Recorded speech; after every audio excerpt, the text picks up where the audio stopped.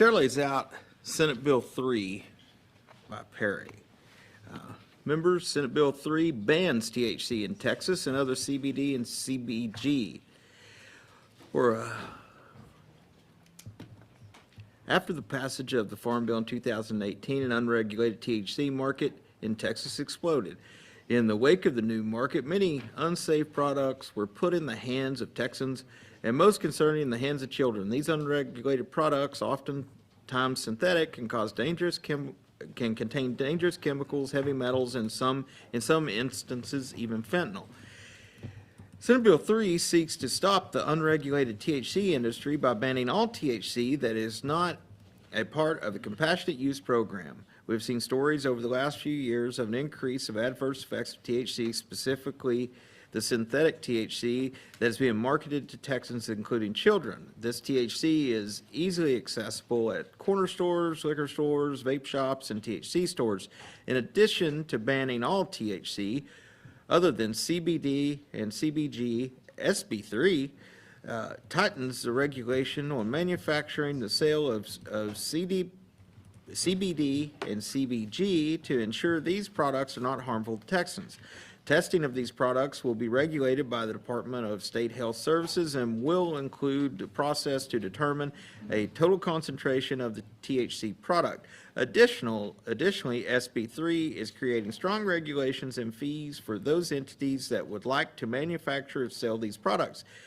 The property owners of these entities will be required to consent to allowing local law enforcement on the property for physical inspection of hemp products being sold. Under SB3, DSHS will create a product registration that will require a product to be approved by the department before a product can be marketed to consumers.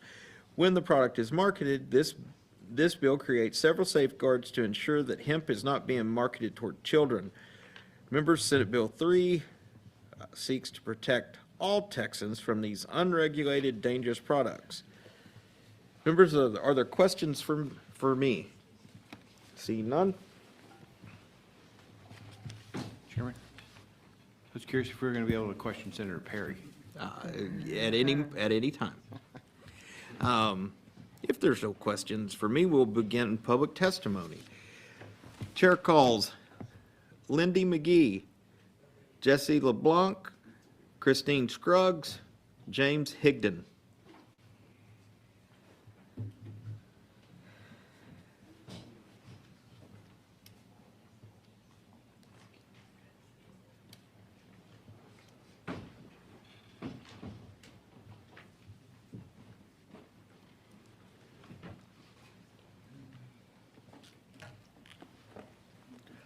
Lindy McGee. Okay, we're going to show Lindy McGee, registered on behalf of Texas Medical Association and Texas Pediatric Society, and self for the bill, not testifying. Jesse LeBlanc. Right here. You're Jesse. Okay. All right. We show you as Jesse LeBlanc, here to testify for yourself and for the bill. Is that correct? Yes. Please proceed. Well, except for one item.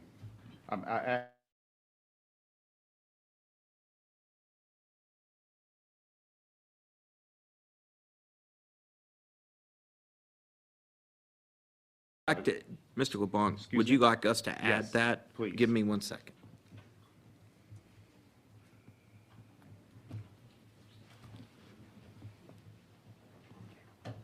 Okay, now we have you as Jesse LeBlanc,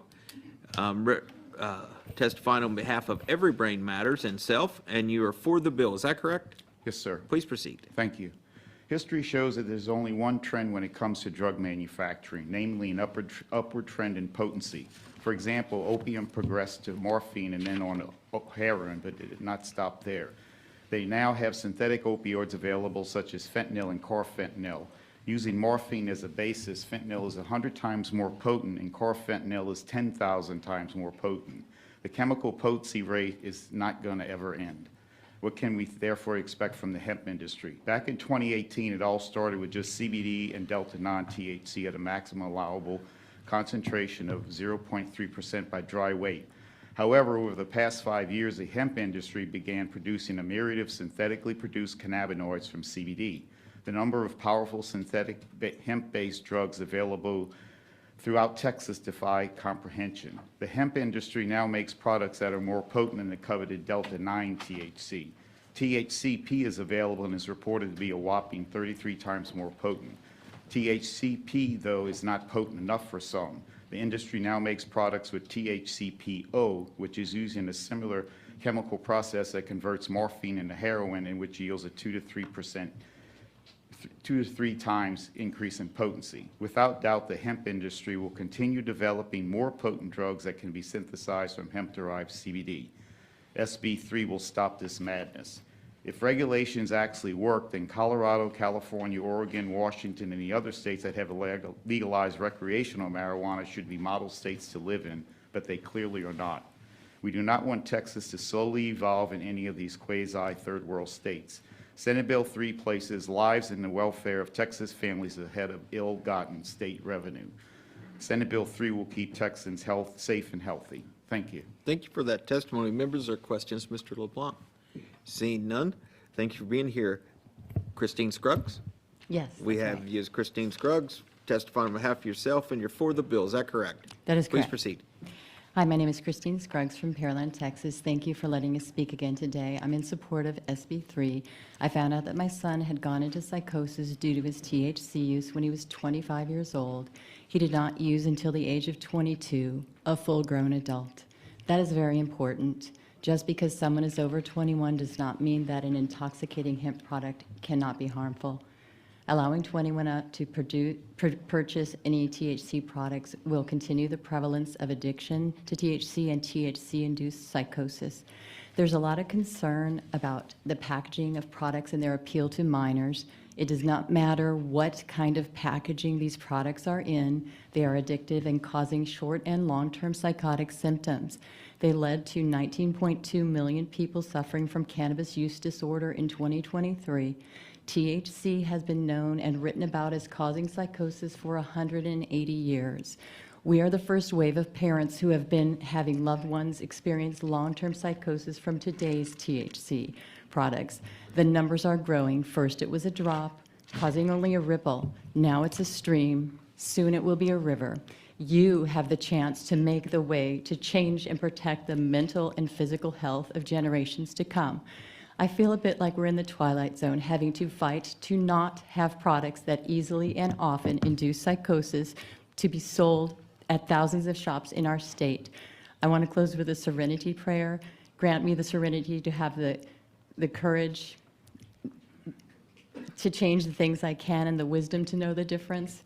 I ask you guys, you've been given the wisdom by us today. Please have the courage to make a change and do what's right for the healthy lives of Texans. Thank you, Ms. Scruggs. Members, are there questions of this witness? Seeing none, thank you for being here. James Higdon. Okay, we're going to show James Higdon as being here on behalf of Cornbread, Hemp, and Self against the bill, not testifying. Who's next? Okay.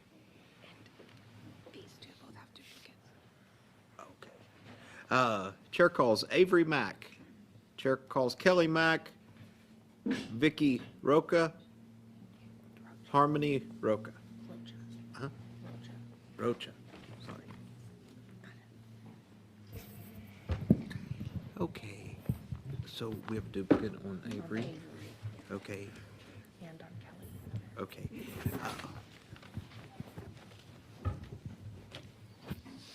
We have Avery Mack. Okay, Avery, we have you as representing the U.S. Pain Foundation and Self, and you are against the bill? Yes. One more question. We have you registered twice. Can I remove one of those? Yes. Yes, okay. Please proceed. Okay. Honorable members of the State Affairs Committee, my name is Avery Mack, and I am an active member of the U.S. Pain Foundation. I am also a 12-year-old with full-body complex regional pain syndrome, among other conditions. I rely on non-intoxicating, full-spectrum hemp products to support my recovery, pain management, and mental health. My qualities of life would not be the same if access to these non-intoxicating wellness projects is gone. When I was 9 years old, I was an active member of a full year-round swim team, taking dance classes and performing in my first Nutcracker production. But in the span of just 6 months, everything changed. I went from being a typical 9-year-old to someone who Hey, felt... Avery, could you pull the mic a little closer? We're having trouble hearing you. Okay, is that good? Yeah, just speak right into it. So, there's someone who's felt constantly on fire or being electrocuted. I went from sharing clothes with my twin sister to being unable to have anything touch my skin without experiencing excruciating pain.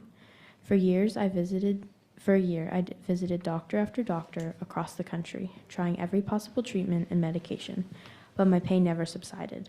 I often faced more side effects than relief. Now at 12 years old, I'm back in school for the first time in 2 years. I'm a member of my school's student council and a part of the National Juniors Honor Society, and have the honor of having my artwork displayed at the district's art festival.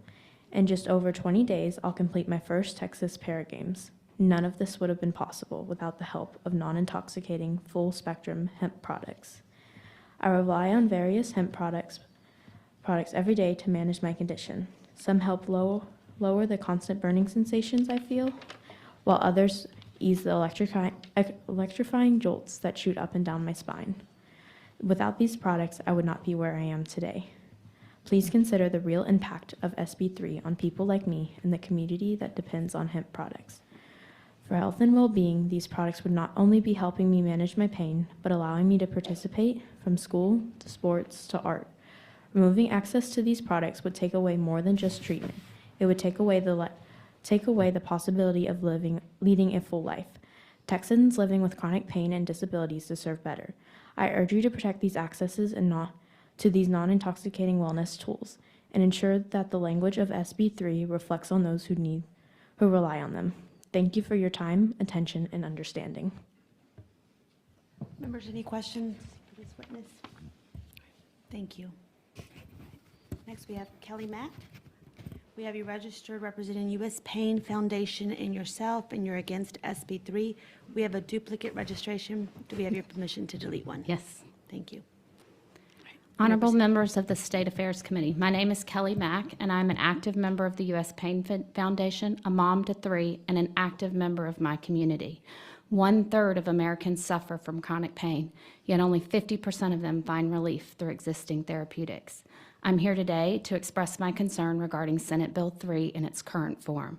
If passed, this bill would have a devastating impact not only on my life, but also on my child and the many other Texans who suffer from chronic pain. My family relies on non-intoxicating full-spectrum hemp products to maintain an active and engaged lifestyle within our community. If SB 3 is enacted as written, our quality of life would be severely compromised. As a mother, I've watched my child endure unimaginable pain. I've seen the terror in her eyes as the sensation of fire overwhelms her body. And I've witnessed her struggle to pet the family dog without feeling as though needles are tearing through her hands. Despite these challenges, I've also had the privilege of watching her grow into a smart, compassionate, and resilient, almost teenager who has defied all the odds. Through it all, we have fought together for her health and well-being. Our journey with non-intoxicating full-spectrum hemp products began with a lotion, and over time we've discovered a range of products that have been crucial in helping my child achieve restorative sleep, reduce her skin sensitivity, and have helped significantly reduce the frequency of her non-epileptic seizures. Most importantly, they have helped manage her pain and re-engage in life again. Without access to these essential products, our family would still be isolated at home, unable to participate in daily activities. We've tried numerous treatments prescribed by top doctors across the country, but most of them came with severe side effects and limited results.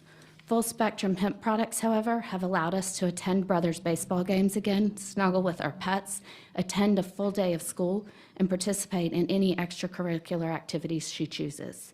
Things many take for granted, but were once impossible for us. These products have reduced you. nausea, eliminated bloating and weight Ma'am, gain. your time has expired. Thank you. All right. Vicky Rocha, We have you registered representing U.S. Pain Foundation and yourself, and you are against SB 3? Yes, correct. Hello, members. My name is Vicky Suarez Rocha, and I am an active member of the U.S. Pain Foundation. I kindly come to you asking to hear me out with open minds on why SB 3 should be carefully considered. In a research study, the University of Texas Dallas has reported that 1/3 of Americans suffer from chronic pain, my children being part of that percentage. As chronic pain patients, my children rely on full-spectrum hemp products.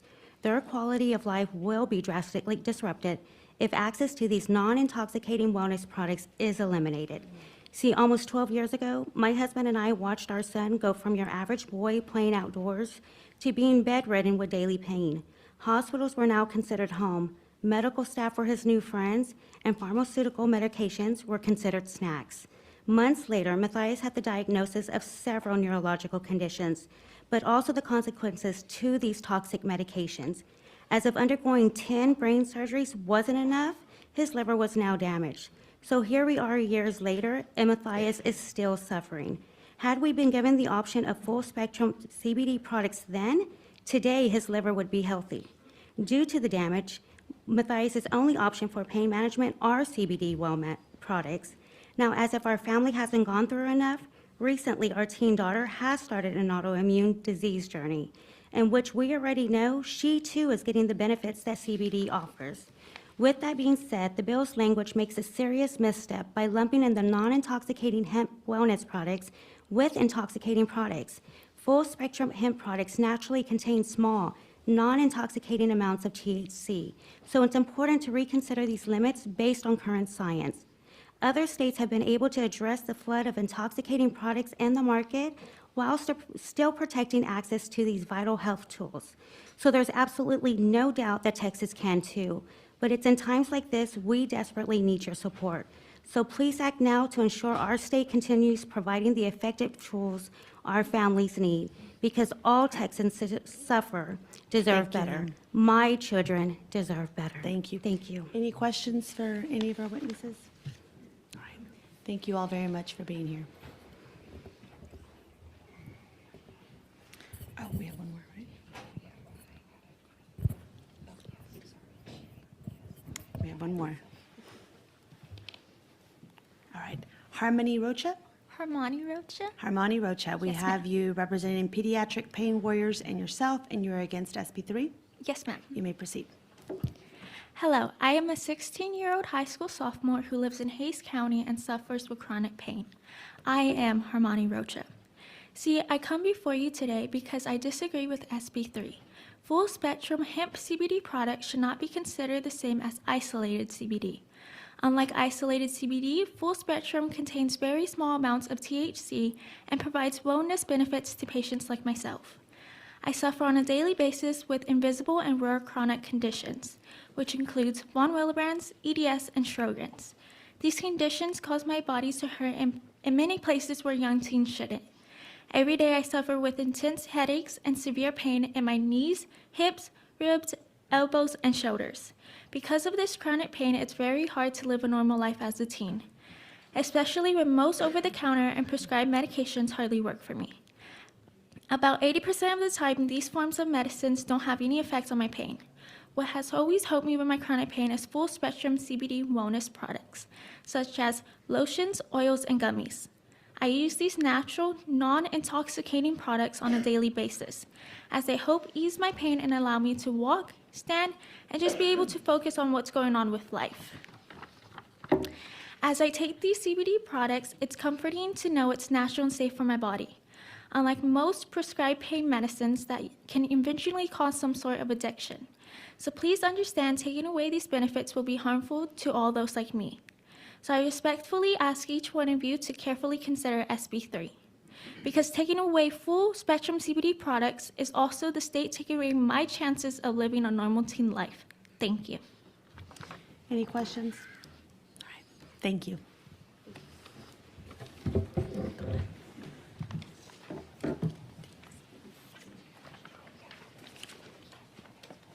All right, the next group we have Beth Lasker Arcada, Katie Frazier, Piper Lindeen, and Benjamin Meggs.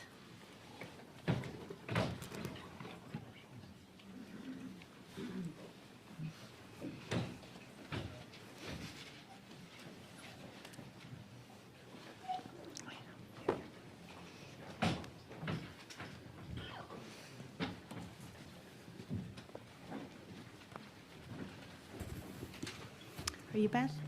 Piper. Okay. All right. We have you registered as Piper Lending. You are here representing yourself, and you are against SB 3. That's correct. You may proceed. So this morning you heard me talk about my son with epilepsy. It's difficult to talk about, so have a hard time talking about that. I'm going to talk about my older son. My older son, when he was 17, began vaping nicotine. And we started to have some really serious issues with him.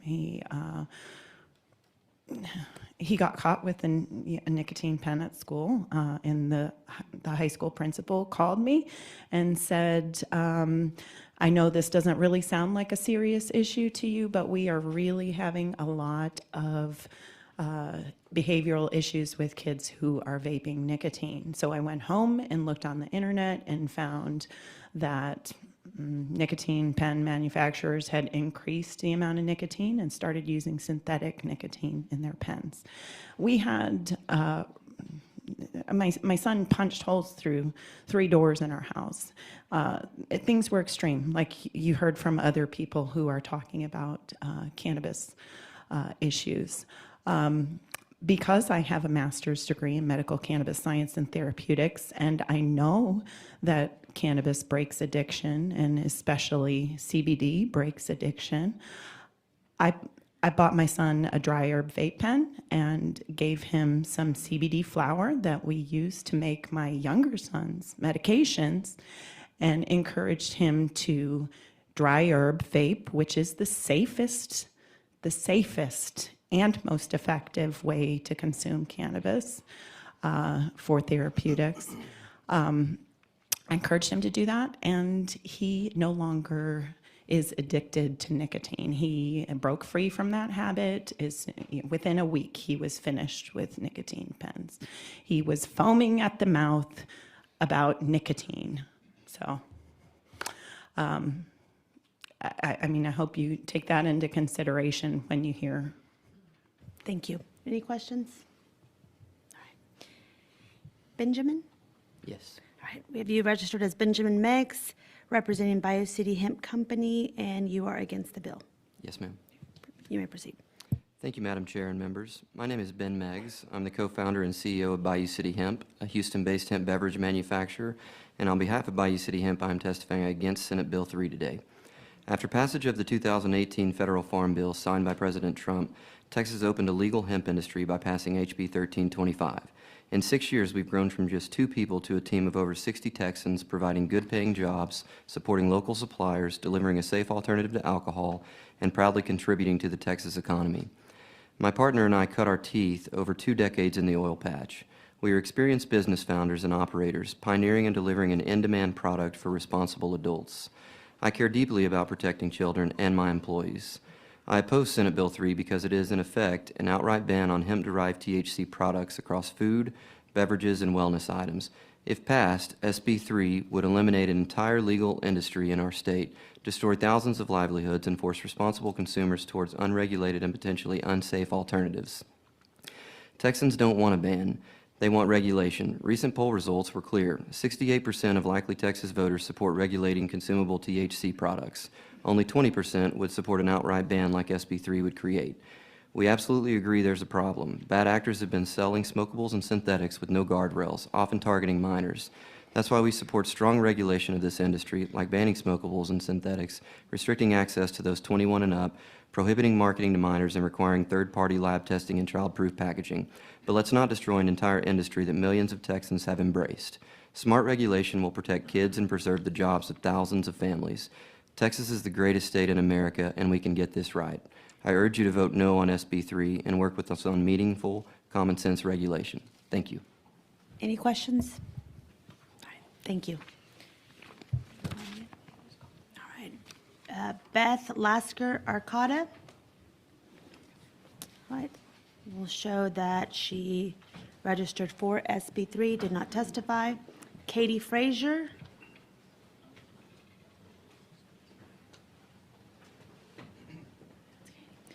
we'll show Katie Frazier, registered representing herself against SB3 and did not testify.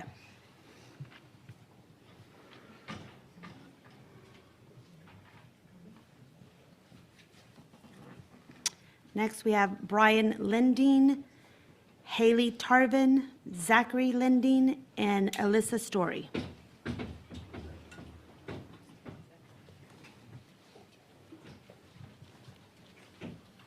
Brian? Yes.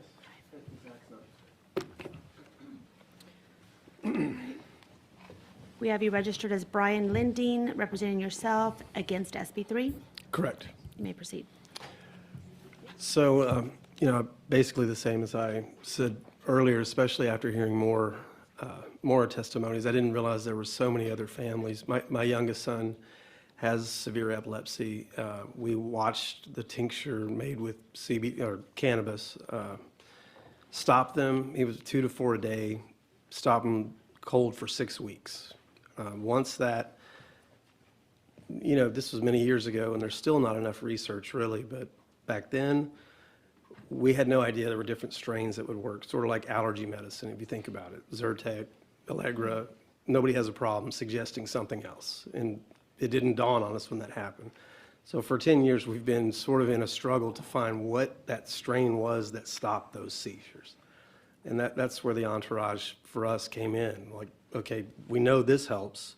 If we can add this, and thanks to the Farm Bill, that helped us, just like the young lady that was here discussing it. It's a trial and error. As much as we don't want it to be, it is. And for the doctor as well. They would love to fix it and know what to do, but they don't. So that's the only thing I would like to continue to share is and everyone understands it's really taking away something that's necessary for so many people. If you were to do that, how much pain and suffering it would and hurt, really emotional pain even. Just the idea that this is being taken away is so gut-wrenching for us, or the possibility that there will be more research and we will find out what it is that's stopping these seizures, not just for my son, but for everyone. And I don't understand why that's not more thought about. Like, this is obviously working for people somehow. Any questions? All right. Hallie? Hallie, yes. Hello. Hallie Tarvin, representing yourself, and you're against SB3? Yes. Go ahead. Hello. My name is Hallie Tarvin. I was born and raised in Texas. I went to UNT for undergrad. I'm currently a PhD candidate at SMU.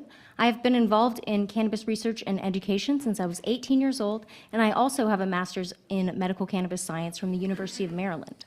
To myself and many others, cannabis and hemp are not just industries, they are a part of a developing academic field, medical cannabis science. Cultivators, business operators, distributors, educators, clinicians, and researchers alike will absolutely and affirmatively be hindered by SB3.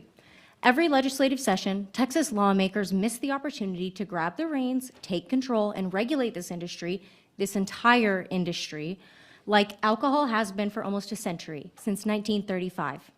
It is my expert opinion that we need comprehensive regulation. If we had it, then the harm many claim to experience solely because of cannabis could almost entirely be avoided and thousands of jobs would arise.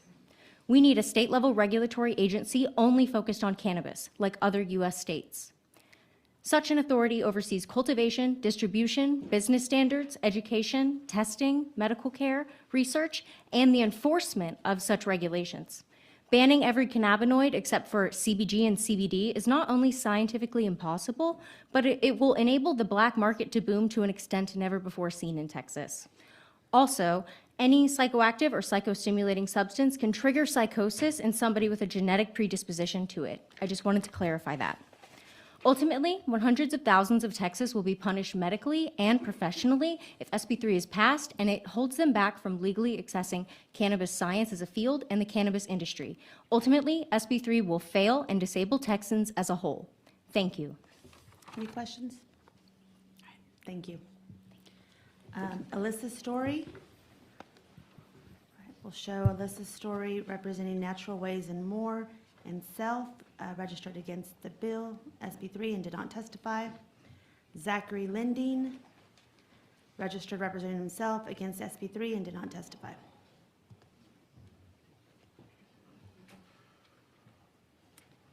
Sarah Carver, Devrel Heckerson, Amanda Bunch, and Austin Zamhariri.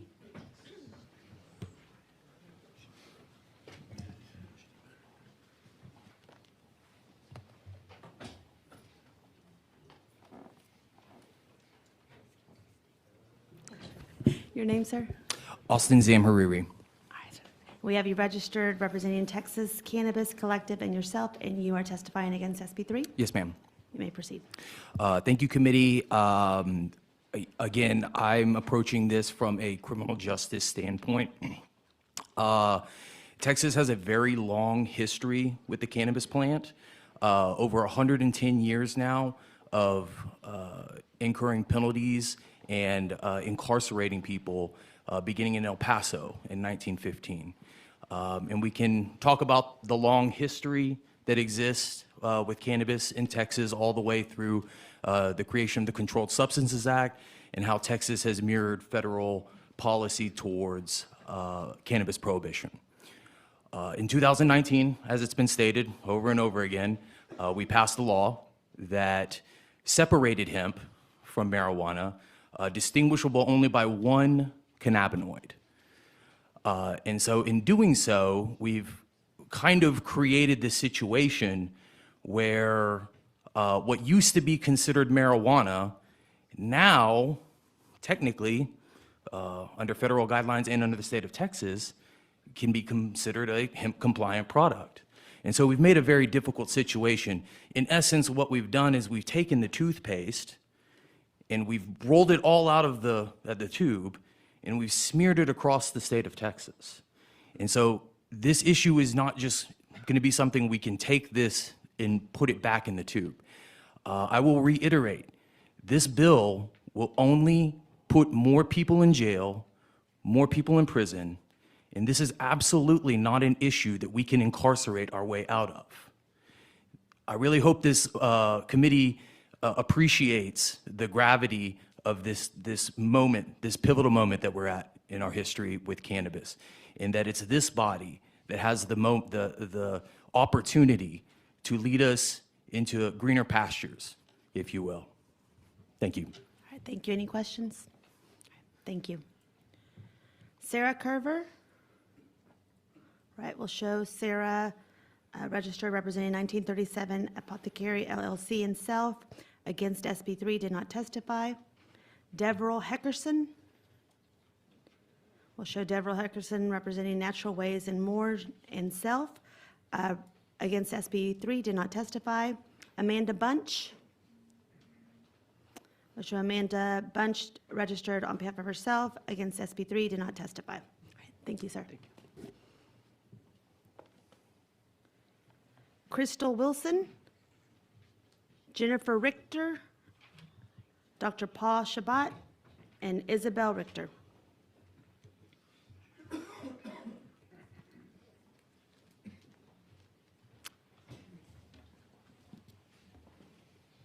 Your name, ma'am? Jennifer Richter. All right. We have you registered representing yourself, and you're testifying for SB3. Yes. You may proceed.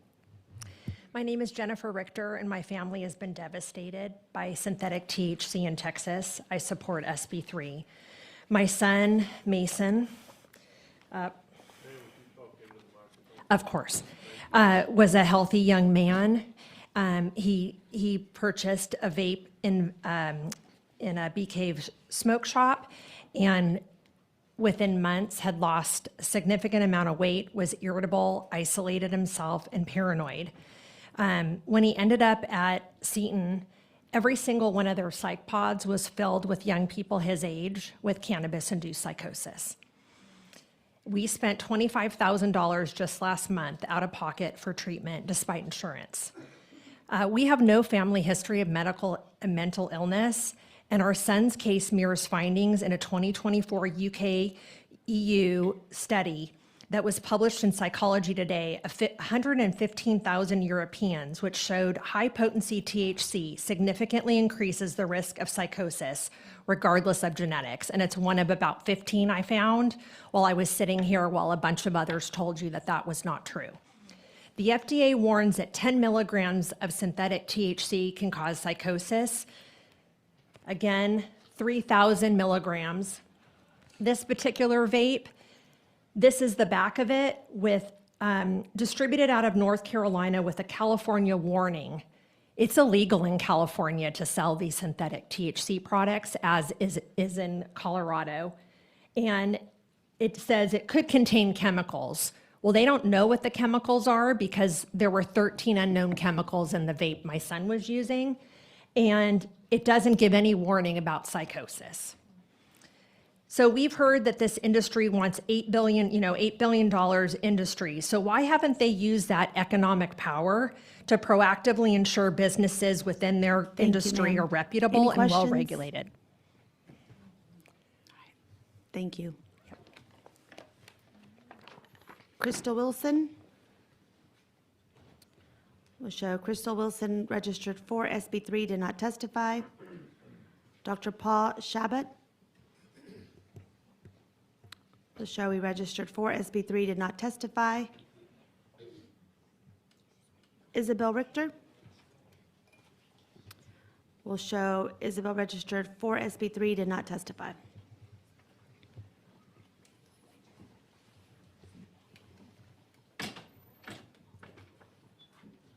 Veronica Rios, Mark Bordas, Alexandra Hess, and Jasmine Brennan.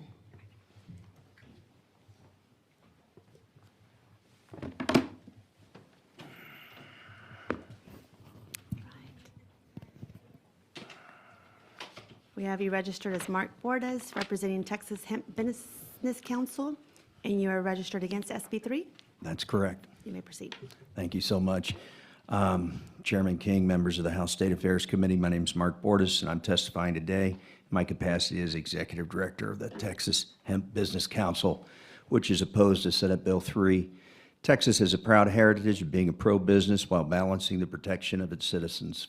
Economic freedom, free enterprise, and limited government are all hallmarks of the Texas experience.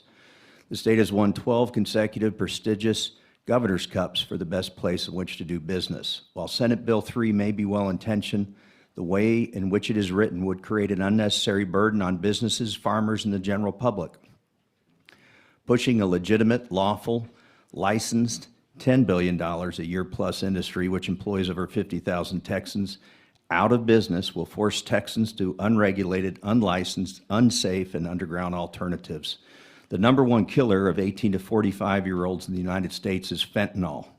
If Senate Bill 3 were to pass, it would likely increase the risk of more fentanyl deaths. Furthermore, as you know, while both hemp and marijuana come from the same plant, hemp has the least amount of the psychoactive compound THC, 0.3% or less. Anything above that is marijuana, which is still classified as a Schedule I drug and illegal by federal law. It stands to reason that if Texas has a THC problem, that marijuana is to blame, not hemp. You can't cure alcoholism by banning light beer. Hemp is the light beer of cannabis. If marijuana is sold masquerading as hemp, those selling the product ought to be held accountable. Texas has an enforcement problem. We have too few DISH's employees trying to police around 8,000 registered retailers. Additionally, it's estimated that only 30% of the current fees these retailers pay go towards enforcement. 100% should be used to rein in bad actors. More regulation and resources are needed for the industry to protect Texas consumers and the hemp industry. Regulate it, don't eliminate it. Please vote no on Senate Bill 3. Thank you. Any questions? Chairman Garrett? Thank you for being here, Mark. The hemp products are legal in the United States, is that correct? That's correct.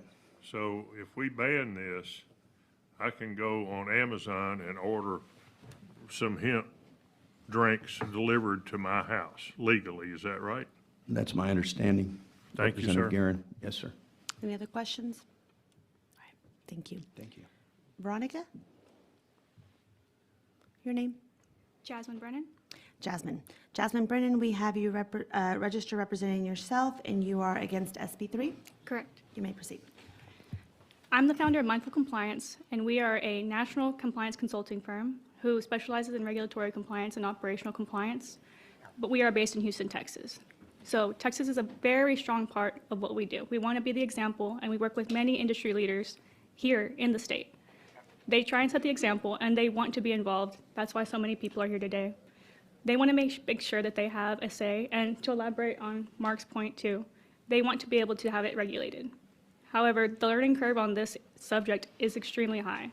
There's so much science and medicine behind it that it would take decades to accumulate all the knowledge in this room, hundreds of years, I'm sure, with the number of people in here. But I believe that a regulatory advisory board that includes industry, the public, and regulators could have a good collaborative effect to enforce and implement very functional regulation that could actually benefit not just the industry, but the state regulatory bodies. And then to consistently have some kind of testing methodology and registration of labs would also help in assisting that as well. Thank you. Any questions? Thank you. Thank you. Veronica Rios. Ms. Veronica registered for SB3, did not testify. Alexandra Hess. Ms. Alexandra registered for SB3 and did not testify. Aubrey Adams, Austin Hubbard, Morgan Roberts, and David Walden.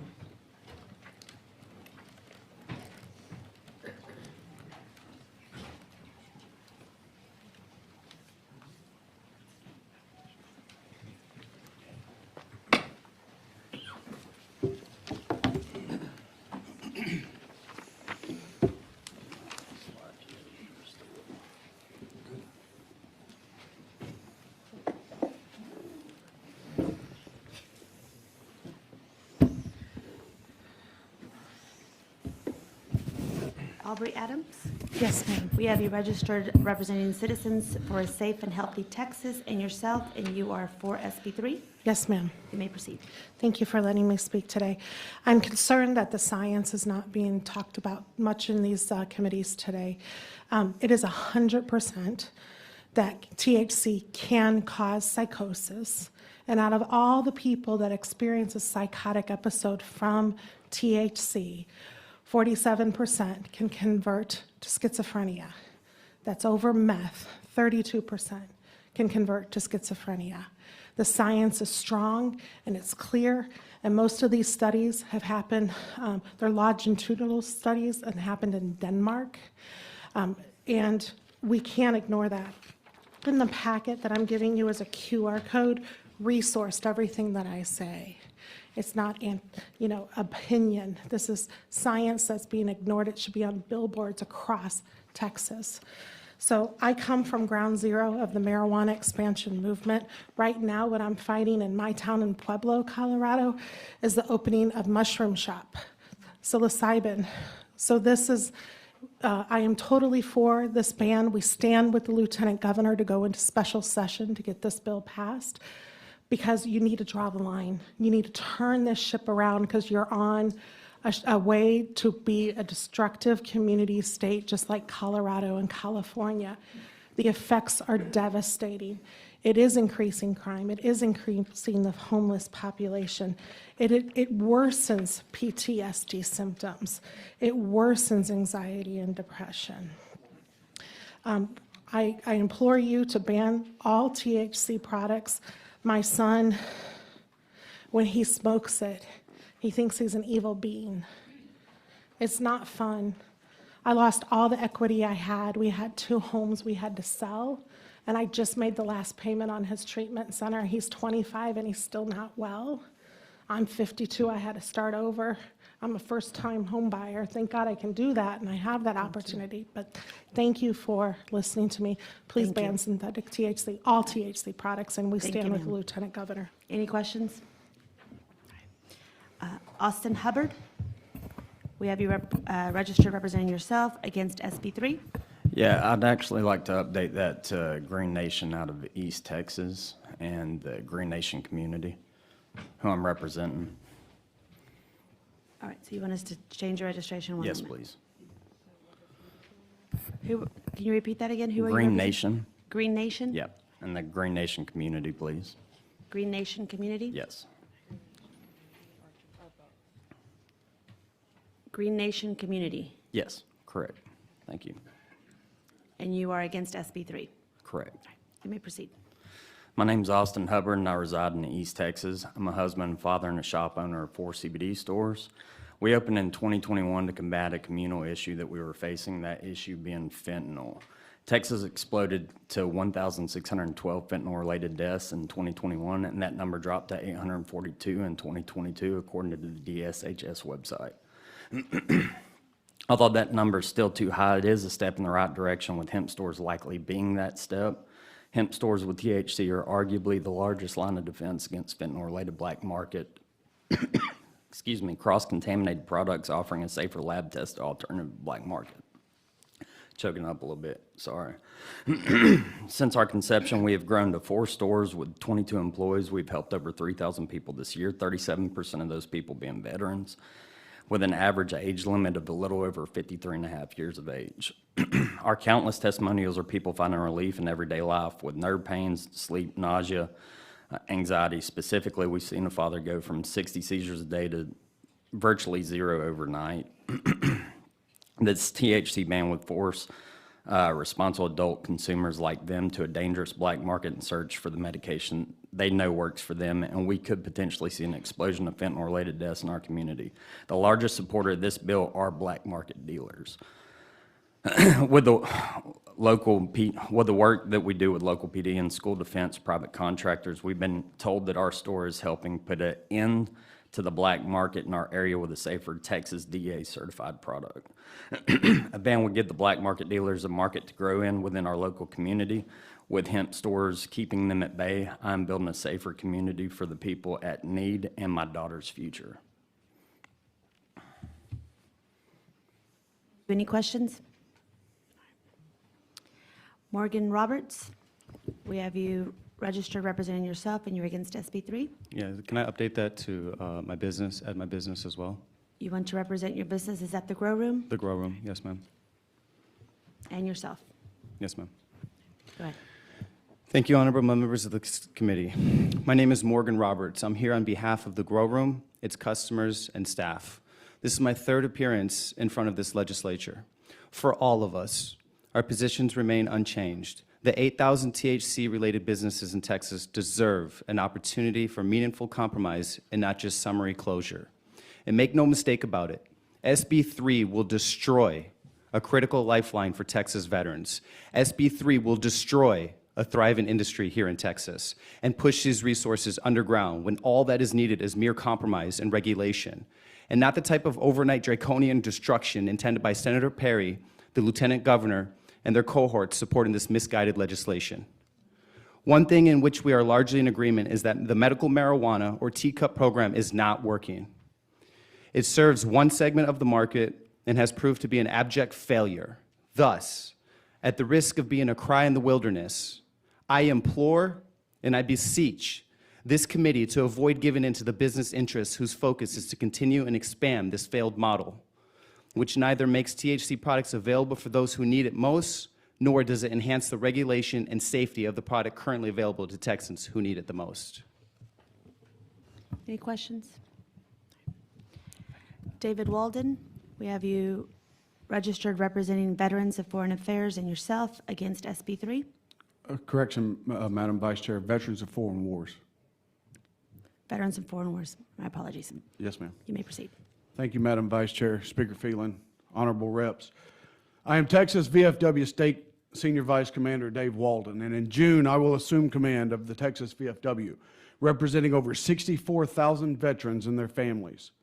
I served in the U.S. Army from 2001 to 2012, deploying in support of Operation Enduring Freedom and Operation Iraqi Freedom.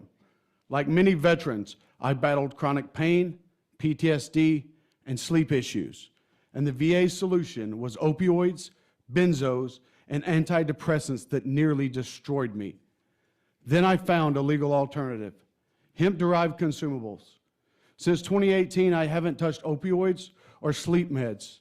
I've rebuilt my life, my career, and my family. I have 3 sons currently in the service and 4 wonderful grandsons that I get to enjoy due to hemp-derived consumables. But SB 3 threatens to rip that away from me and from thousands of other veterans. Tyranny is the oppressive and unjust exercise of power. It is when government ignores the will of the people to serve its own interest. That is exactly what Lieutenant Governor Dan Patrick is doing by threatening to hold up other legislation unless this passes. He wants to take away a legal option that helps veterans, farmers, and small business owners, not to protect Texans, but to impose his own will. Tyranny isn't always loud. Sometimes it hides in legislation like this, silencing veterans, destroying jobs, and forcing people back into a system that failed them. SB 3 will push veterans like me back to opioids, back to addiction, and for some, back to the brink. Claiming teacup alone will fix this is as silly as saying the VA is the best health care that we can provide. Texans spent $116 million last year fighting the opioid crisis. Why pass a bill that would make it worse? I took an oath that I will support and defend the Constitution of the United States against all enemies, foreign and domestic, and that is exactly what this is, a domestic attack. Thank you. Any questions? Speaker Phelan. Thank you for being here and appreciate your service, and congratulations on the new position that you'll be taking over. Does the VA pay for opioids? Do they pay for opioids? Yes. Is that something that you get as far as? Absolutely. I mean, it's free as part of your treatment. Yes, sir. So opioids are free? Yes. Okay. And so most veterans probably come out of pocket for what you're advocating for, correct? Absolutely. So a lot less than teacup. Sure. So you'd rather pay for what you're currently receiving in treatment as opposed to free opioids? Sir, if I could, yes, is the short answer. The long answer is I can give you many stories, one of which is my wife went to the store with a friend of hers and came back while I was moving from my wheelchair to my walker in that time frame and found me 2 blocks from my house with my cane at the low ready in my pajamas, and I had no idea where I was. Story after story after story like this I can tell you. And I can tell you these because people told me these stories, sir. I don't remember 6 to 9 months of my life because of the opioids and the benzos and the free stuff that the VA gave me. Thank you. So the short answer is yes, sir. Any other questions? Thank you all. Thank you, ma'am.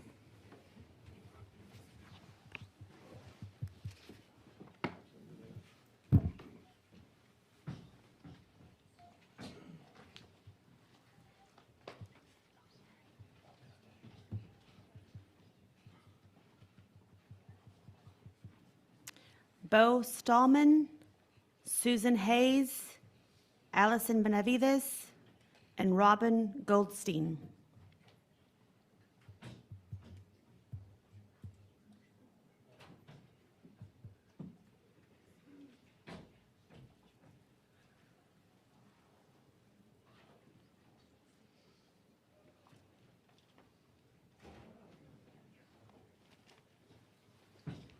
Your name, sir?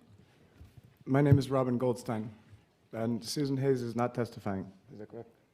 All right. We have you representing yourself, and you are against SB 3. Correct. You may proceed. Thank you.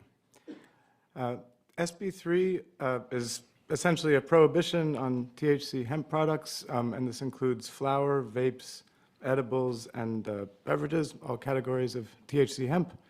And it leaves CBD and CBG as legal hemp. I estimate that the CBD and CBG markets together are about less than 5% of the current legal THC hemp market, which earlier I estimated at about $4 billion. That's a little lower than some of the other estimates of 8 to 10 billion, as I mentioned. But if less than 5% of that market's left as legal CBD and CBG, that means 95% or more is shifting from the previously legal hemp market into the illegal market. And so the size of the illegal market, which I estimate about 4 billion, almost doubles to 8 billion, close to 8 billion. And that also means that that $4 billion worth of hemp that's now in the illegal market is not subject to crucial age restrictions, safety restrictions, packaging, labeling, and so forth, And those important regulations are enforced only on a very small group of actually the least dangerous non-psychoactive types of cannabis-derived products, and not on the products that could cause the most harm, such as psychosis, like high THC vapes, for example. That's what I'd like to say, and if you had any additional questions, economics related, I'd be happy to answer. Thank you. Any questions? All right, thank you. Thank you. Bo Stallman. We'll show them registered for SB3, did not testify. Susan Hayes. We'll show Susan registered neutral on SB3, did not testify. Allison Benavides. We'll show Allison registered against SB3 and did not testify. Karen Reeves, Paige Fiji, Robert Benavides, and Courtney Holmes.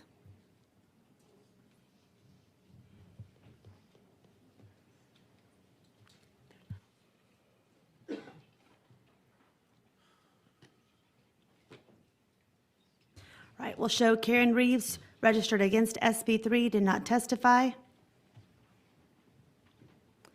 We'll show Paige Fiji registered against SB3, did not testify. Robert Benavides registered against SB3, did not testify. And Courtney Holmes registered against SB3, did not testify. Elizabeth Meggs, Rebecca O'Neill, John Harlow, and Sharon Sybil.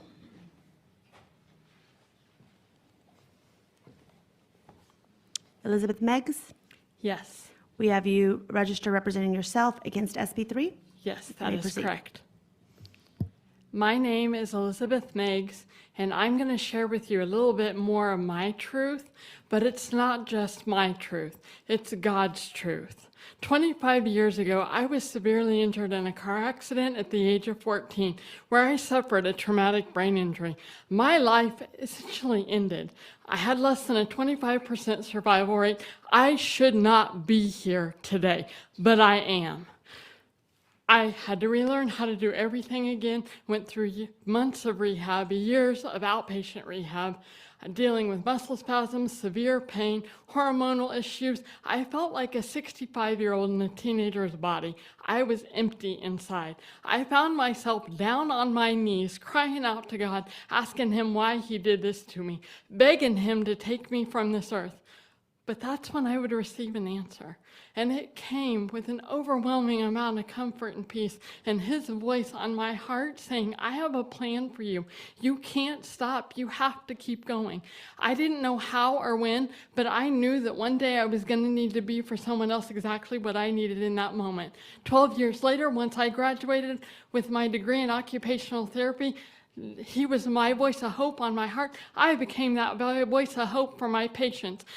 Fast forward to 2019, I found my hope in a bottle, which is pure, full-spectrum, hemp-derived CBD oil. It gave me my life back. No more Botox injections that I was getting every 3 months for nearly 19 years that were sometimes sending me to the ER because I had severe muscle spasms, thinking that I was having a heart attack in my chest that would leave me down for the count for 3 or 4 days because the high-power muscle relaxer that the doctors put me on, I did nothing but sleep. I had no quality of life. CBD oil, pure hemp-derived CBD oil, gave me my life back. And I began sharing that with others.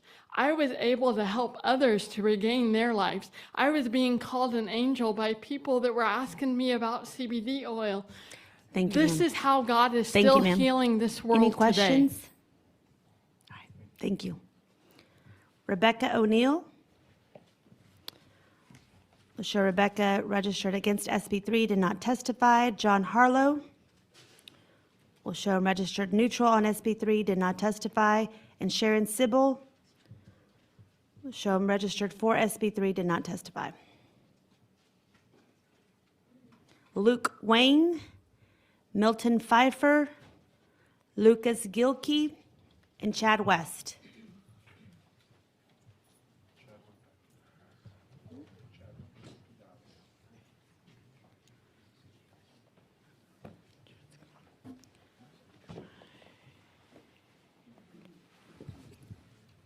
Luke Wayne?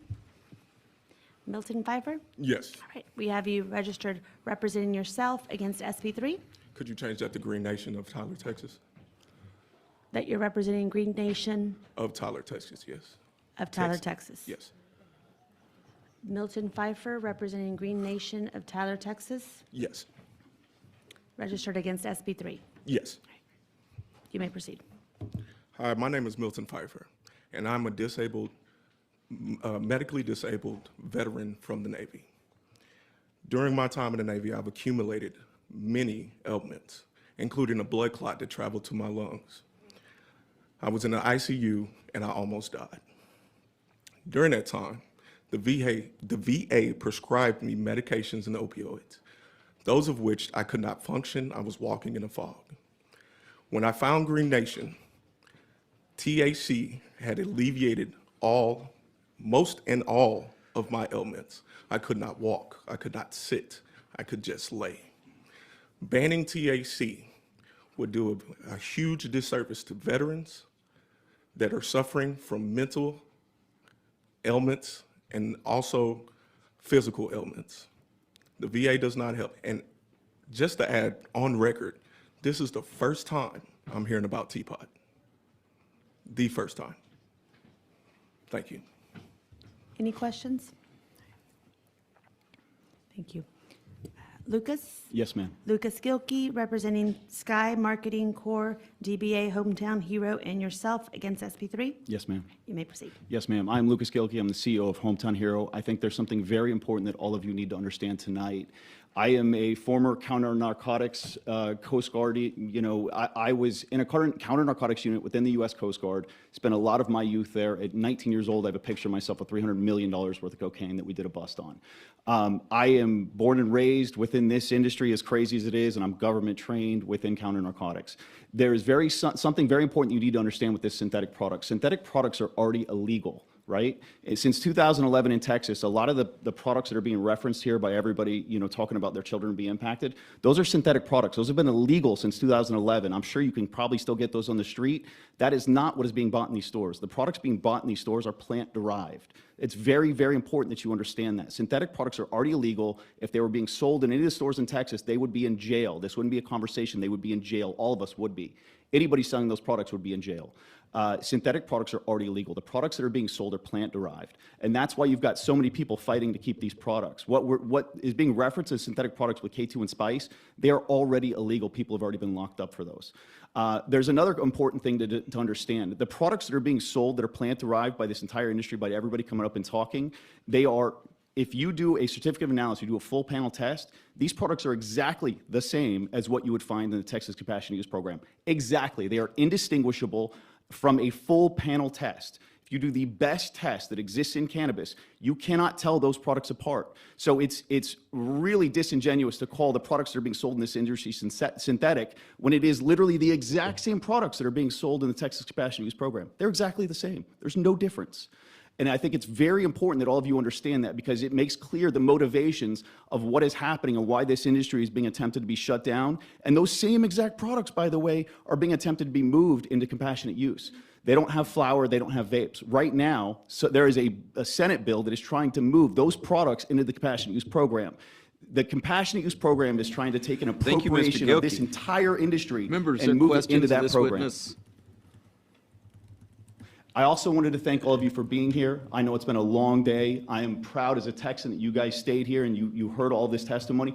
I can't tell you how freaking proud that makes me that you guys stood here and you guys heard everybody. It's very, very important. I want to thank you for your time. Thank you for your time. I do have a question. Mr. Anchia. Yeah, Mr. Chairman, thank you. Appreciate all the members who are hanging with this, because we are volunteers after all. Yes, sir. I'm looking at the chart related to semi-synthetic or artificial or synthetic. Is your testimony today that I could not go to a head shop in my neighborhood and get a Delta 8 THC product? You can, but Delta 8 is not synthetic. Okay, so I'm looking at Susan Hayes' handy-dandy list here that says it is a semi-synthetic or artificial intoxicating Delta 8 is a product. naturally occurring compound within the plant. It is What not about synthetic. THCP? Naturally occurring compound. Okay, what about HHC?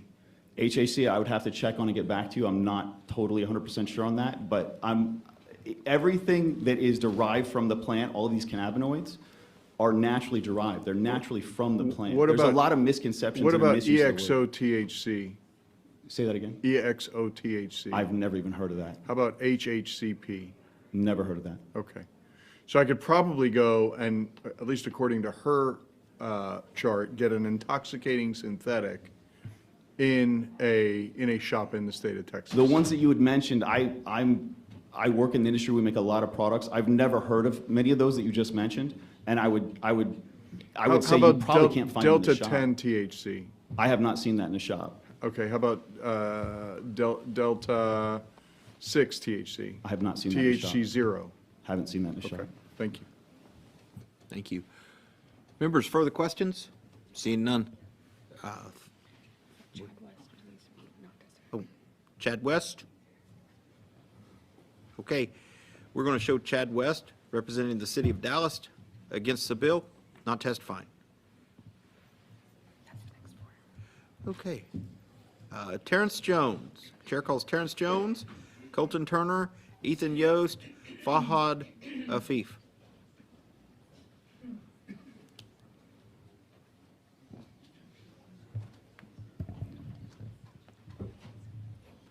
And you are? Colton Turner, sir. All right, so we have Colton Turner. We show you're representing yourself and you are against the bill. Is that correct? Yes, sir. You have 2 minutes. I was diagnosed with Crohn's disease at the age of 11 after drowning in a Boy Scout camp lake. The bacteria from the water triggered my dormant Crohn's disease, and we immediately rushed to the Mayo Clinic in Rochester, Minnesota to begin treatment.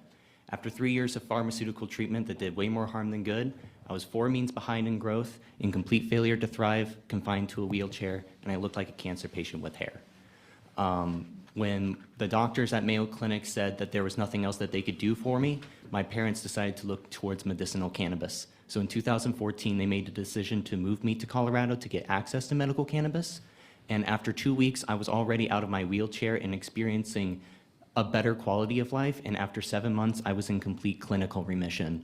And that's where I've been for the past 11 years now. In that time, I have since moved to Dallas. I've been in Dallas for the past 2.5 years. And I have been getting my medicine through hemp-derived cannabinoids, including Delta 8, Delta 9. So when people say that the medicines that they're getting through the hemp law is some kind of loophole, for patients like me, it's a lifeline. If I need to have an equal amount of THC cannabinoids to CBD cannabinoids. And I understand that this is going to ban a whole lot of cannabinoids, and there even is a cannabinoid that isn't best for my condition, which is THCV, which is an appetite suppressant, great for people who have diabetes and even for veterans with PTSD, not exactly great for someone with a wasting syndrome. So, but just because I can't have it doesn't mean that somebody else can't experience the benefits of a cannabinoid like that. And if we go through with this bill, then it's going to cut off access to a multitude of different cannabinoids for a multitude of different people. So please say no to SB 3. Thank you. Thank you for your testimony. Members, there are questions to this witness? Seeing none, thank you for being here. Thank you for your time. Terrence Jones.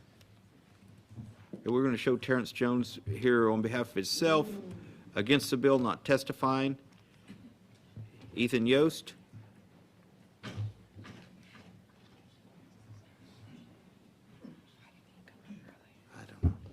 Okay, we show you as Ethan Yost testifying on behalf of Euphoric, and you're against the bill. Is all that correct? Yes, correct. Please. Good evening. My name is Ethan Yost, and I'm the founder of Euphoric, a hyperlocal delivery software company based right here in Texas. We've been reshaping local cannabis commerce with our online marketplace, offering same-day cannabis delivery services in Texas under the hemp program.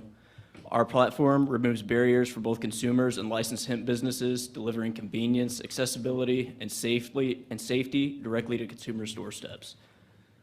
Our delivery infrastructure fills a critical gap for underserved citizens, particularly those in the Texas Compassionate Use Program, ensuring residents in remote areas like West Texas can safely and reliably access cannabis products.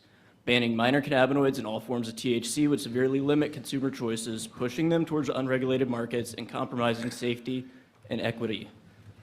At Euphoric, we're dedicated to maintaining a safe and regulated access to cannabis products, ensuring consumers continue to have trustworthy options. I look forward to your questions if you have any. Thank you for your testimony. Members, are questions for Mr. Yost? Seeing none, thank you for being here. Fahad Afif. Okay, we're going to show Fahad Afif as being here on behalf of itself, neutral on the bill, not testifying.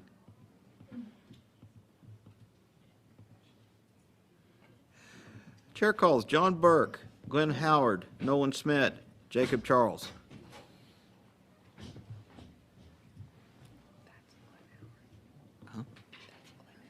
Okay. Okay, we show John Burke. Is John Burke here? All right, we're going to show John Burke here on behalf of Shell Shock, CBD, and Self against the bill, not testifying. Glenn Howard? Here. We show you as Glenn Howard, testifying on behalf of yourself, and you're against the bill. Is that correct? Correct. Please proceed. Good evening, Chair and members of the committee. My name is Glenn Howard. I'm a 28-year-old videographer from Austin, Texas, specializing in educational content about dry herb vaporizers and hemp flower.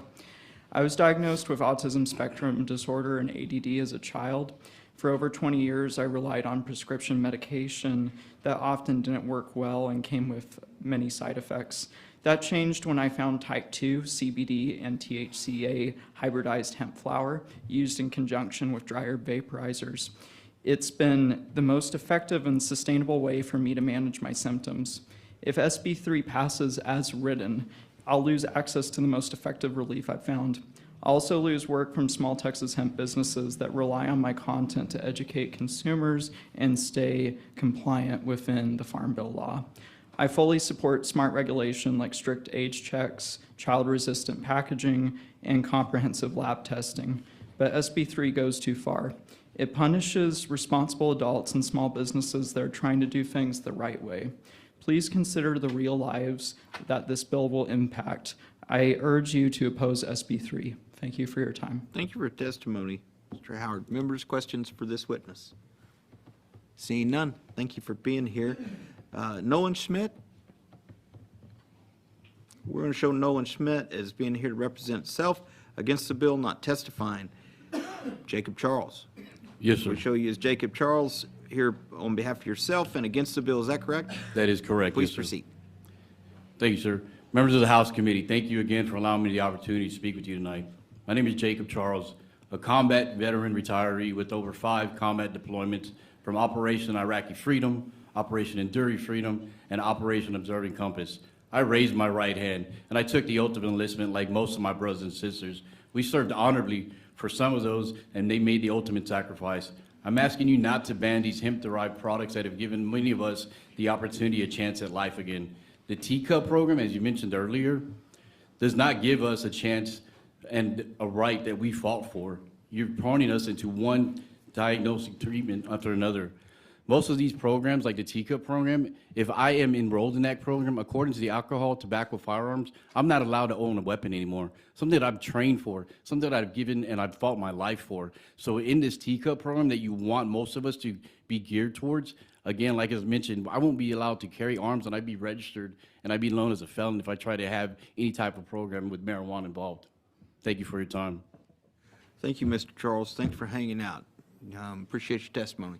Members, any questions for these witnesses? Seeing none, thank both of you for being here. Stephen Gurka, the chair calls Stephen Gurka III, Elio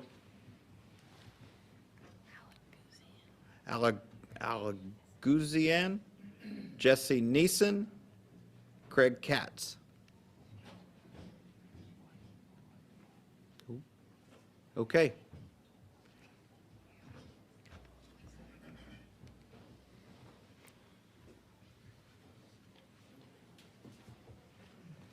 All right. We have Stephen Gurka III. Stephen? Are you Stephen? I'm Jesse. You're Jesse, okay. So Stephen Gurka? Okay, we're going to show Stephen Gurka here on behalf, registered on behalf of himself, against the bill, not testifying. Elio Alaguzian? Okay, we're going to show witness here on behalf of self, against the bill, not testifying. Jesse Neeson. We show you as Jesse Neeson. You are registered on behalf of Reggie and Dro LLC and self, and against the bill. Is that correct? That is correct, sir. Please proceed. Jesse Neeson, Reggie and Dro. I'm against SB3. I would like to clarify two things while I have this time. One is that the TCUP program, or any state legal marijuana program, is doomed to failure from the beginning because of IRS Code 280E, which does not allow business expenses to be written off on your taxes. This is why the TCUP program is being outcompeted by me and everyone else in the hemp industry, and will continue to be. I think that Texas should embrace the hemp regulations that they have, add the age gate, add the child-resistant packaging, and lead the nation. Don't follow Colorado or California, lead the nation. The other thing I want to clarify is that we heard from the Allen police chief, and I think what he did is basically tip us all off to something that's going on, which is felony evidence tampering, because the NMS crime lab basically uses a GCMS, gas chromatographer mass spectrometer testing equipment, which heats the sample Mr. Neeson, and converts it. Mr. Neeson, I have to ask you to stay on the bill. I'm on the bill. Not on other people's testimony. Speak to Senate Bill 3 directly. Okay, so Senate Bill 3 is trying to ban THC so that the law enforcement doesn't have to test it. What I'm saying is they take the samples. There's a lot of issues with testing. Full panel testing, any little bit you're going to fail. That guarantees the safety of the product for consumption. However, with the law enforcement testing, they're just looking to see if it's marijuana or hemp. So to do that, they get, I mentioned earlier, THCA and Delta-9. They heat the sample that converts federally legal THCA into, over the concentration, into illegal controlled substance, marijuana. And the police are doing this using their current testing methods instead of getting an updated HPLC testing equipment. That's what's Members, going are questions for Mr. Neeson? Thank you for being here. We have Craig Katz. That's correct. All right. Craig, Mr. Katz, we show you are registered on behalf of CBD, is it Kratom? Kratom. And self, and you are against the bill. Is that correct? Correct. Please proceed. Thank you, Mr. Chairman, and members of the committee who have stayed this long. I feel like we're all old friends already. I'd like to address the some of the things that have been going on right now. To clarify, everybody in the industry that's a good actor, and that is a vast majority of the industry, is in favor of age gating, is in favor of labeling, is in favor of third-party independent testing and appropriate packaging. There's no question about that. The real issue that you're dealing with, and the issue that has come to the fore here, is the bad actors and the packaged goods that are appealing to children. That is the premise that these bills are all based on. The problem with SB 3 is that it would ban all products. You're throwing out the baby with the bathwater. I think somebody said that earlier, and I think that's a really apt description. Or maybe you're using an elephant gun to shoot a mouse. The fact of the matter is that most, if not all, of the people in this industry know what they're doing, and they do it well. The bad actors are the ones that you need to get out of here, and anybody who thinks that, well, you can come into one of our stores and it doesn't look like a smoke shop, it doesn't look like a candy store, it looks like a boutique. I'd invite any of you to come by one of our stores and see that. It is age, you can't get in without being 21. Everything is behind counters or locked cabinets. They're not fireworks stands, they're not candy stores. So I think that the bill, as we've had it, as it's written right now, creates a ban. It's a prohibition. Prohibitions do not work. And that is the history of the United States. Prohibitions do not work. You will be creating Thank a you for your black market. testimony. Members, are questions, Mr. Katz? Seeing none. Thank you both for being here. Thank you very much to all of you. Chair calls Trayvon Ferguson, Candace Stinnett, Yvonne Aponte, and Tara Latil.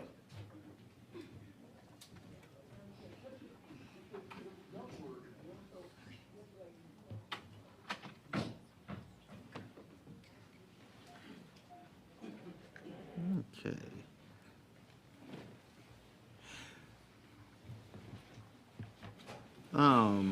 Trayvon Ferguson. Okay, we're going to show Trayvon Ferguson registered on behalf of self, neutral on the bill, not testifying. Candace Stinnett.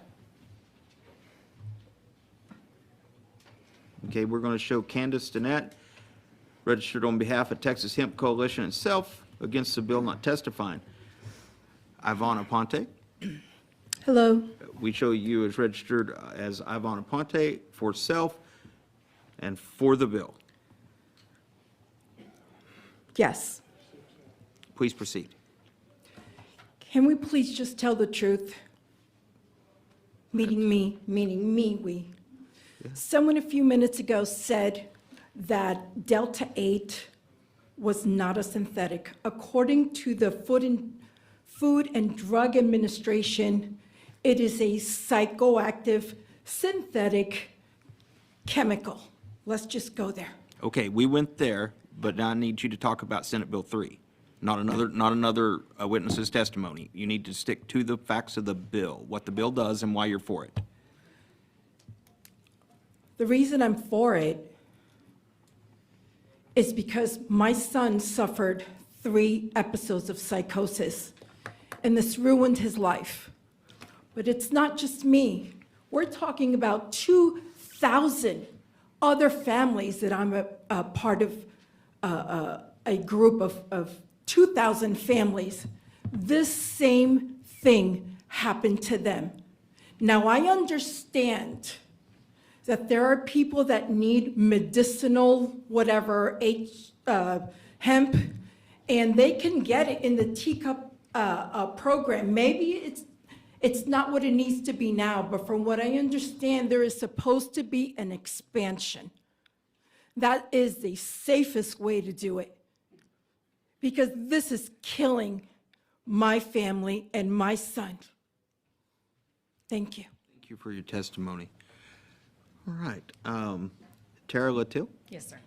We show you as Tara Latil, registered on behalf of American Shaman and self and against the bill. Is that correct? Correct. Please proceed.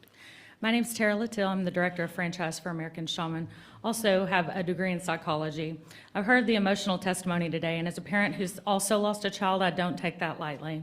My son was crushed by a crane, but I don't blame cranes or call to ban all refineries. Mental health struggles in our young people are real and frightening, but also have to speak to the facts because policy should be based on truth, not fear. At least 8 or more testimonies claim their children had no prior mental health issues before trying THC, but statistically that's highly unlikely. The National Institute of Mental Health reports 1 in 5 Americans have a mental illness, with even higher rates in young adults. We have to ask, were symptoms present but simply unrecognized? Early signs of schizophrenia and other mental illnesses typically appear between the ages of 18 and 23, the same age these stories center around, along with the fact that these are the ages most young people begin experimenting with substances. Most of these incidents involved untestable synthetics, not natural hemp cannabinoids. The last witness even said her son consumed unknown chemicals, so how can we be sure that was THC? In fact, Delta 8 may offer general relief for anxiety and psychosis than Delta 9. But instead of embracing regulation that protects and informs consumers, SB 3 seeks to erase our entire industry, including the good actors doing everything right. It ignores science, hurts small businesses, and takes options from those in need.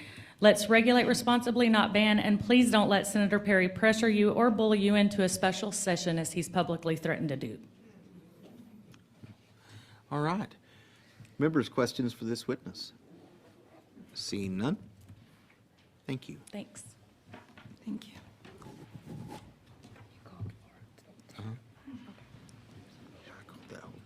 That whole page.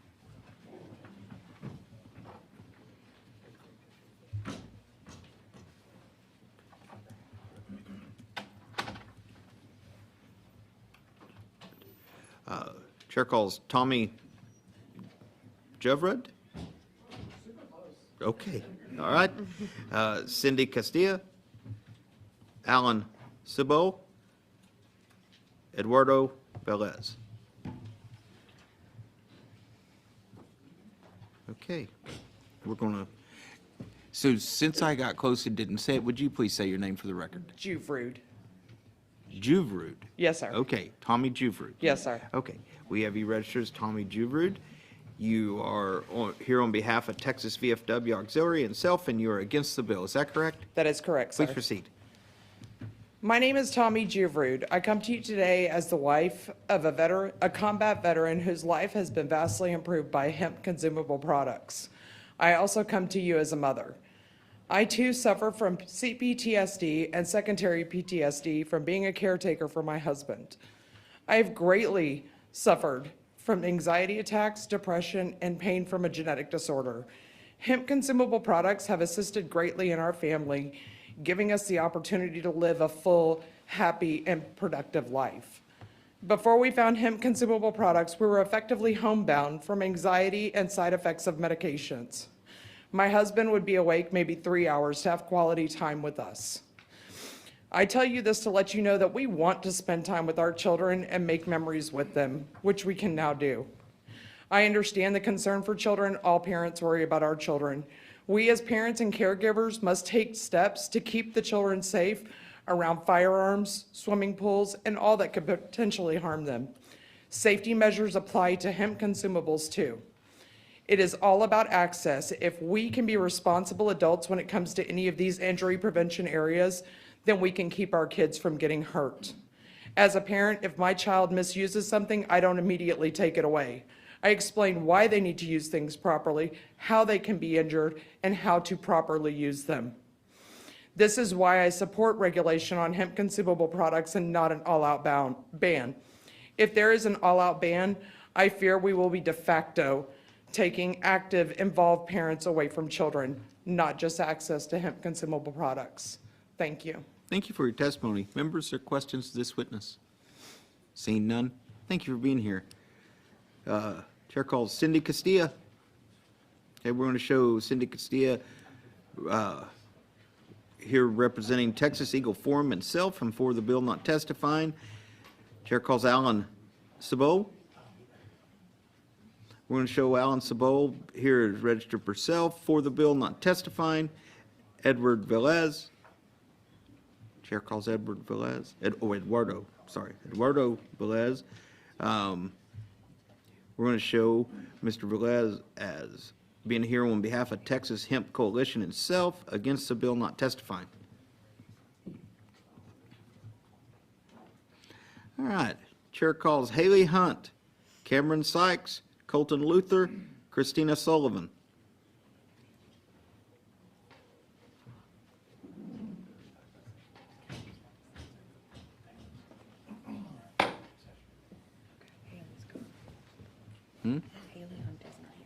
Okay. All right. Haley Hunt. And we're going to show Haley Hunt here registered on behalf of Texas Hemp Coalition and self against the bill not testifying. Cameron Sykes. We're going to show Cameron Sykes here on behalf of Hombre Verde LLC against the bill not testifying. Colton Luther. Yes. We've got you as Colton Luther on behalf of Texas Green Craft LLC and self against the bill. Is that correct? Please proceed. Well, thank you all for being here. It's been a long day. I do have to tell the truth. I'm glad it's been a long day for each and every one of you listening, because today we got to see and hear the testimonies that I hear every single day as a farmer and as a consumable hemp manufacturer. What I deal with is, again, naturally occurring cannabinoids And we are hearing stories just like this from veterans, people of all ages, parents that have children struggling with certain medicinal issues that they're looking for an alternative to. We hear these each and every day, all day, and that is why so many of us are here. That's why we show up. That's why we keep pushing on things like this, because it matters. You know who we don't hear from is other folks that have had these psychoses or from other states. We don't hear from them. You would think that we would if it was making that much of a negative impact. All we hear is the positive side of everything. And SB3 would ban all of these products that these folks are depending on. These are Texans that you represent. They live in your district. They suffer with things that are helped by these hemp products. And that is why we are all here. I wanted to put that on record because a lot of things in my testimony I've said in the past, and it's been regurgitated today over and over. But today you actually got to hear some truth from folks that are really getting the impact of what we are doing. These two hands make every single product that comes out of my company. We have an unbelievable amount of quality assurance. We use third-party testing, and we literally comply with the regulation that already exists. So to say that this is unregulated or say if it's out of hand, it's just not factual, it's not accurate. And that's all I have for this, and thank you all again for this long day. Thank you for your testimony. Members, is there questions from Mr. Luther? Seeing none, thank you for being here. Christina Sullivan. Okay, we're going to show Christina Sullivan as registered on behalf of herself against the bill, not testifying. Chair calls Krista Hopkins, John Jowers, Luke Temple, Nicholas Gresham.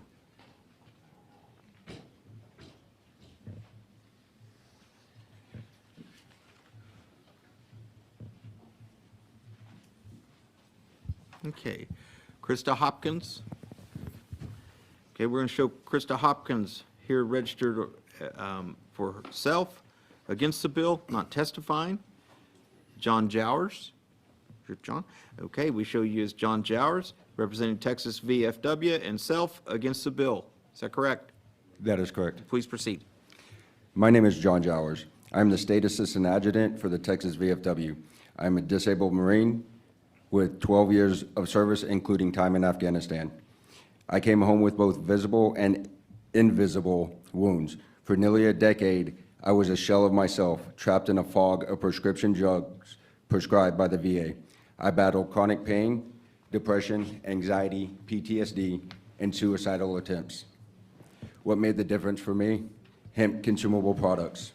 They gave me my life back. They gave me back to my wife and my children. They succeeded where nearly 10,000 pills a year failed me. But now, back home, we're fighting a different battle for our health and some for our livelihoods. The very freedoms we fought for are being threatened not by foreign dictators, but by political strong-arming right here in Texas.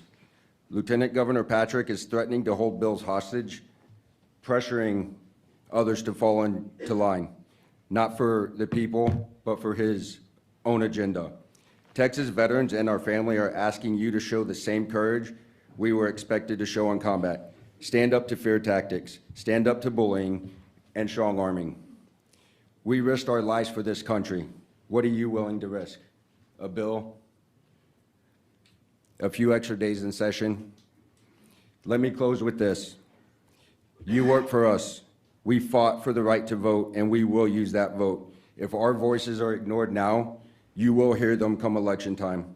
Show the Texas veteran and our families that you have the courage to fight for us like we fought for you. Thank you. Thank you. Members, there are questions for Mr. Jowers. Thank you for being here. Thank you for your service. Thank you. Luke Temple? You're not Luke? Luke Temple. All right, we're going to show Luke Temple registered on behalf of Texas Hemp Coalition itself against the bill, not testifying. Nicholas Gresham? Yes, sir. We have Nicholas Gresham registered on behalf of DSHS Consumable Hemp Program number 983 and self against the bill. Is that correct? Yes, sir. Please proceed. So that introduction before was a little confusing. I got confirmation from DSHS that they consider every licensed business owner is a stakeholder, which is any person, group, or organization with a vested interest in or affected by a particular project, initiative, policy, or organization. So every single business owner that's testified is a stakeholder in this program. And I guess a lot of us just feel insulted because it's rip the carpet out, shut everybody down, and Dan Patrick's coming after us. It's insulting because we've been operating under the letter of the law. We're not loopholing anything. It's the way the law is written.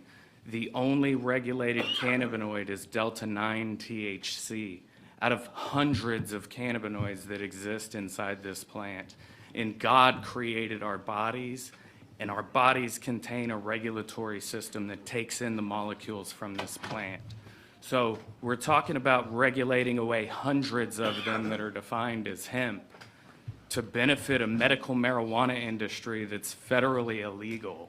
Why don't we just stop regulating the one molecule that's causing so much confusion, put an adult use program on the ballot with home grow provisions of up to 4 plants, and let Texans decide what they want with the cannabis plant, because it should be up to us and not up to you. Okay. Thank you. Members, questions for Mr. Gresham? Seeing none, thank you both for being here. Thank you.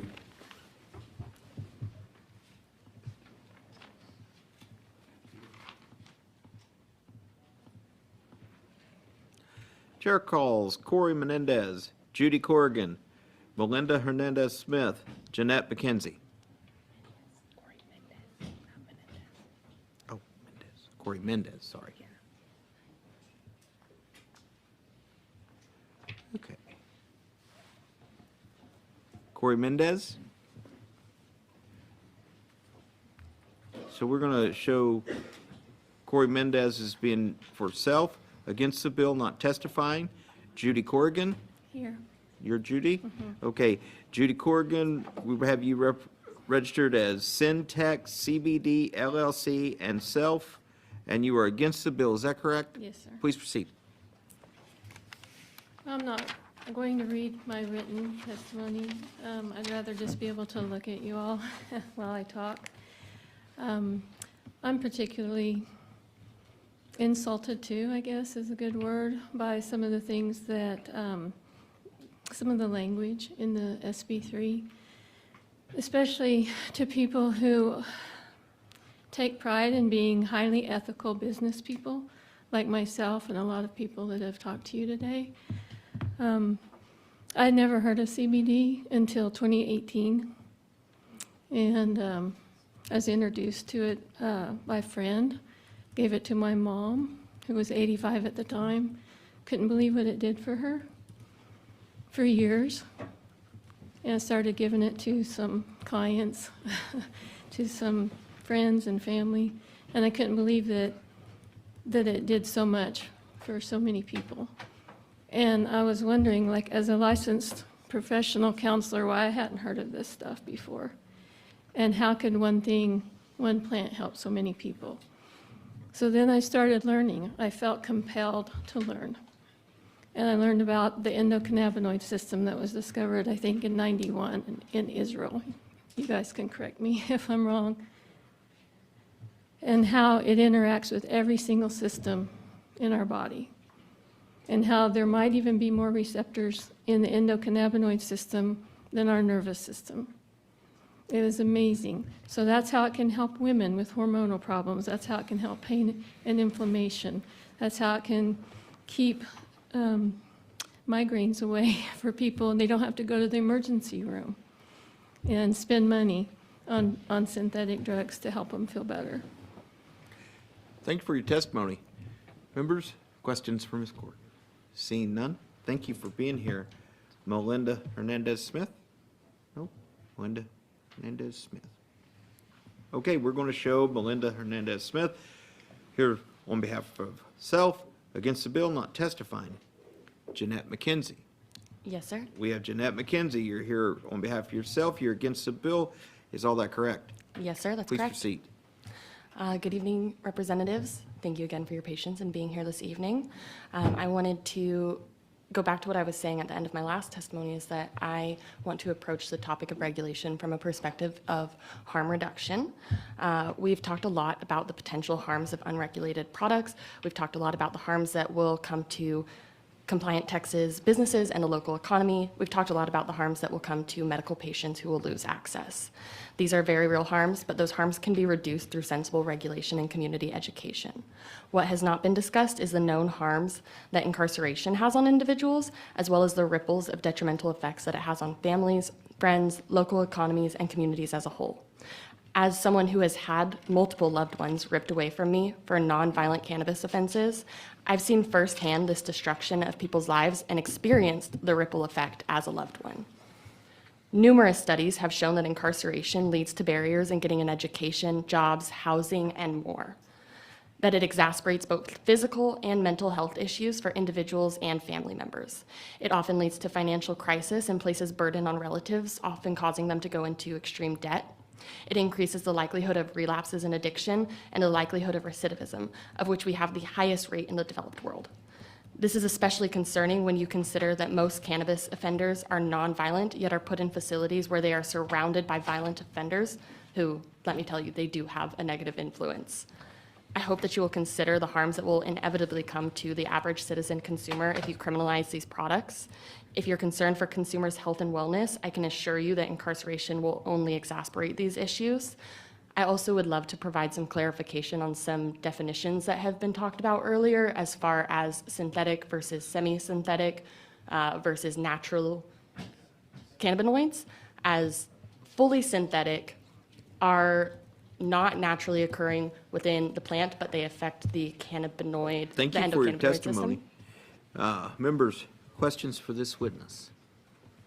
Seeing none, thank you both for being here. Thank you. Thank you. Chair calls Melanie Carpenter, Francisco Xavier Aponte, Jao Mitchell, Nicole Holt.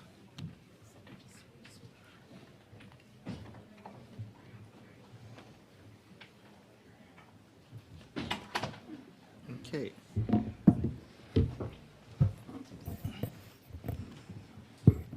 Melanie Carpenter? That's you? Yes. Okay. Melanie Carpenter, we show you as registered on behalf of yourself. You're against the bill. And Can you add my business, Serenity Organics, to that as well? Serenity Organics.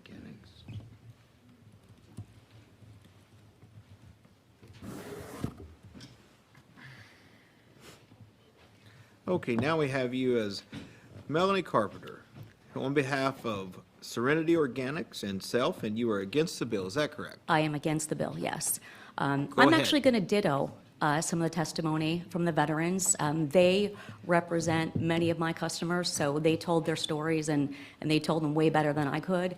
And I also would like to ditto the two young ladies that spoke about their pain management and had the guts and the courage to stick around all day and tell you their stories. Those represent who my customers are, and they said it way better than I ever could. So I really adamantly beg you to oppose this bill. Thank you for that testimony.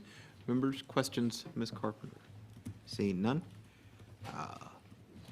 Francisco Xavier Aponte.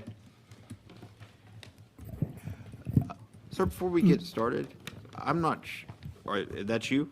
Yeah. Is it Francisco? I'm Francisco. Okay, I think we have a spelling error. It says FRN, Cisco. Is it FRAAN. Yes. Okay. Do we have your permission to correct that in the record? Yes, please. Give us 1 second. Okay. Now we have you as Francisco Xavier Aponte. You're here on behalf of yourself, and you are for the bill. Is that correct? Yes, sir. Please proceed.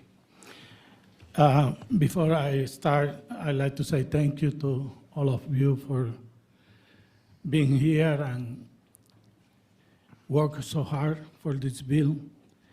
I pass to you a picture of my son. He is after, before and after pictures of him. And before I left for you guys this statement, but I like to read. I don't want to take too much time. We had to sell our house because our son became so violent that our daughter developed PTSD and was so afraid of him to the point that she slept with a baseball bat in her room, something that is not normal in a family. I like to say I respect all the testimonies that said the cannabis help, but synthetic THC is destroying our generation. And that's why I prefer to be with this bill. Thank you, Mr. Aponte. Appreciate your testimony. Members, questions of this witness? Thank you for being here. Jao Mitchell? Yes, sir. Okay. Jao Mitchell, on behalf of ATX Organics, and you are against the bill, is that correct? Yes, sir. Thank you. Please proceed. Chairman King, Vice Chair Hernandez, members of the committee, thank you for the opportunity to testify in opposition of SB 3. My name is Joao Mitchell, and I'm the General Manager of ATX Organics, a locally owned dispensary based here in Austin, Texas, with 2 brick-and-mortar locations. I'm an extremely proud third-generation Texan that was born and raised in Houston. In about a month, I will graduate from St. Edward's University with a bachelor's degree in environmental science and political science. I love the state dearly. I have never called another state home, and I promise you that will never change. My love for this state and its people is why I'm testifying in opposition to this bill today. I have 4 years of experience working in the hemp industry, and I'm fully in favor of increasing regulation as well as enforcement of the Texas hemp market. No one here today disagrees that hemp products should be thoroughly tested, placed in child-resistant packaging, and banned from being sold to minors. These measures would not only make products safer, they would also make our state's industry more legitimate. This legitimacy is a key as a means to self-regulation for the market. Consumers want to buy authentic products. They do not want to buy illegitimate ones. To anyone who has read the text of SB 3, it is evident that the bill isn't an attempt at regulation, it's a mandate for prohibition. It would destroy the federally legal Texas hemp market and force consumers to purchase from the federally illegal black market. As we know from history, the prohibition of alcohol only worked to the benefit of organized crime. The same would be true of hemp prohibition. We should be working together to learn from the past, not conveniently ignoring it for our own political narratives. Thank you for listening to my testimony. I am happy to answer any questions. Thank you for that testimony. Members, questions? Seeing none, appreciate you being here. Nicole Holt. Okay, we're going to show Nicole Holt as here on behalf of registered on behalf of Texans for Safe and Drug-Free Youth for the bill, not testifying. Okay. Chair. Huh? Yes, thank you very much. Thank you. Chair calls Rhonda Howard. Is it Shandell Strickland? J.D. Jesus? Anish Abraham?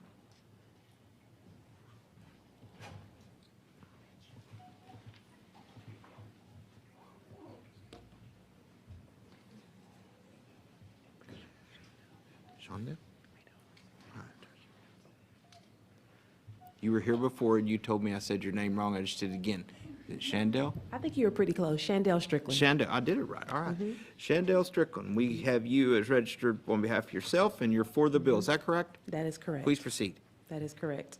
As you mentioned, I'm Shandell Strickland from Katy, Texas, and I am for SB3. And, you know, there's lots of wonderful people in this room today, but, you know, we have a viewpoint on this topic, differing viewpoints. As I shared before, my son, he's been affected by the synthetic THC that has just been rampant in our state.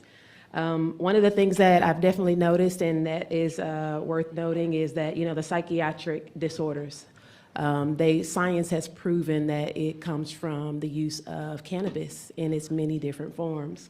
And those psychiatric disorders, they can include major depression, post-traumatic stress disorder, or generalized anxiety disorder. And my son, he exhibited every single one of those. With these products, you know, it provides a specific high that he did get addicted to, but it left him extremely low. And even after months of not using the products, his body, his mind told him that he needed to use the products again.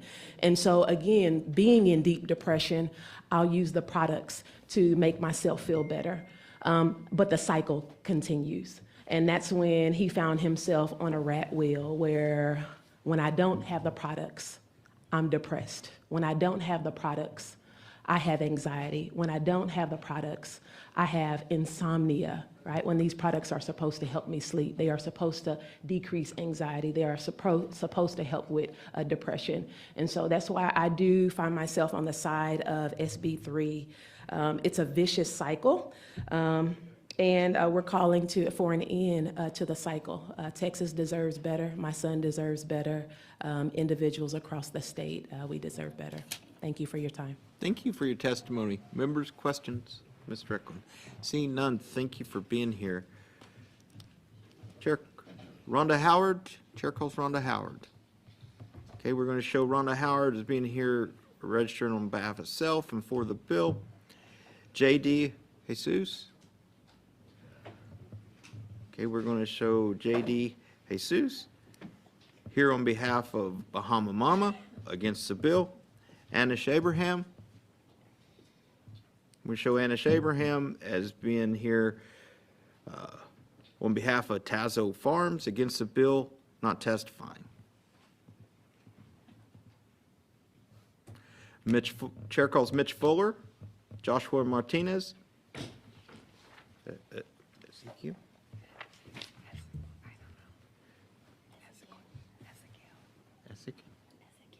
All right. Ezequiel Lopez. Rado Ivanov.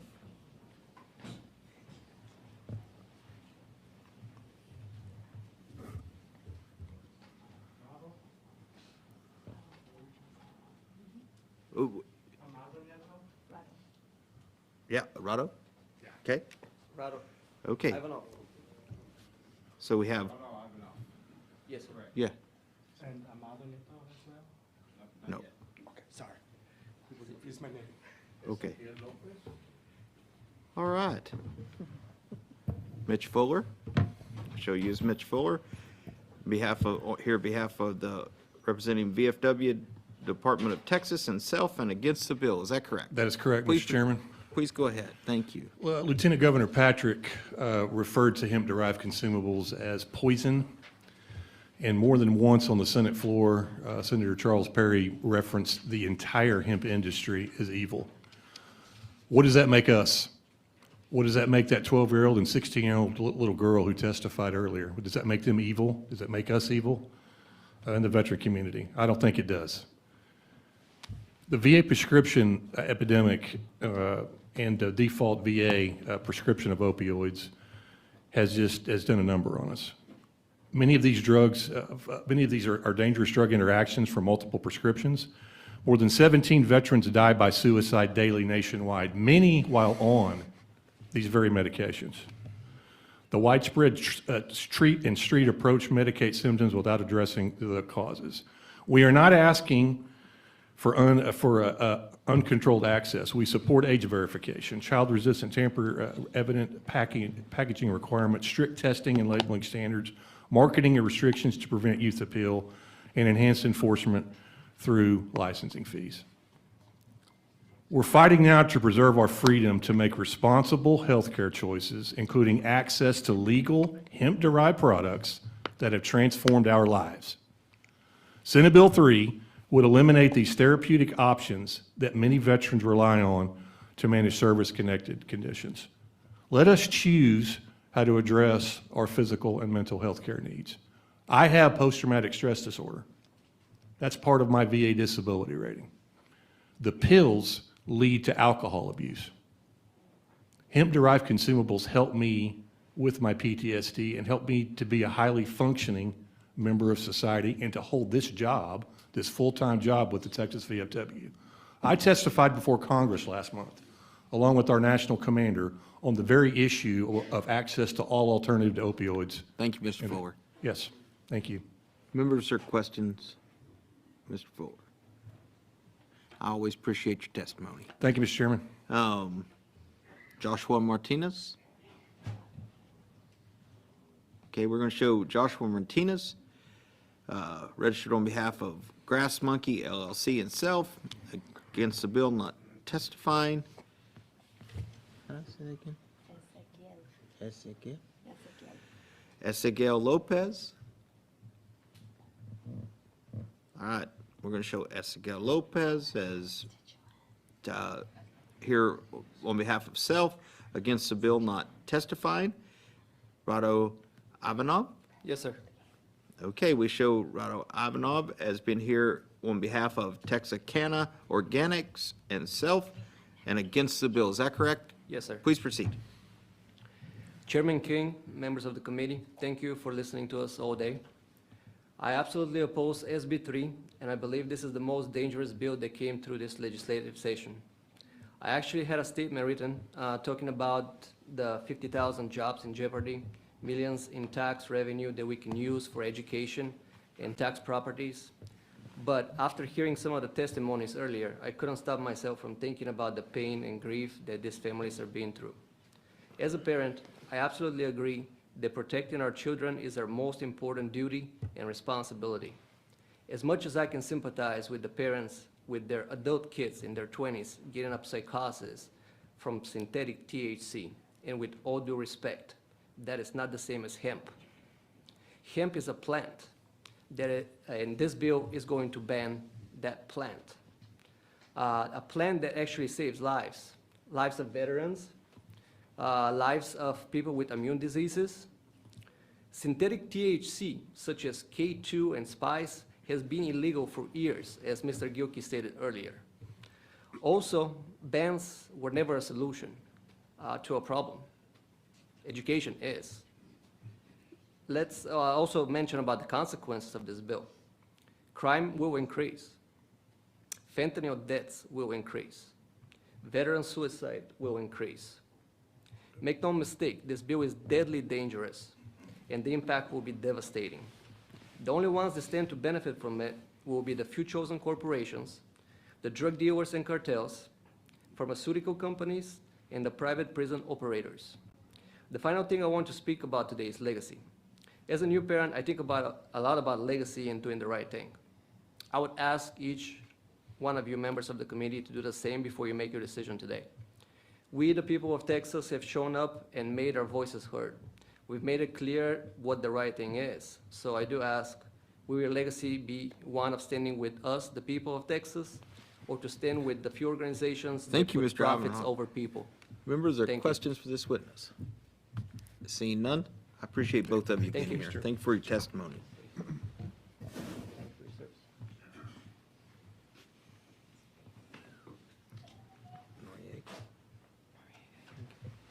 Chair calls Alexandra Noriega, Brent Byrd, Francisco Martinez, and Ray Ramos.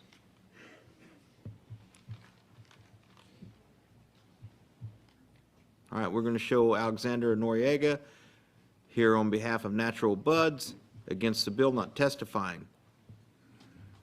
Brent Byrd. He just went to the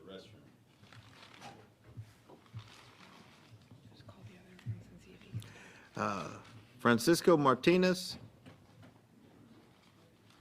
Okay, we're going to show Francisco Martinez here on behalf of Bahama Mama and self against the bill, not testifying. Ray Ramos. We got Ray Ramos here on behalf of Willie's CBD Shop against the bill, not testifying. Brent Bird? Yes, sir. Okay. We show you as Brent Bird on behalf, here on behalf of, registered on behalf of this, that, CBD, and self, and against the bill. Is that correct? Yes, sir. Please proceed. Good evening. My name is Brent Bird. I own a company called This That CBD. I have worked in the legal plant medicine industry for over 10 years, and I'm grateful for the opportunity to speak today. So thank you for your time and for volunteering to be here. My business is a small family business that myself and nephew run along with 5 other employees. We specialize in all-natural products with 0 synthetics. Our all-natural products cost more and are generally sold by small, ma-and-pa, high-quality boutique hemp retailers. These retailers and store owners are all searching for the cleanest and healthiest products with full panel testing. And so earlier I spoke with a long script, and now I don't have the energy to do so I'll keep it short. And so I hope we can find a way to regulate this plant medicine correctly here in Texas. SB3 ain't it. I like living in my home state, doing honest business here, and helping Texans and paying taxes here. If the hemp products are banned in Texas, I will move my business to another state, which is very unfortunate. Most business owners I know are having the exact same thoughts. And yeah, so please make the right decision and help us. Appreciate you. Thank you. Thank you for your being here so late. testimony, Mr. Bird. Yeah. Members, there are questions for Mr. Bird? Seeing none, thank you for being here.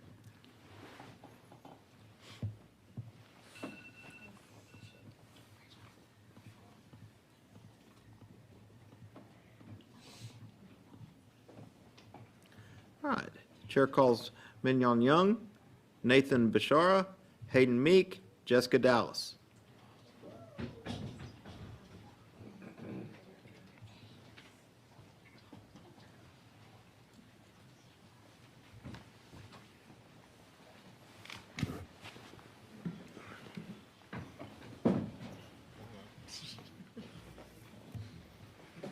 All right. We have, record shows you're Mignon Young. You're here on behalf of Naturally Mignon and self, and you are against the bill. Is that correct? That is correct. Thank you. Please proceed. All right. First of all, good evening, Chairman King and the rest of the committee. Glad to be back up here again. Once again, I'm Mignon Young. I'm the founder of naturallymignon.com. We are a business dedicated to providing legal natural hemp products to adults online. And I strongly oppose the passing of SB 3. We all have covered that it's going to definitely threaten the business of responsible small business cannabis owners. It's going to restrict consumer access to natural and alternative solutions, which we've heard a number of people talk about how well these products have done for them and what a life-changing experience it's been. And as well as it ignores the growing body of research supporting THC's therapeutic benefits. Our customer base, honestly, is comprised of people like me and like very much you, the committee. They're mature adults who are seeking natural solutions for the common aches and pains of aging, as well as assisting with anxiety, stress, PTSD, and a variety of inflammatory issues. Banning these legal products only derives demand for unregulated markets, increases risk for consumers, and certainly making it more dangerously available to the minors we want to protect.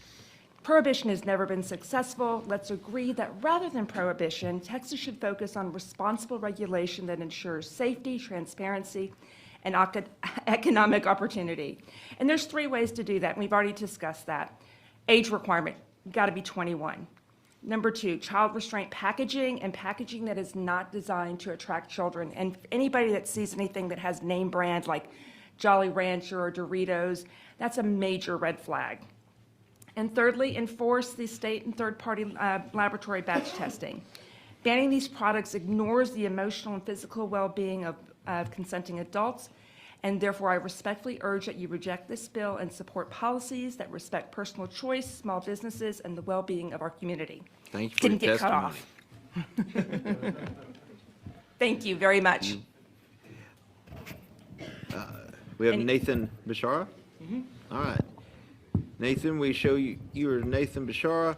You're here on behalf of yourself, and you're against the bill. Is that correct? Yes, sir. Please proceed. Got you. My name is Nate Bashara, and I'm from Dallas. I'm against SB 3. I find it to be quite egregious. It criminalizes people's access to their own wellness and removes their decisions on how they want to go through with that. At Delta 8 Denton, we serve a diverse community of people, and from my interactions with those who weren't able to be here today, the message is clear. Please work with the industry to save Texas hemp and regulate it. SB 3 is not the answer. It's a gun to the head to thousands of Texans. Thanks for your testimony. Members? Heart emoji. Questions? Seeing none. Nathan, thank you for being here. We have Hayden Meek. We show you as Hayden Meek, registered on behalf of yourself against the bill. Is that correct? I would actually like to put representing Delta 8 Denton on this one. 1 second.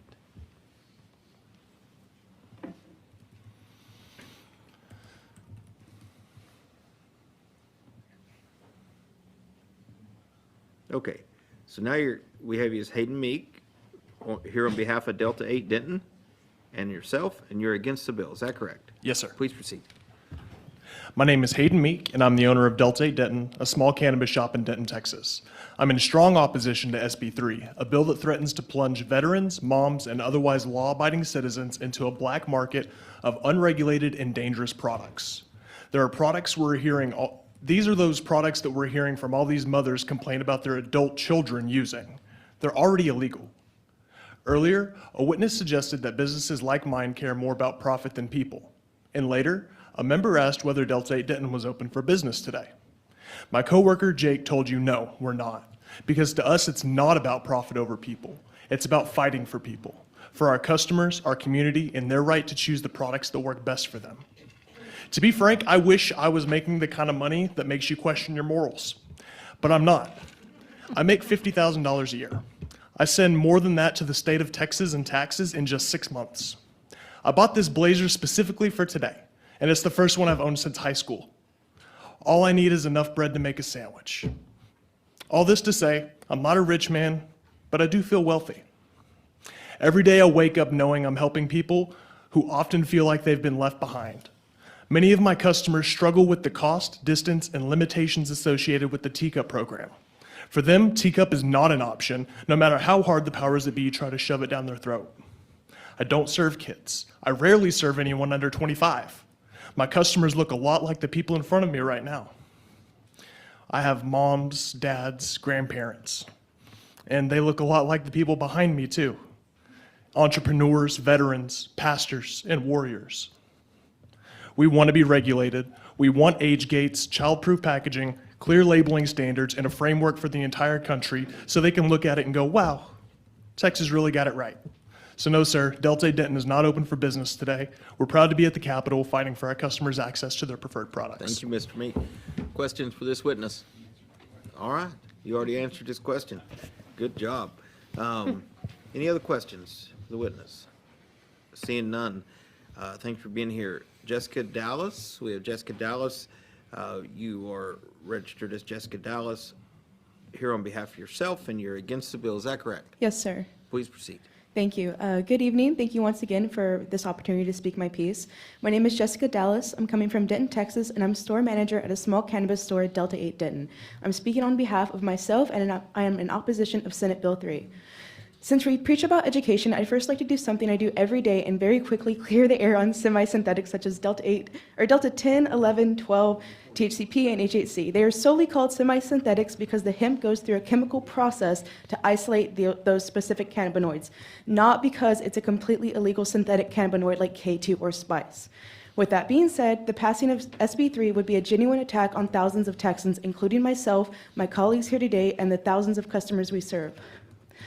I know ultimately your priority is to make Texas safer, but what we're all desperately saying is that a ban will not make us safer. Heavier regulation, stricter age restrictions, and overall education on cannabis is what will. A total THC ban would cause much larger issues regarding cannabis than we currently have in Texas. People will absolutely turn to unregulated black market and unsafe products in order to get the medicine they need. These unregulated items are untested, they're most definitely coming from outside of Texas, and they're entirely unsafe to our communities. This bill does not show that safety is the goal in Texas. It only shows that there is a problem that needs to be addressed within our current cannabis market, and we need to address it, not attempt to turn our backs on the situation altogether. I ask that you please help us make this growing community-driven market thrive. We need your support to make this industry better, not to be shut down. We don't want people getting sick from out-of-country cheap gas station products. We don't want children to accidentally get their hands on cannabis. We want to be regulated, and we want everyone to be able to have access to their medicine safely. I truly believe you and I both have the same goal ultimately. We both want Texans healthy and safe, and I'm sure you're aware by this point tonight that legal hemp keeps thousands of Texans healthy and safe. Thank you for your time. Thank you. Members' question for Ms. Dallas? Seeing none, thank you all for being here. Sorry. All right, chair calls Gregory Laird, Javier Ayala, Adet Rodriguez, Elijah Stewart.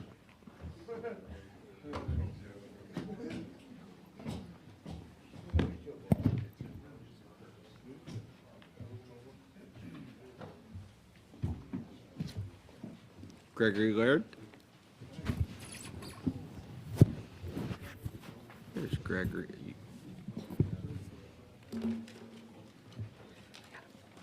Yeah. Okay. Yeah. So I have registered Gregory Laird. We show you as here on behalf of Bahama Mama and self, and you're against the bill. Is that correct? Yes, sir. Please proceed. Hello, my name is Gregory Laird. Thank you for taking the time to hear from us again tonight. As a new Texas resident and the CEO of Bahama Mama, I represent 75 high-end CBD, hemp, and vape retail stores across this state. We stand firmly against SB 3. This bill threatens the livelihood of over 300 employees, and if either passes, we anticipate a substantial revenue reduction, forcing layoffs and store closures. These are real jobs supporting real families.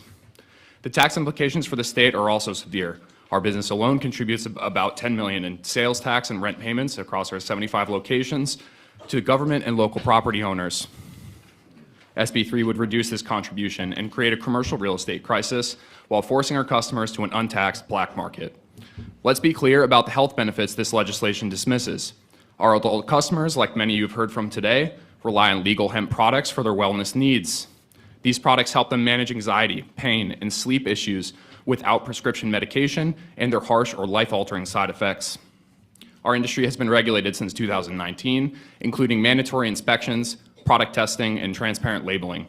We support age verification now, just as we did in 2023 when we backed legislation to make it law. But SB 3 doesn't regulate, it shuts down a legal tax market in favor of an $8 billion untaxed illicit market ran by criminals with none of these controls. A legal market will always be safer for the consumer than a black market. Both bills were drafted without consulting industry stakeholders, consumers, or medical professionals. The legislators backing it haven't addressed the complex health and financial considerations, or have acknowledged both bills will create illicit markets and invite underground cartels to Texas.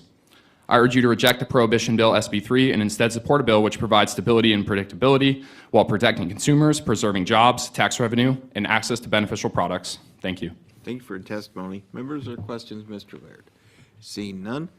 Javier Ayala? Ayala, okay. Javier Ayala, we have you registered on behalf of Delta 8 Denton and self, and you are against the bill. Is that correct? That's correct. Please proceed.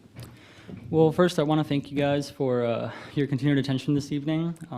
I return to speak once again in opposition to a prohibition bill that targets the hemp industry. This time it's Senate Bill 3. It is clear from the significant number of individuals present today that this issue has far-reaching consequences for many Texans. Our livelihoods, and more importantly, the well-being of the Texans who rely on our products, are so deeply intertwined with the decisions made regarding this bill. We're here because we understand the far-reaching consequences of Senate Bill 3, and we respectfully urge you to consider these implications carefully. To be clear, Senate Bill 3 poses a severe threat to the Texas hemp industry. Its passage would lead to the closure of numerous small businesses and the loss of many jobs in the state. This bill overlooks the efforts that our industry has made to self-regulate and provide safe, quality products in the absence of clear legislative direction. We have proactively established standards for testing, labeling, and responsible sales practices. We respectfully ask that you carefully consider the potential harm that this bill could inflict on so many Texans. We urge you to reject Senate Bill 3. Thank you. Thank you for that testimony. Members or questions to this witness? Seeing none, thank you for being here. Odette Rodriguez? Yes, hi, thank you. We have you as here on behalf of yourself, and you're for the bill, is that correct? Correct. Please proceed. Okay. Thank you, Chairman King, Vice President Hernandez. Yes, Vice Chair Hernandez, thank you. And the rest of the committee, thank you so much. So I was here with my older son on the other bill we were talking about. So my older son started vaping the Delta 8s, Delta 9s, THC when he went off to college. Seemed harmless. He ended up having a psychotic break. He was paranoid, had delusions, suffered severe hallucinations, believing the Illuminati, the CIA were following him, and he withdrew from school, lost complete track of reality, and his mental state continued to deteriorate. So despite all the 3 psych hospitalizations, emergency room visits, 4 treatment facilities, we were repeatedly told different things. Sometimes it was cannabis-induced psychosis, other times he just needed a rehab, but never receiving the right level of care. His condition became so bad that he attempted suicide in March of 2024 when the voices in his head were telling him to kill himself. Unfortunately, by then, his prolonged psychosis had developed into full schizophrenia, a lifelong disability. This devastating experience has taken immeasurable toll on our family and has left us navigating a broken mental health system. If we had only known the dangers of the unregulated THC products earlier, we could have prevented his suffering. This is why I support Senate Bill 3, a full ban on THC products. This is the only way to stop harms and preventing additional burdens on Texas families and taxpayers. If these products are considered medicine, then the FDA should be the sole authority in regulating them, not gas station, vape shops, or unregulated markets. Thank you for that testimony. Members or questions, Ms. Rodriguez? Seeing none, I appreciate you being here. We show Elijah Stewart. Yes. Elijah Stewart, we show you as registered on behalf of Delta 8 Denton and self, and you are against the bill. Is that correct? Yes. Please proceed. Thank you to the chair and the committee for your time this evening. My name is Elijah Stewart, and I'm from Denton, Texas, speaking on behalf of myself and a small cannabis store called Delta 8 Denton, and I'm in opposition of Senate Bill 3. I'm an adult hemp consumer, and as I said at the House bill hearing, I'm immeasurably appreciative of the privilege to work with the North Texas community through my time at Delta 8 Denton, one of the many small businesses in the area that provides critical resources to those in need, again, largely including the elderly, veterans, and people with disabilities. It's hard to be concise enough speaking about how impactful it is to witness firsthand the number of consumers that express relief and gratitude for the existence of natural, safe, and regulated hemp products that are not only accessible, but legal and compliant on a federal and state level by Texas Department of State Health Service regulations. Senate Bill 3 aims to completely eliminate these options from Texans' rights by prioritizing an outright hemp ban over the enforcement and advancement of current regulations. The Texas hemp industry shows a very focused commitment towards public safety. Senate Bill 3 would entirely dismantle the foundation that Texans have been legally operating within for several years, and it advocates for the criminalization of the very consumers that have been purchasing for their wellness and other severe needs. This is rejecting Texans' freedom and personal responsibility of hemp usage and natural alternatives. In addition, this bill would eliminate more than 53,000 jobs and 10,000 businesses. Myself, my coworkers, and dozens of thousands of Texans would have their source of income killed during this crucial period of economic uncertainty in America. SB 3 intends to completely gut the multi-billion-dollar hemp industry that supports the livelihoods of many Texans, as the ban of hemp would create a large economic impact with hundreds of millions of dollars in annual lost sales tax revenue and 53,000 lost jobs. Now more than ever, businesses and consumers alike are looking to the House to ensure safe and legal access to natural alternatives. I urge you to vote no to Senate Bill 3. Thank you again for your time today. Thank you for your testimony. Members, are questions of this witness? Seeing none, thank you all for being here. Chair calls Hunter Rodriguez, Matthew Champion, Jake Steele, Anik Akhan,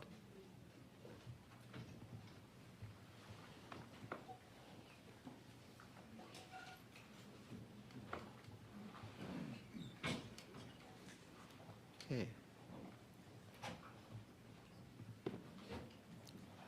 Hunter Rodriguez?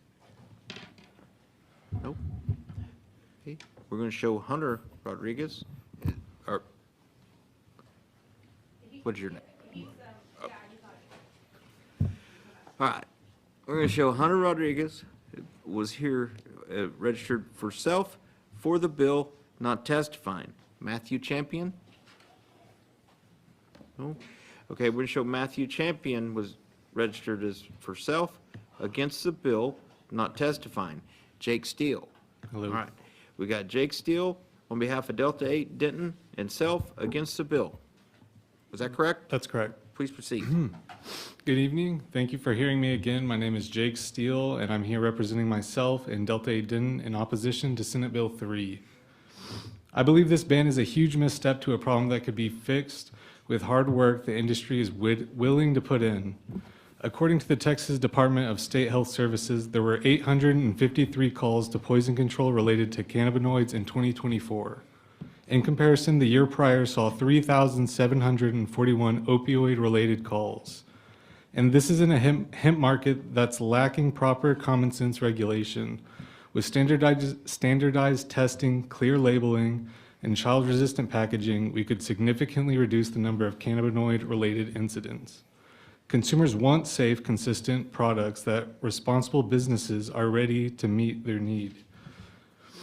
Out of those cannabinoid-related calls, I could easily say that there were no overdose-related deaths. The same cannot be said for opioids. This debate isn't about ignoring safety, it's about building a regulatory framework that protects the public while maintaining access to effective, non-lethal alternatives. Texans deserve better than prohibition disguised as policy. Thank you for your time. Thank you. Any questions for Mr. Steele? Seeing none, thank you for being here. Anika Akhund? Anika Akhund, that's correct. Okay. We show you as here on behalf of Roe, Peace, and Self, and you're against the bill. Is that correct? That is correct, sir. Please proceed. Chairman and members of the committee, my name is Anika Akhund. I'm grateful to the committee for allowing me the opportunity to speak against SB3. I am the CEO and founder of Roe, Peace CBD Wellness, an Austin-based high-end CBD retail concept. I'm a law-abiding American citizen who came to this country as an immigrant and was the first of my family to attend college. I began my career as an investment banker in New York and was taught to make decisions based on hard facts and logic that can be substantiated. And with that mindset, I'd like to highlight that the hemp industry has been grossly misunderstood by the general public, and this term synthetic is thrown around like the Y2K panic in 1999 in order to villainize the industry. CBD naturally converts when exposed to sunlight or heat. How can nature create synthetics? There's a lot of misinformation regarding the hemp industry. What we do know is people die every day because of alcohol, opioids, cigarettes, and many other products that we all have easy access to every day. There are no documented deaths from hemp. The risk profile of hemp does not warrant the drastic measure of a ban. I'd like to also applaud Senator Perry, who helped pass legislation that legalized hemp in Texas. It opened the door for a thriving industry that has created thousands of jobs, supported farmers, and contributed close to $10 billion to the state's economy. At my retail operation, we work around the clock to find the best-in-class products, sell at the best prices, and provide knowledge-based sales approach, creating the best customer experience, servicing over 20,000 satisfied adult customers. But now SB3 threatens to undo all of that progress. This bill proposes a ban on all hemp-derived THC products that are directly regulated, age-restricted, and sold by responsible businesses that comply with rigorous testing and labeling requirements.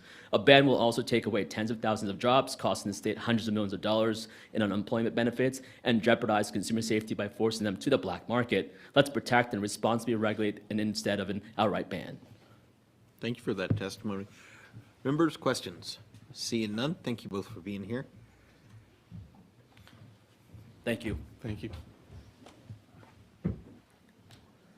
All right, Chair calls Brunella Braga, John Murray, Cardona, Joshua Thompson.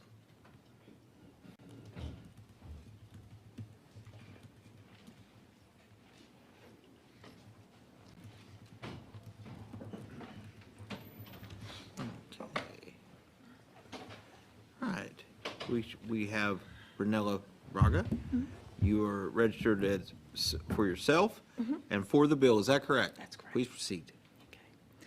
My name is Brunella Braga. I support SB3. I beg you for a complete ban of all THC products. Our family has already paid the price financially and emotionally. We should not be negotiating people's health and lives. My son made cherished memories on family vacations, Boy Scouts, camping trips with friends and his dad. He was a sweetheart, determined, caring, excellent student.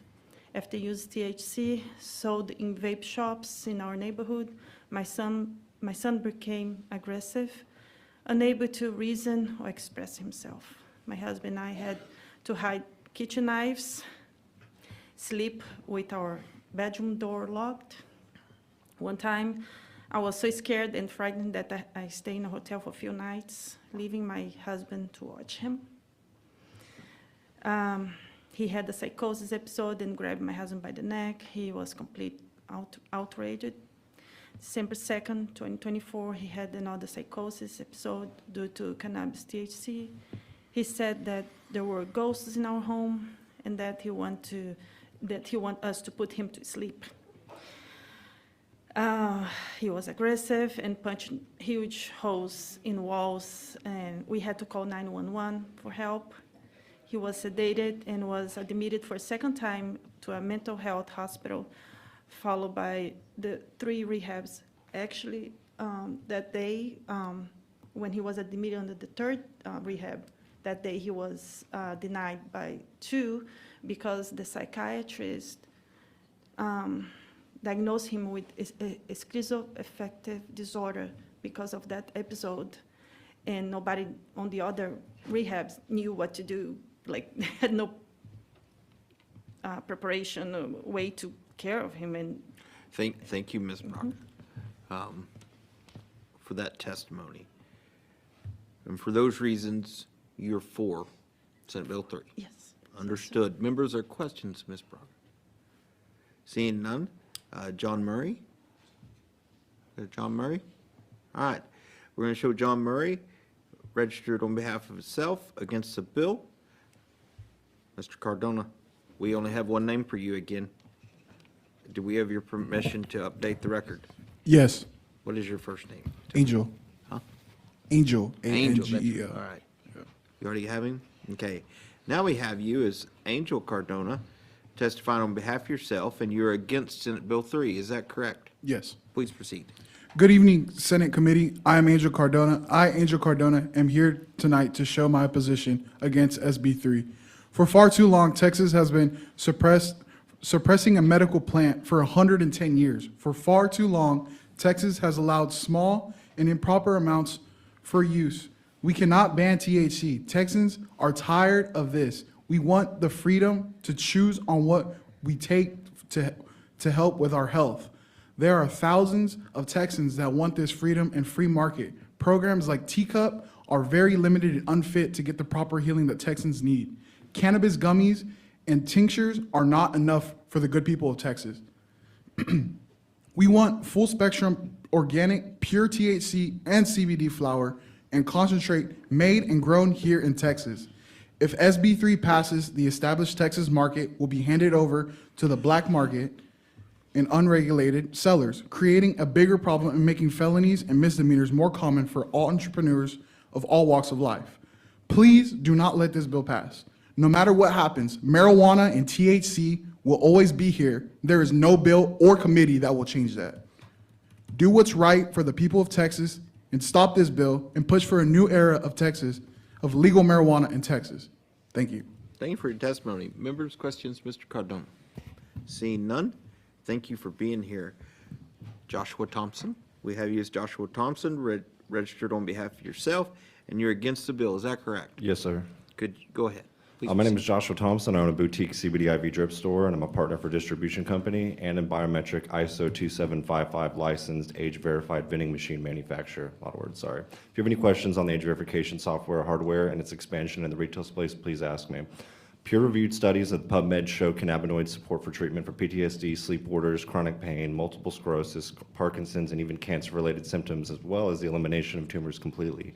Said studies show the dosage, method of consumption, blend of cannabinoids, and more that help our industry create formulas and SOPs.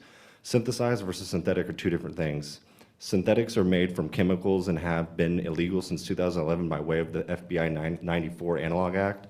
And what we're talking about is isomers, which are synthesized and are legal under current law and should remain so.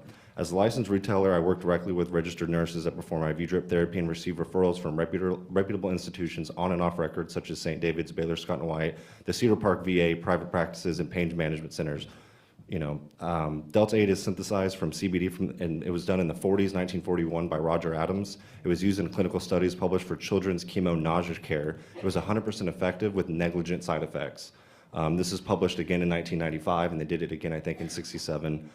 This is on PubMed. It's a public medical journal. It's been reviewed. It's been peer-reviewed, and it's something that we're slowly seeing into child practice as well. If you ban synthesized cannabinoids, you'll be taking away products for most of the consumers who prefer lower strength THC, since Delta 8 is not as strong as Delta 9. And THC is an enhancer and an amplifier. If you're watching a bad movie on a hike, working out, this can be enjoyed and increase the enjoyment and enhanced at the psychoactive level. If you're lazy, have no outlets or emotional supports besides being called a drug addict, you'll slip into a state of depression, as I self was with my family, and overuse and abuse will be more likely. Finally, I wanted to be transparent. I've been diagnosed with cannabinoid hyperemesis syndrome and I've been THC free since about 2 years ago. It's a rare form allergy from abusing THC. Do not withhold access from veterans, tax-paying, law-abiding citizens, and children. Mr. Thompson. Members, there are questions, Mr. Thompson? Seeing none, thank you all for being here. Thank you, committee. Thank you. Thank you. Chair calls Haven Young, Sydney Pendarvis, Lisa Flores, Jesse Williams.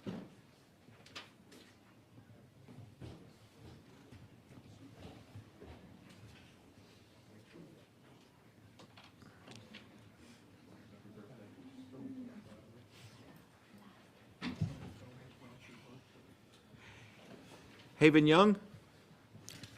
All right, we're going to show Haven Young registered on behalf of self against the bill, not testifying. Sydney Pendarvis. We show you as registered on behalf of Delta 8 Denton and self, and you are against the bill. Is that correct? Yes, sir. Please proceed. All right, thank you. Good evening. My name is Sydney Pendarvis, and I'm testifying on behalf of Delta 8 Denton, and I'm here to express my opposition to SB3. Passing this bill would be a great disservice to the business owners and farmers who have worked tirelessly to grow their hemp businesses from the ground up, the thousands of Texans who rely on hemp products to treat their ailments, and everyone who could potentially benefit from hemp in the future. This bill would effectively launch the industry into the hands of the black market, which would inevitably result in the distribution of unsafe, unregulated products into our communities.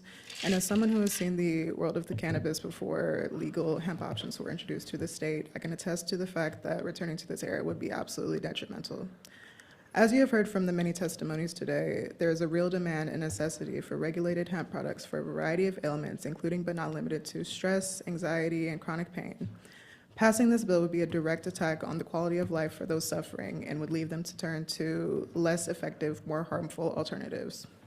Banning THC products outright would do much more harm than good, and passing this bill would mean erasing years of progress and advancement in this space, killing thousands of jobs, and returning to the issue that the regulated hemp industry aimed to fix in the first place. I stand in favor of regulation, not prohibition, and I truly hope you hear the voices advocating for the same and take them into consideration as you decide how to move forward with this bill. Thank you for your time. Thank you for your testimony. Members, there are questions of this witness? Seeing none, appreciate you being here. Lisa Flores? Okay, we're going to show Lisa Flores registered for self for the bill, not testifying. Jesse Williams. We show Jesse you. Williams. You Jesse Williams? We'll show Yes, you sir. Jesse Williams. You're here on behalf of Texas Cannabis Collective, DAV, Chapter 219, and self, and you are against the bill. Is that correct? That is correct. Please proceed. I want to start off with noting something, now that I had everybody's attention earlier this evening, that there has been a lot of misdirection with what's going on, and I think some people have wanted us here at each other's throats about how this would work. These individuals here, to understand why I'm against SB3, you are truly victims. I mentioned earlier, I'm a father of a 12-year-old son, and if my son got poisoned that way, I'd be flipping devastated. And I'm being calm with my language about this. I imagine anybody up here who's got children, if this happened to your kids at any age, you'd be devastated. You'd do anything to get between your kid and that danger to let them move forward. We'd all do that. That's part of being a parent. And I think it's absurd that we don't sit here and we say, you are victim. It is true. You're victims of this. You deserve justice. You absolutely do. But I think people need to understand we're not the perpetrators here with this. And SB3 tries doing that. I've tried going into Senator Perry's office in the past. I've worked with him, talked to him on bills, because I've written articles about this in the Texas Hemp Reporter, and tried to help guide language so that we could get a proper program. And one individual who has consistently been mouthy about it this session has been the person who holds it back. Anytime we try to make a step forward where we can help our children and create a safe environment, they come with something that sounds like retribution because their bars failed. Their alcohol establishments failed them. And I don't like that their business failed them, but I don't think that we should be facing the retribution because somebody was a bad actor. We want to get justice for these individuals, get these bad actors off the street, and take care of this program. But somebody tries to say, hey, we want you to write this bill this way, and this is the only way we're going to accept this. And we know better than this. We do. I hope I can come to your offices and be able to discuss this with you on a serious level. I have background in engineering, chemistry, and I've been writing and doing MassCom for 5 years to talk to y'all about this. So Thank you for your testimony. ready for the discussion when y'all are. Mr. Williams, thank you very much. Questions for the witness? Seeing none? Appreciate y'all being here.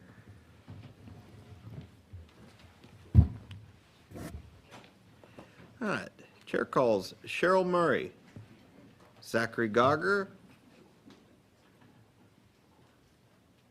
Can I say Callan? Callan Salgonic, Rebecca Singleton.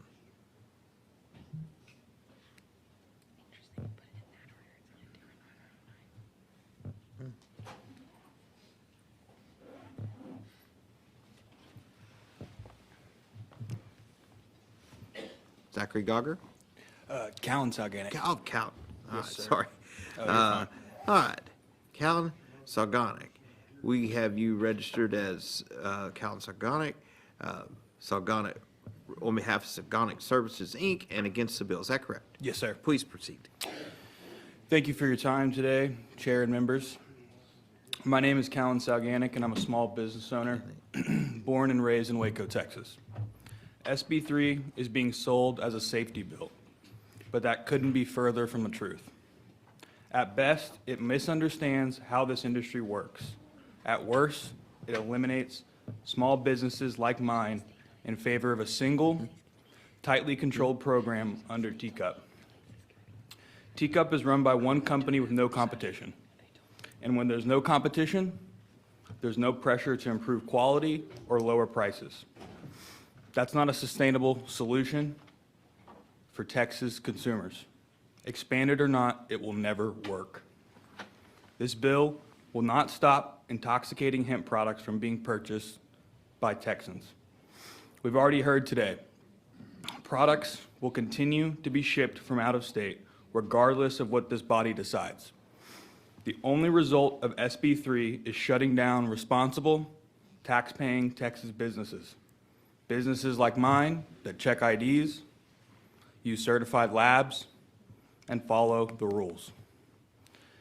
If safety is the goal, then please regulate us. Set clear standards.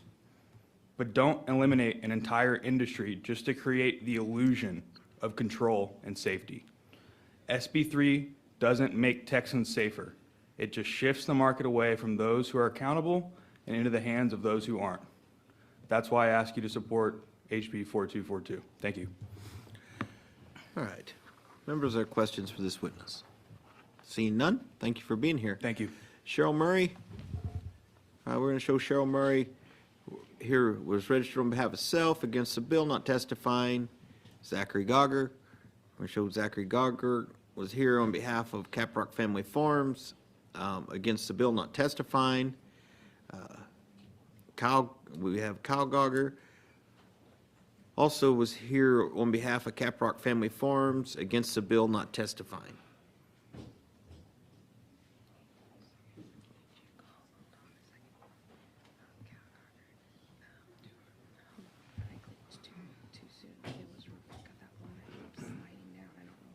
Oh. Oh, Rebecca Singleton? Okay, we're going to show Rebecca Singleton was registered on behalf of self against the bill, not testifying.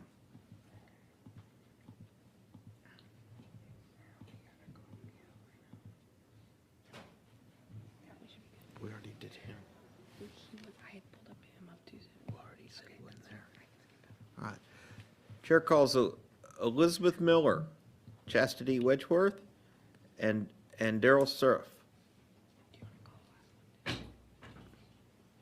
And Timothy Mabry.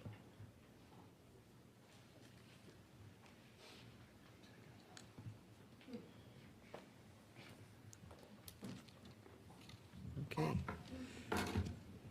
Elizabeth Miller? Yes, sir. We have you registered as Elizabeth Miller on behalf of Texans Help by Cannabis and Self and against the bill. Is that correct? Yes. Please proceed. Thank you, Mr. Chairman, Madam Vice Chair, and all the members for being here. It really does warm my heart to see you guys here with us still at this hour. Thank you so very much. I will follow up with all the nerdy stuff in writing, honestly, whether you want me to or not, but I'll try to do it in your preferred form. I just wanted to say that, you know, we've heard tonight and from others that use won't change. It's just going to shift. And with this bill, by going banning the full spectrum and moving towards the unnatural, towards the isolates, we're going from natural to unnatural, creator created to man created, regulated and controlled to black market and uncontrolled, safe to unsafe, to relatively safe to relatively dangerous, real to fake, non-psychoactive to psychoactive, ancient and proven to new and relatively unproven, ultra-low THC to incentivizing higher THC. This is not what you guys want to do. I really don't think this is what you want to do. I think it's going to have unintended consequences. I think you can make the bill, that bill. It's not this one. That is theoretically possible, and I'd love to talk to you about how to make it less bad. And specifically teacup, I have all kinds of specific suggestions to improving teacup, and I think now is really the moment, and we could really use everybody's help on that. Okay, thank you for your testimony. Members' questions for Ms. Miller? Seeing none. Chastity Wedgeworth? Okay, we're going to show Chastity Wedgeworth was here on behalf of self, against the bill, not testifying. Daryl Surf, we have you as Daryl Surf, here on behalf of yourself, against the bill. Is that correct? That's correct. Please proceed.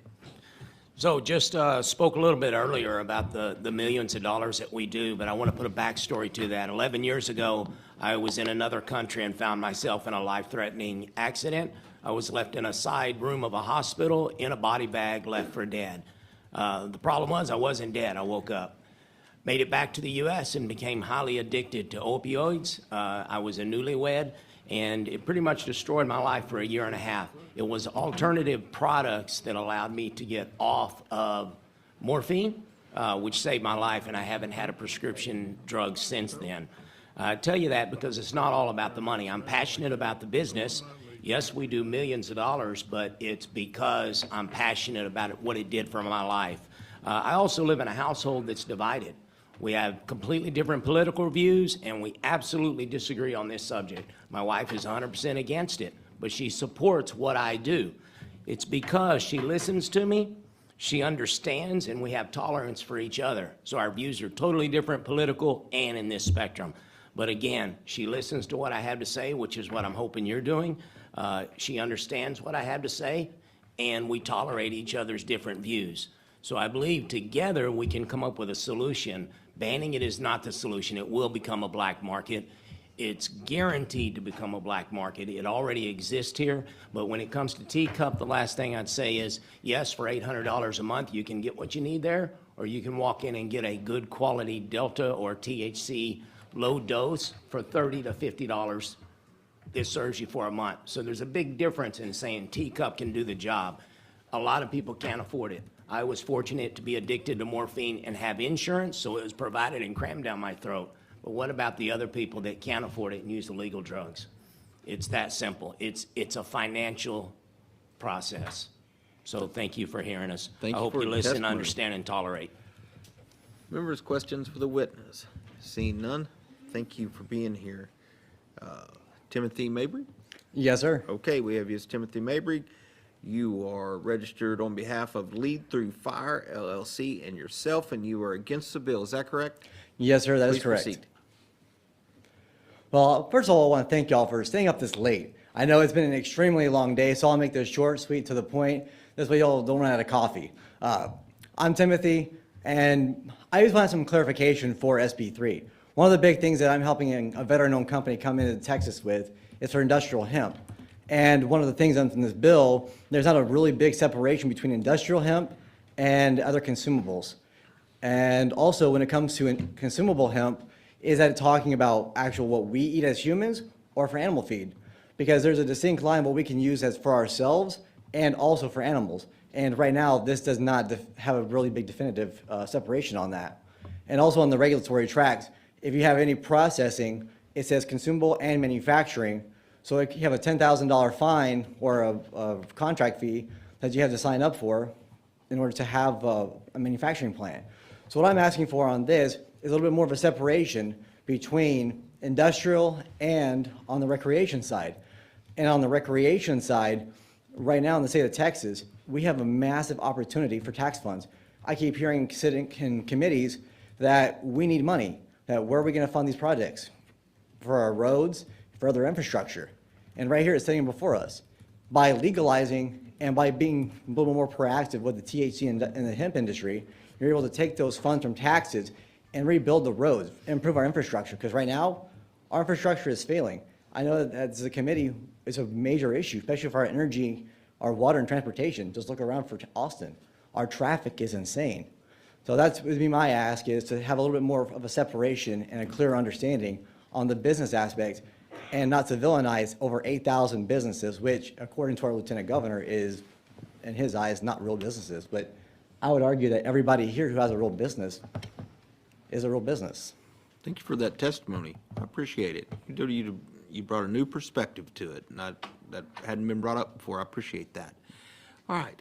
Members, questions for Mr. Mabry? Seeing none, thank you for being here.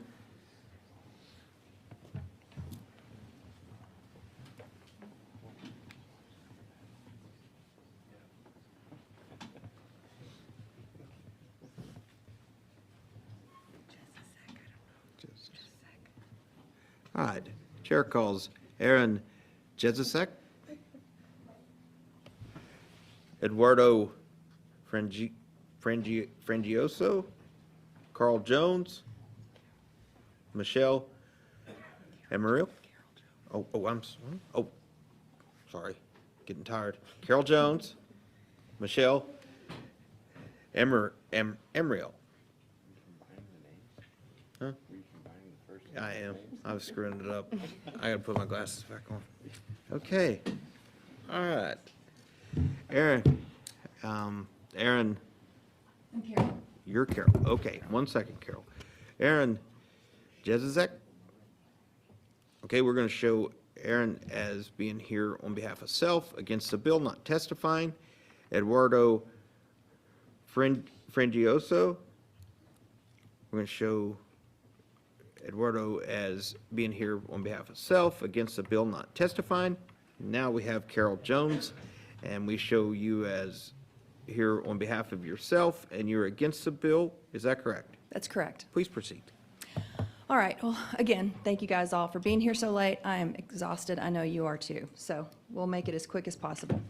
I'm a business owner in the industry, but I'm also a parent, and I believe at least 60% of us here are parents in this room. So we definitely care about our kids. We've all had struggles with our teens and young adult kids with anxiety and various things that have gone on with those kids. And I applaud the parents that are standing up for their kids and fighting for what's right for their kids. My kids are fresh out of college, actually. They're young adults as well. And even through high school, my kids were telling me, and I've talked to them yet again about it, that the vast majority of the THC products that they saw coming through their high school and college were actually coming from illegal places. They were either being smuggled in from legal states, that's the vast majority of what they were getting, or sometimes just from the black market. So I just, I know that there's bad actors in hemp. There are a few. Being a business owner, I vet all the companies that come through wanting to sell me products. And there are some that I just flat won't work with because they don't have the reputation that I'm looking for. But I have to wonder if it's not the contaminants that's causing the problem. So, everything that I've heard today has been intriguing, really. It makes me want to research. I'm definitely a researcher. I also know that even with pharmaceuticals, every person is different. We all react differently. Our bodies react differently to everything that we put into our bodies, our foods, our medicines, everything. And yet, life-affirming drugs that are made by the pharmaceutical industry are not kept off the market because a small number of people have bad reactions. They do list those reactions, they talk about those, and they warn people, right? I've had a few people that have not necessarily had bad reactions, but have not liked the effects that they've gotten from some of the products that we've sold them. We've worked with them to try to find the right products for them. But if, in the end, those aren't the right... That's Members, it? there are questions for this witness. See none. Thank you for being here. Chair Michelle Amriel. Okay, we're going to show Michelle Amriel is here on behalf of self, against the bill, not testifying.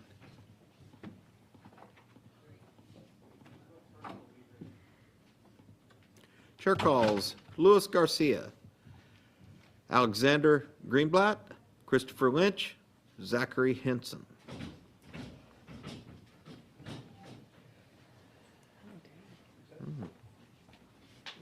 Dedicated. Meet again. Okay. Louis Garcia. Okay, we're going to show Louis Garcia. He's here registered for self, against the bill, not testifying. Alexander Greenblatt. We show you as Alexander Greenblatt, here on behalf of Austin Vape and Smoke and self, against the bill. Is that correct? Please proceed.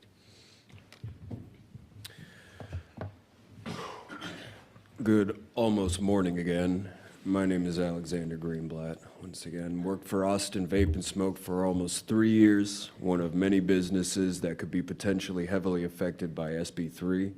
Our customers come to us with a wide variety of reasons, from veterans with PTSD, cancer treatments, to CRPS like my father, to just looking for a less harmful way to unwind than alcohol. I've seen how this industry's grown. I've seen the jobs they've created. I've seen in other states the genuine opportunity for taxable income that this can create. Our cities are in dire need of help with the unhoused population, and our industry can lead the way in making better opportunities for all Texans. The majority of y'all's constituents are in favor of full legalization. Passing SB3 would financially be a net negative for the state. I see no logical reasons why this bill even exists, and I have yet to see one presented today. You can either ban all hemp products based on cherry-picked outliers and misinformation, or you could actually reflect the will of the people by doing your job and properly serving your constituents. Vote no on SB3. Thank you. Thank you, Mr. Greenblatt, for that testimony. Members, there are questions for this witness. Seeing none, appreciate you being here. Christopher Lynch, we show you as Christopher Lynch, representing True Hemp Science, and you're against the bill. Is that correct? That's correct. Please proceed. I'd like you to reject SB3. It's transparent and it's aimed to create a monopoly on cannabis for a few very well-connected players.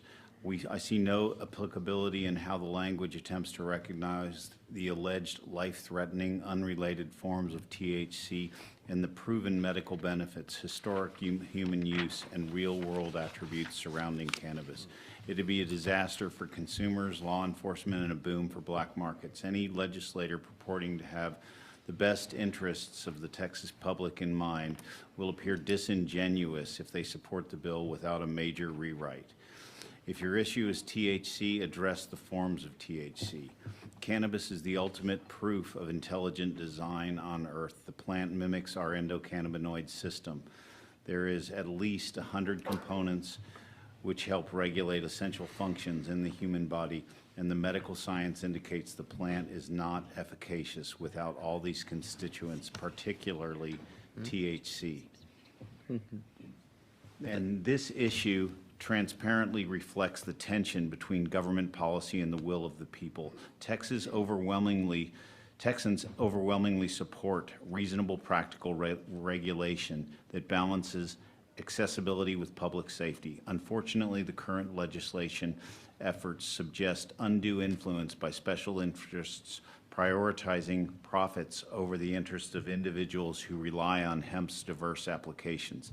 The men and women, including veterans, mothers, families, and individuals opting for natural alternatives due to the inadequacies of our fractured healthcare system. It's critical to understand denying Texas access to this plant provided by the Creator raises questions not only about governance, but also about your ethical responsibility.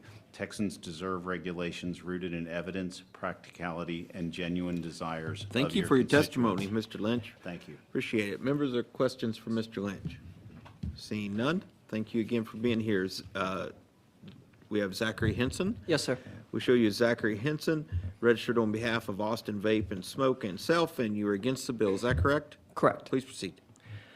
Good evening, Chair and members of the committee. My name is Zachary Henson, and I'm representing Austin Vape and Smoke, a local, small Austin business that has been serving Central Texas since 2013.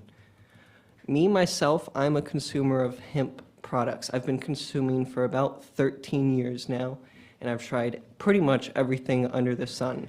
However, edibles, tinctures, and infused beverages literally do not get processed by my body.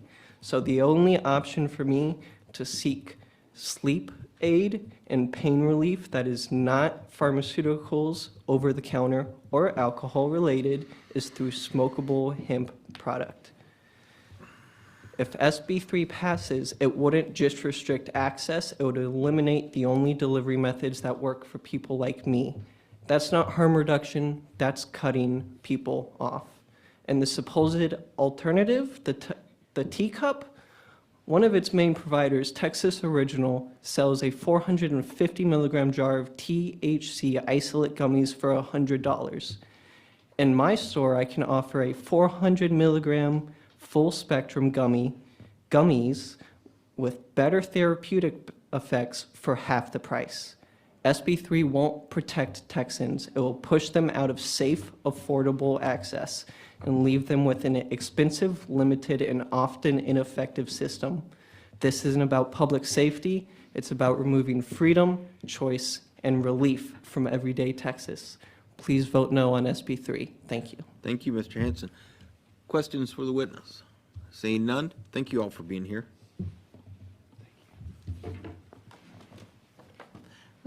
Chair calls Joel Thompson, Stephen D'Amato, Draven Sheen, Brian Dombrowski.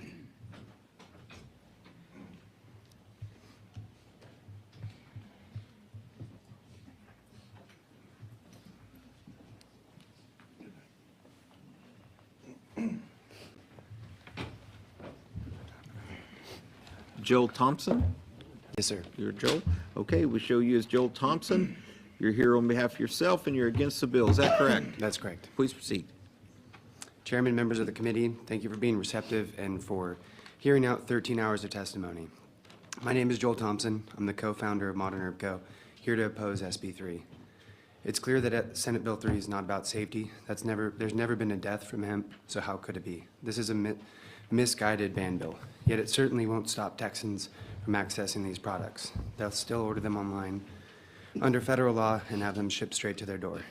This will only eliminate Texas businesses and jobs while making these products less safe and less regulated. One of the most persistent concerns we've heard today about hemp and psychosis. So let's talk about what the science actually says. I provided a list of studies that were handed out to you, and after 20 years of study, There is still today no credible evidence that THC causes psychosis in otherwise healthy individuals. That is not anecdotal speculation. That is published conclusion of dozens of peer-reviewed studies, including a landmark paper led by Dr. Murray published in Neuropharmacology, in which he said, the evidence does not support the view that THC causes psychoactive disorders in otherwise healthy individuals. Rather, cannabis use may exacerbate psychosis in individuals who are vulnerable due to genetic or environmental factors. So in other words, THC, synthetic or not, doesn't create psychosis. It may activate mental illness in people who are already predisposed, be it genetic or environmental. The causation versus correlation is a critical distinction and one that's not coincidentally applied to alcohol and pharmaceuticals. Using these rare mental health or substance abuse cases to justify a statewide ban is not public health policy, it's fear-based overreach. The responsible path forward is not prohibition, but education and long-desired age gate regulation.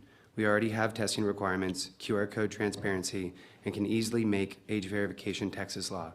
Let's build on that and not tear it down. Thank you for your testimony. Members or questions, Mr. Thompson? Seeing none. Stephen D'Amato? Nope. Okay, we're going to show Stephen D'Amato was here registered for self against the bill, not testifying. Draven Sheen? We have you as Draven Sheen. You are registered on behalf of Compliance Professionals, LLC, and self, and you're against the bill. Is that correct? Yes, sir. Please proceed. Good evening. My name is Draven Sheen. I'm an owner at Compliance Professionals here in Austin, Texas, and I strongly oppose SB 3. I look at this bill and I only see the same outcome: the annihilation of a thriving industry, the unemployment of tens of thousands of jobs, hundreds of millions in lost tax revenue for the state, and the enablement of an unsafe, unregulated market. Today, I and over 1,000 other Texans have traveled to the Capitol today to have our voices heard and set the record straight from those who would and have called us evil. We are business owners, we are employees, we are parents, we are community members, we are veterans, we are upstanding citizens, we are proud and resilient Texans. SB 3 is not constructive nor a solution. This bill would do irreparable harm to our state, to hundreds of thousands of Texans, and to thousands of legitimate businesses. I and every other business owner in this industry will stand to protect our businesses, our employees, their families and their livelihoods, our customers, consumers, and especially the veterans who rely on us and our product. They fought for our freedoms, and we are here now to fight for their right and their freedom to use hemp THC. I tell you now with every ounce of fervent respect in my body, we as an industry are united. We will not go quietly into the night. We will not go out without a fight. We will carry on.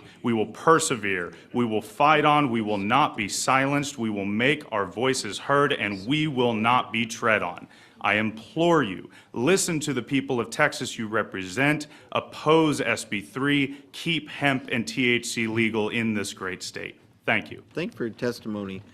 Is there any questions? Seeing none. Brian Dombrowski? Yes, sir. All right. Brian Dombrowski, we show you as you're here on behalf of yourself and you're against the bill. Is that correct? Correct. Please proceed. I am Brian Dombrowski. I was actually an altar boy with the Dare Bear in the 70s, so I empathize with all the parents that have spoken today. But I was more moved by the actual kids who showed up and who need SB 3 killed. That is amazing to me because it took me until I was 30 to realize that I was wrong, and I have been in this industry for over 20 years now. I have worked in over a dozen states and have helped over 200 businesses open their doors. But today I come here before you as a veteran and as a former teacup patient. A former patient because teacup has failed me. Thank God for him. Now, not to pressure, but Texas is the bellwether state, and the rest of the nation is watching. Please understand that SB 3 kills the industry, and teacup cannot be fixed. Not this year and not next year with the weak bills that we have in play. So you all have a chance to show the other states how to do this right, because no other state has. And if you regulate this correctly, the rest of the states will follow. Please don't tighten the noose and kick the chair out from underneath my brothers and sisters. Put SB 3 to the bottom of the pile and pull the one that works for the people of your state. And for God's sake, show California and Florida how it's done. Thank you.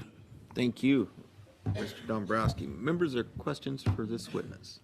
Seeing none, thank you all for being here. All right. Chair calls Ross Carroll, Corrigan Moore, Ashley Dellinger, Veronica Worms.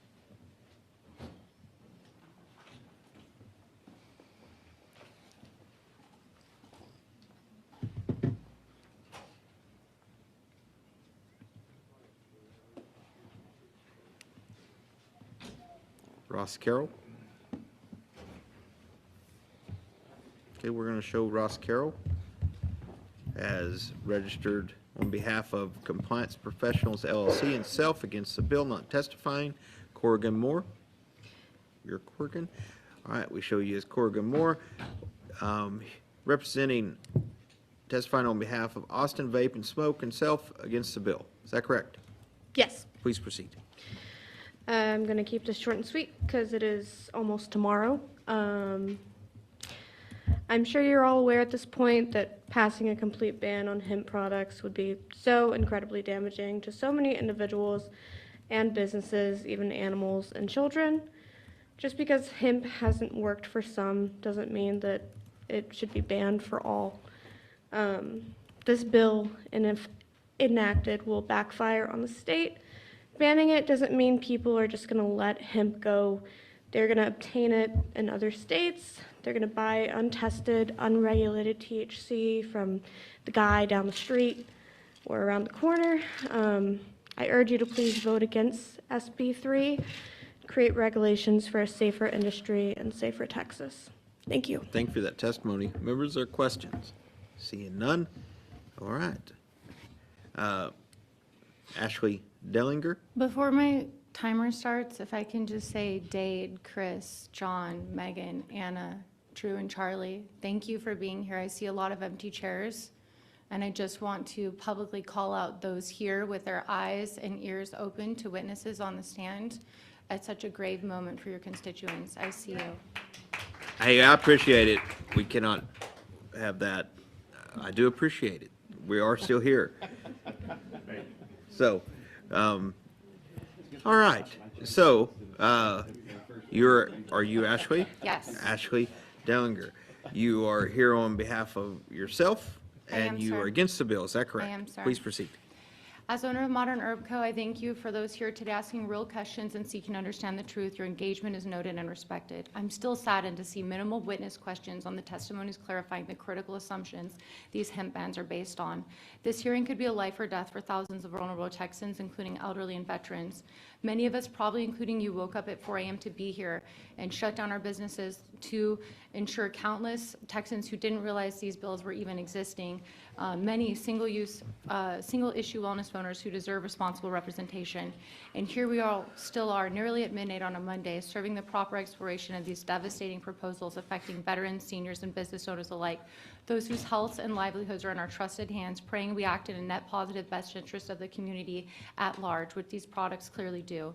Let's be clear at what's at stake, including 50,000 jobs during and vital wellness products stripped away from those, and yet, worse yet, criminalized. Veterans who testified today, already underserved, would lose products they rely on to survive post-service life. And both of these things as our country moves towards economic uncertainty. Bipartisan polls overwhelmingly show support for hemp products and cannabis, and the prolific nature of these products on every corner further speaks to constituents' demand. It cannot be unserved. I'd also like to speak on the insane timing. The alignment of hemp's bankruptcy with a quiet push for alcohol tourism behind the scenes is suspicious at best, especially when alcohol and firearms remain top causes of preventable deaths in Texas. Intense testimonies blaming synthetics for psychosis and ruined lives, attempting to justify bans, serving far too much good, appalls me as a mother and someone who's worked with thousands of consumers over 10 years and can say confidently, I've never seen anything close to these claims.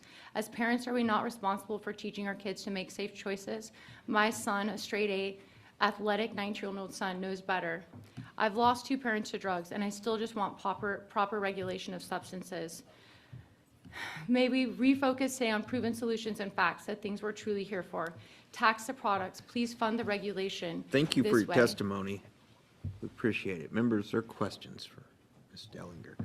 Seeing none, thank you for being here. Thank you. Veronica Warms?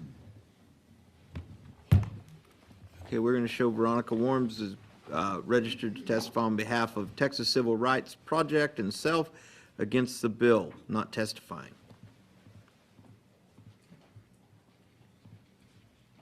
Okay. Chair calls Ashton Moore, David Sergey, Estela Castro, Oscar Guerrero.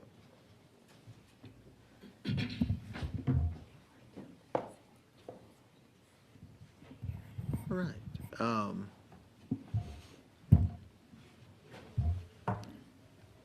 Ashton Moore? Yes, sir. You're Ashton, okay. Ashton Moore, we show you as your hero on behalf of yourself. You're against the bill. Is that correct? Yes, sir. Please proceed. Good evening, committee members. Your endurance through all of this really has been quite impressive, and I thank you again for this opportunity. I'm Ashton Moore. I've been in the holistic health and wellness industry since 2017, and I am an advocate for the recovery community based out of Austin and Houston, Texas. Tonight, I urge you to reject SB 3, a dangerous bill that would eliminate self-alternatives while protecting the real public health threat, the alcohol and pharmaceutical industries. This isn't just about Texas. SB 3 would set a national precedent, the alcohol lobby's blueprint to crush competition in all 50 states. Meanwhile, alcohol already kills 1 in 5 working-age Texans annually and costs our state nearly $27 billion in damages every year. From my perspective, SB 3 isn't about safety. It's about forcing Texans into alcohol's monopoly. 47% of Gen Z now avoids drinking, mostly choosing hemp alternatives instead. SB 3 would be a step backwards while the people are looking to walk into a brighter and more health-conscious future. But there is a better way, as many others today have mentioned. Proper age verification methods, dosage limits per product, heightened standards around labeling and testing so that we can better ensure product integrity and safety. The country is watching to see how we lead. Embrace the spirit of Texas to stand for freedom and common sense. Reject SB 3, regulate responsibly, and protect Texas businesses. Thank you for each of your times and all of your due diligence and cooperation throughout this historic day. Thank you for your testimony. Members, or questions for Mr. Moore? Seeing none, thank you. Thank you. David Sergey? No?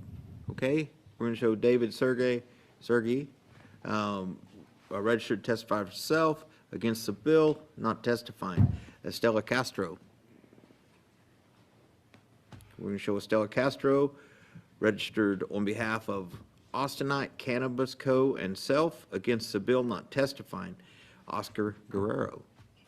We have, is that correct?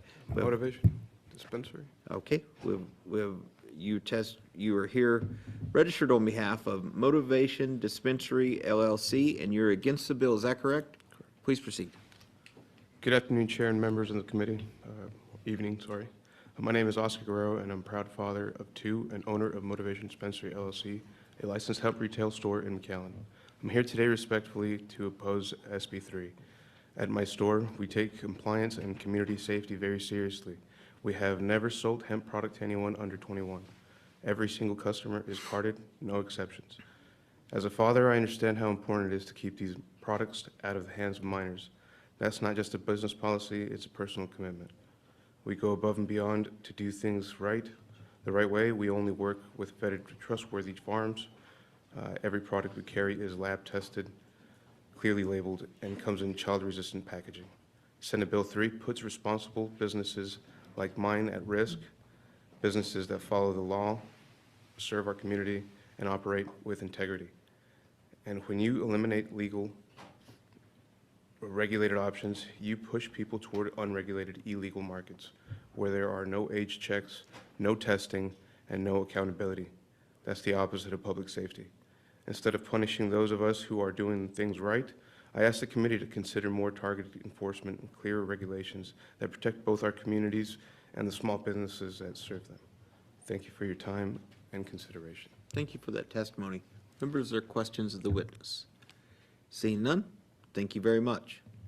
Thank you.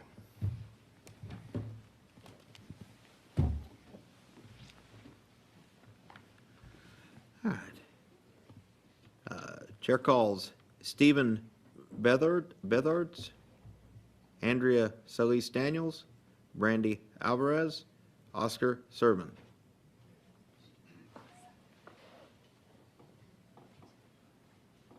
Okay, we're going to show Stephen Bethards as being here representing CC Pipes LLC and self against the bill not testifying. We're going to show Andrea Solis Daniels here registered on behalf of Texas Hemp Business Council and self against the bill not testifying. We're going to show Brandy Alvarez here registered on behalf of Austinite Cannabis Company and self against the bill not testifying. Oscar Servan will show registered on behalf of self against the bill not testifying.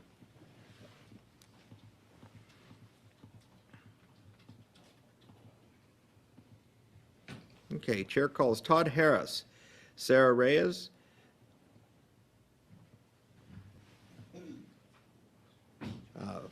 Sean, what's that? Savai. And we have Todd Harris twice. Yeah.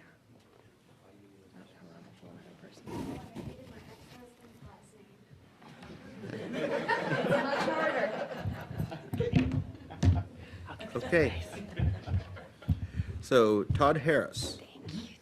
Are you Todd Yes, Harris? that is me. Okay, 1 second. We have you registered twice. I did that again. I'm so Okay. sorry. Do I have your permission to remove one of the registrations? Absolutely. Thank you. All right, we show Todd Harris. You're here registered on behalf of the Happy Cactus and self, and you're against the bill. Is that correct? Correct. Proceed. All right. Good morning. Thank you all so much for volunteering your time to be here and listen to us. It's an amazing thing, and we appreciate that. I do want to discuss a few points on why I am against SB3 and the true issues that I see with our current situation in Texas. I think we have at our shop a slightly interesting perspective for 3 reasons. We have been inspected by dishes 4 times in the last year and a half. The Lieutenant Governor, Dan Patrick, has visited our shop, as well as we are across from a high school. So if you have any questions about those, I'm happy to answer. Like I said, our shop has been inspected by dishes 4 times in the last 1.5 years, and we have passed with flying colors every time. I told the Lieutenant Governor this when he came into our shop, and he even said, "It sounds like you guys are doing it right." We carded Dan Patrick. We showed him we have our testing in shop or via QR codes on each product we sell. We showed him we do not have packaging tailored towards children, and showed him we don't have any products over 25 milligrams per serving. So we were able to squash all the issues he has with the hemp industry all in one visit, from just one of the amazing family-owned hemp businesses here in Texas. Dan Patrick told me that he supports shops like ours that are doing it right. Feels very different from his attitude about it in the media.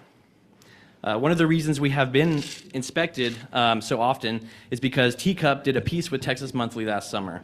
This article called out 8 shops in Texas, including ours, saying they tested our products and that we are selling illegal products.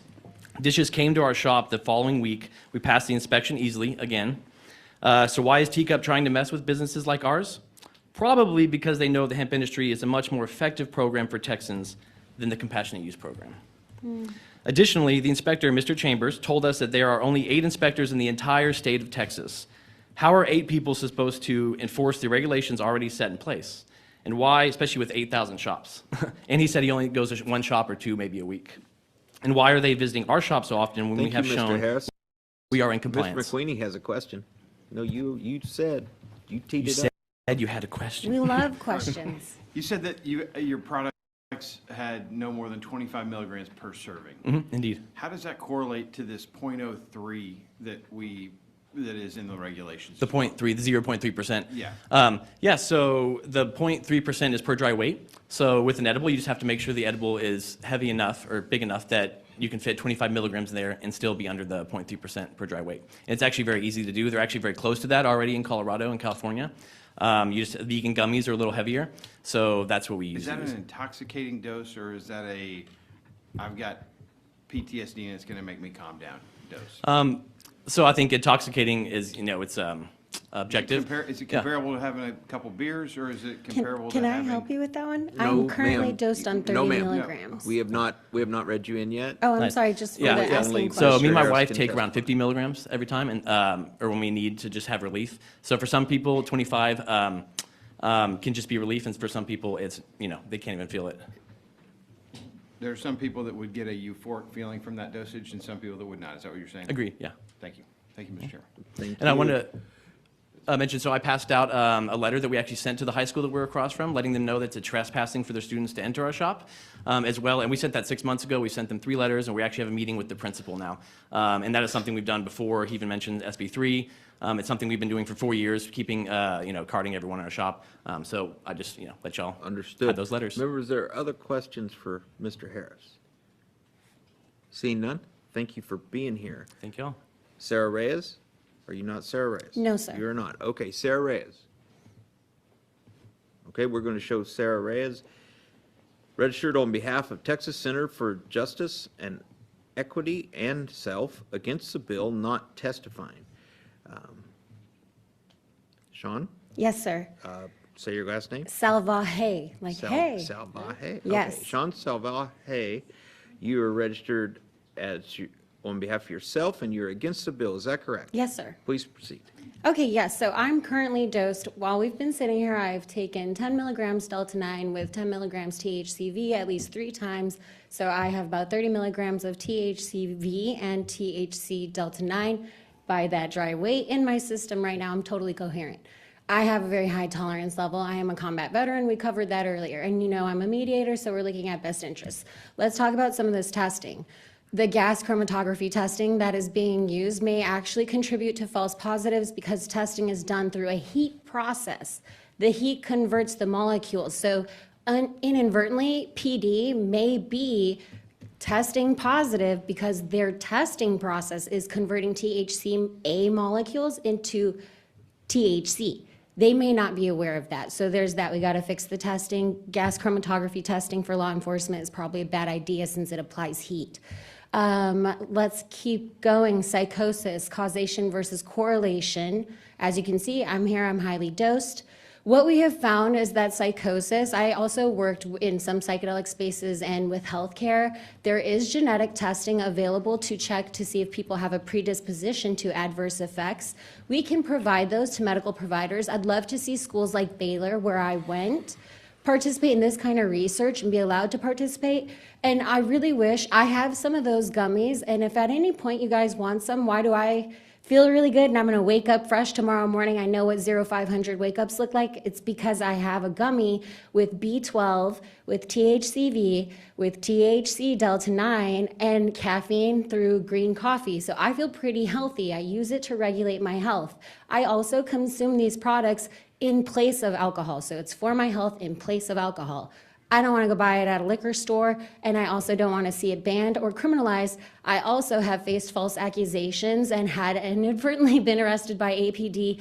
To clear my name, it cost me Thank $30 you for your grand, and I testimony. still have to apply Members, for there are questions expungement. for this witness?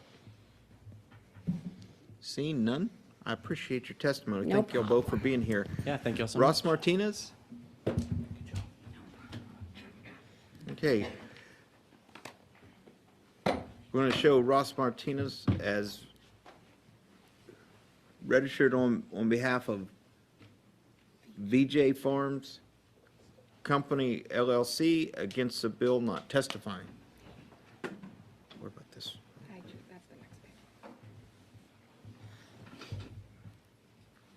How'd she tell me? I think it was McGaggy.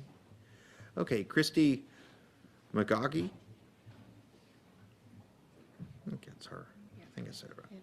Andrea Steele, Carol Baker, and Liz Grow.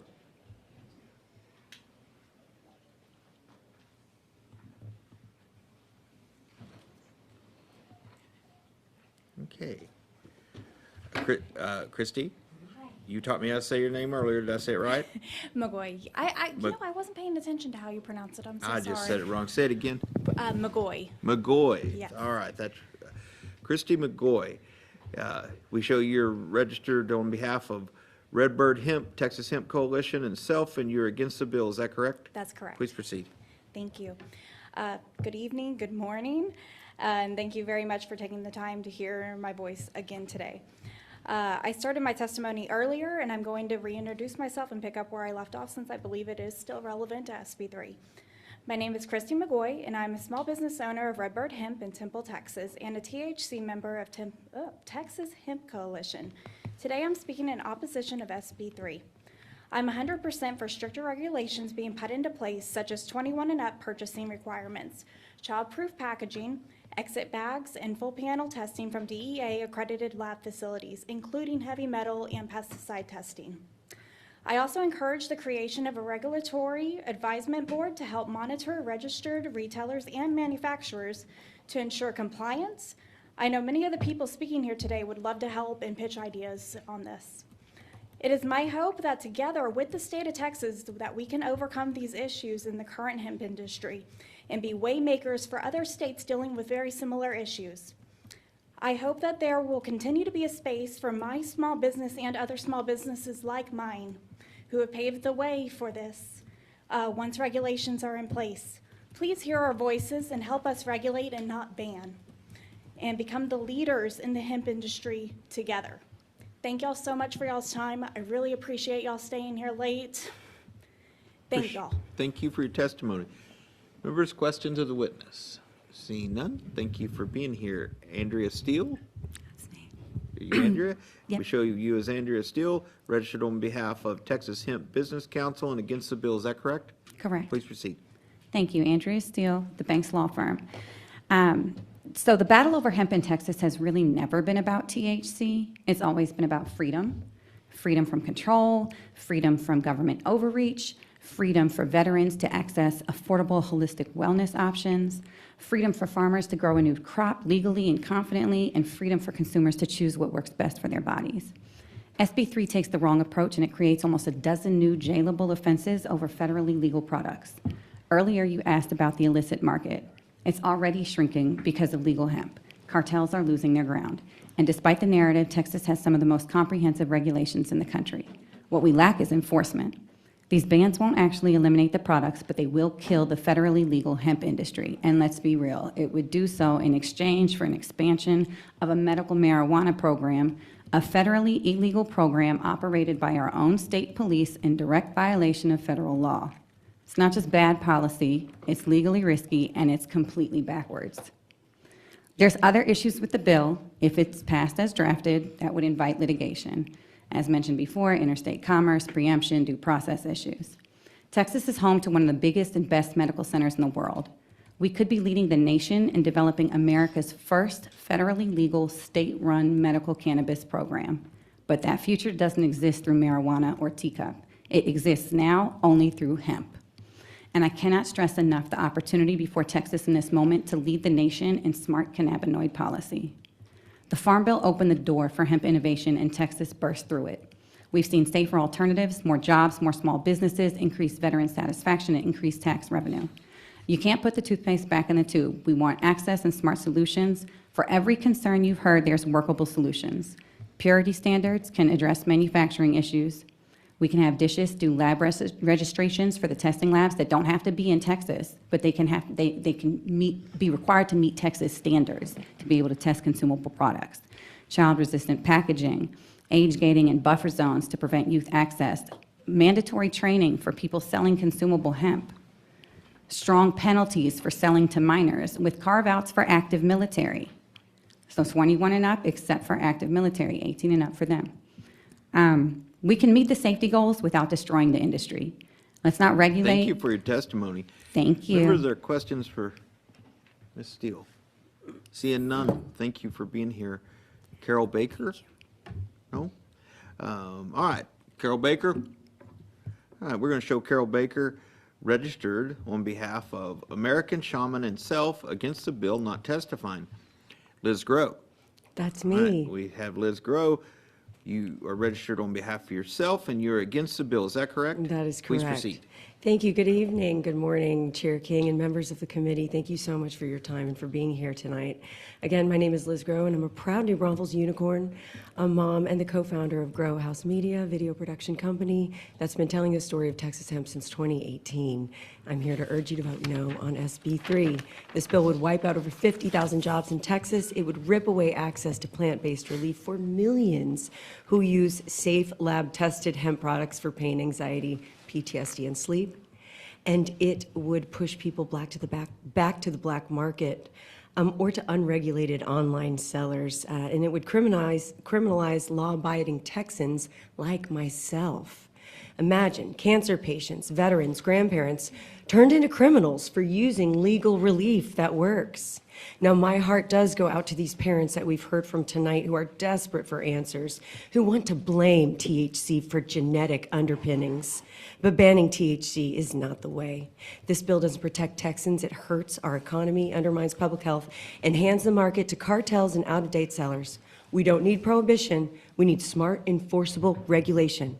Please, I beg you guys, do not fight Lieutenant Dan's demented and misguided war on THC or Senator Perry's shameful and obvious last grasp for power.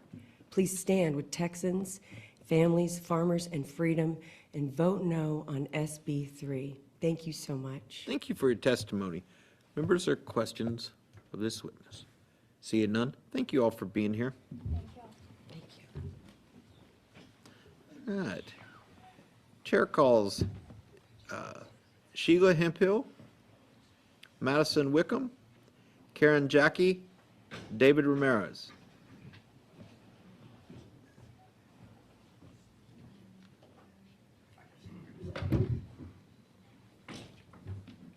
Okay. Sheila Hemphill. Here she comes.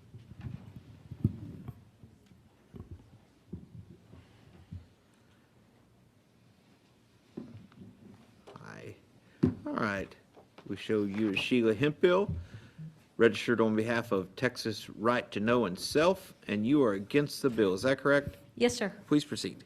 Thank you. I will direct you to the handout we did earlier. As I stated earlier, I've been at this since 2015 when we first started introducing hemp. We've approached this somewhat as a family legacy of being hemp hills. What better thing you can think of your family than to bring a plant that help restore our agriculture soils, to help bring medication, to help with this vast problem we have in mental illness.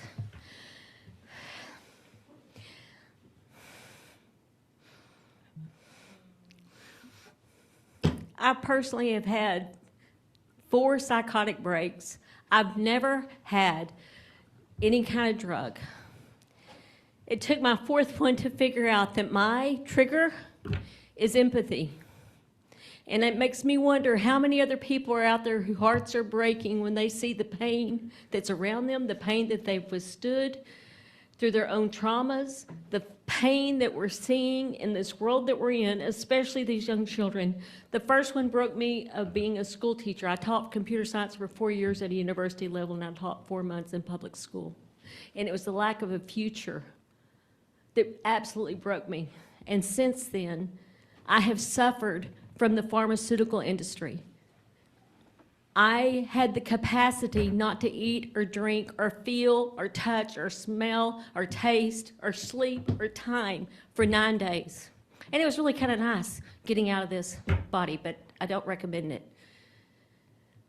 Consequently, I know that these brains have the capacity to lose all sense of senses. It also has had the capacity to hyper everything from sight, lights, sound, to where it's tormenting. These are symptoms that are happening predominantly in our society and most tragically in our children. This plant, with its capacity Thank you, Ms. Hemphill. Members, there are questions for Ms. Hemphill. And you are against Senate Bill 3. Understood. Okay. Thank you for your testimony. Madison Wickham. Yes, sir. You're Madison. Okay, Madison Wickham, we show you as here on behalf of Chill Country Cannabis and Self, and you are against the bill. Is that correct? That is Please correct. proceed. My name is Madison Wickham. I'm a native Texan, a father to 3 young Texans, and the owner of a Texas-based, mission-driven company called Chill Country Cannabis. We manufacture and sell organic, lab-tested cannabis edibles that are 100% compliant with the 2018 Federal Farm Bill. This bill would certainly disrupt my business, but that is not why I'm here. I've been building businesses in Texas for 15 years, and I know how to navigate around roadblocks. I'm here for the millions of Texans, and it's millions, not thousands, it's millions, of Texans who enjoy or rely on access to safe, natural hemp-derived products, most of whom have no idea that their rights and personal freedoms are being threatened. Unfortunately, very few people pay attention to the Texas legislative process. Cannabis is a literal gift from God. If you believe in God, He made it. He made the plant. If you don't believe in God, you should eat one of my gummies and contemplate that belief. Millions of Texans use hemp-derived cannabinoids as an alternative to things like alcohol and synthetic prescription drugs, 2 things that actually do pose a serious threat to public health and safety. We do need more safety regulations, but banning all hemp products aside from highly processed CBD and CBG isolates will not protect the public or reduce demand. It will only hand the multi-billion-dollar demand over to the real bad guys who operate in the black market. And that will certainly create a public health crisis. Nobody is going to stop using cannabis regardless of the legislation that you put in place. Do you want Texans to buy their cannabis products from legitimate, regulation-following Texas Mr. operators Wickham. like myself? Remember, there are questions for this witness. Seeing none? Thank you both for being here. Karen Jackie? We have Karen Jackie? Okay. We're going to show Karen Jackie as being here on behalf of herself. Against the bill, not testifying. David Ramirez? We show David Ramirez, registered on behalf of CW, against the bill, not testifying.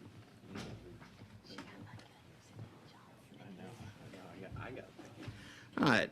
Chair calls Reginald Dees, Patrick Adams, Reese Newland, Adam Gregg.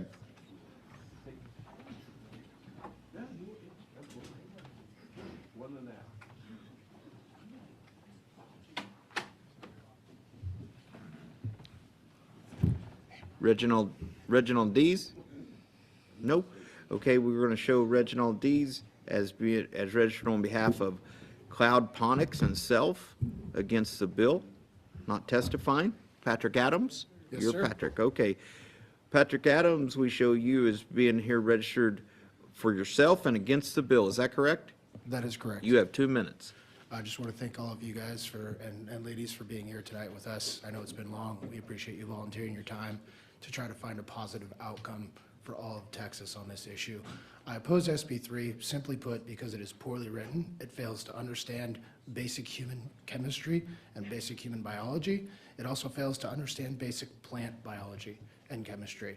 If passed, this will be harmful to all of the state of Texas, children, parents, business owners, veterans alike. I urge you to vote against this and to find a more common sense legislation.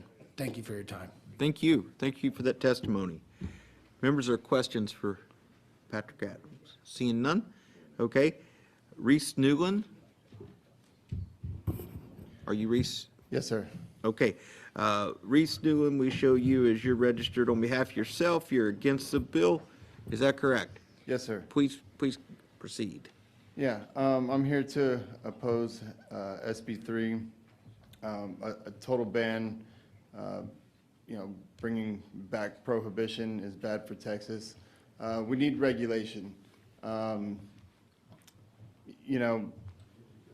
There's like I said before, the majority of us are doing this the right way. We're self-regulating ourselves.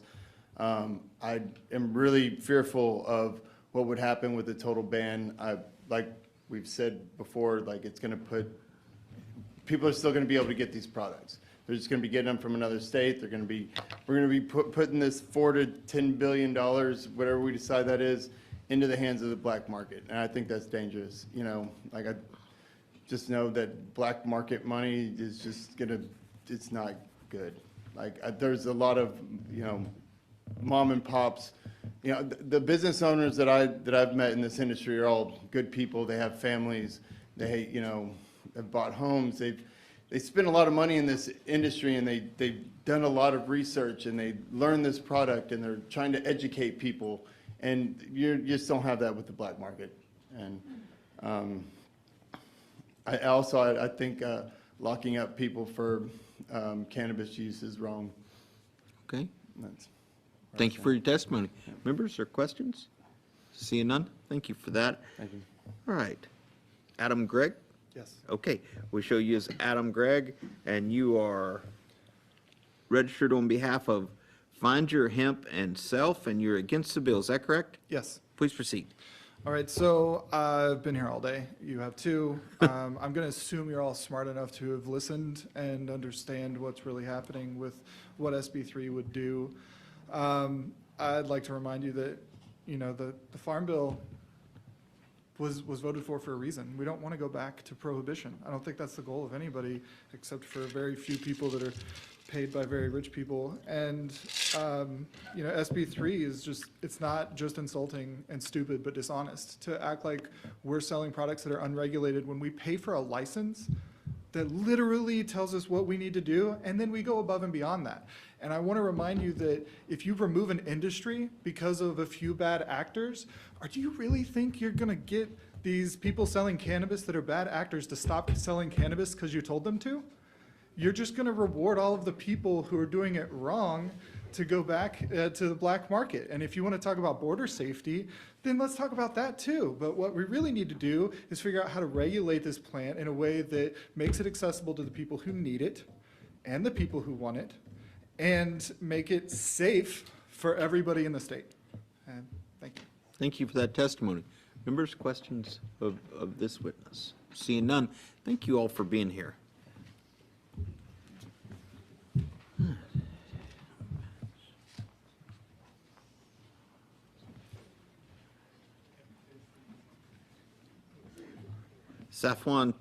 Chair calls Safwan Shaheen, Maisie Fields, Sergio Vargas, Pamela Carlisle.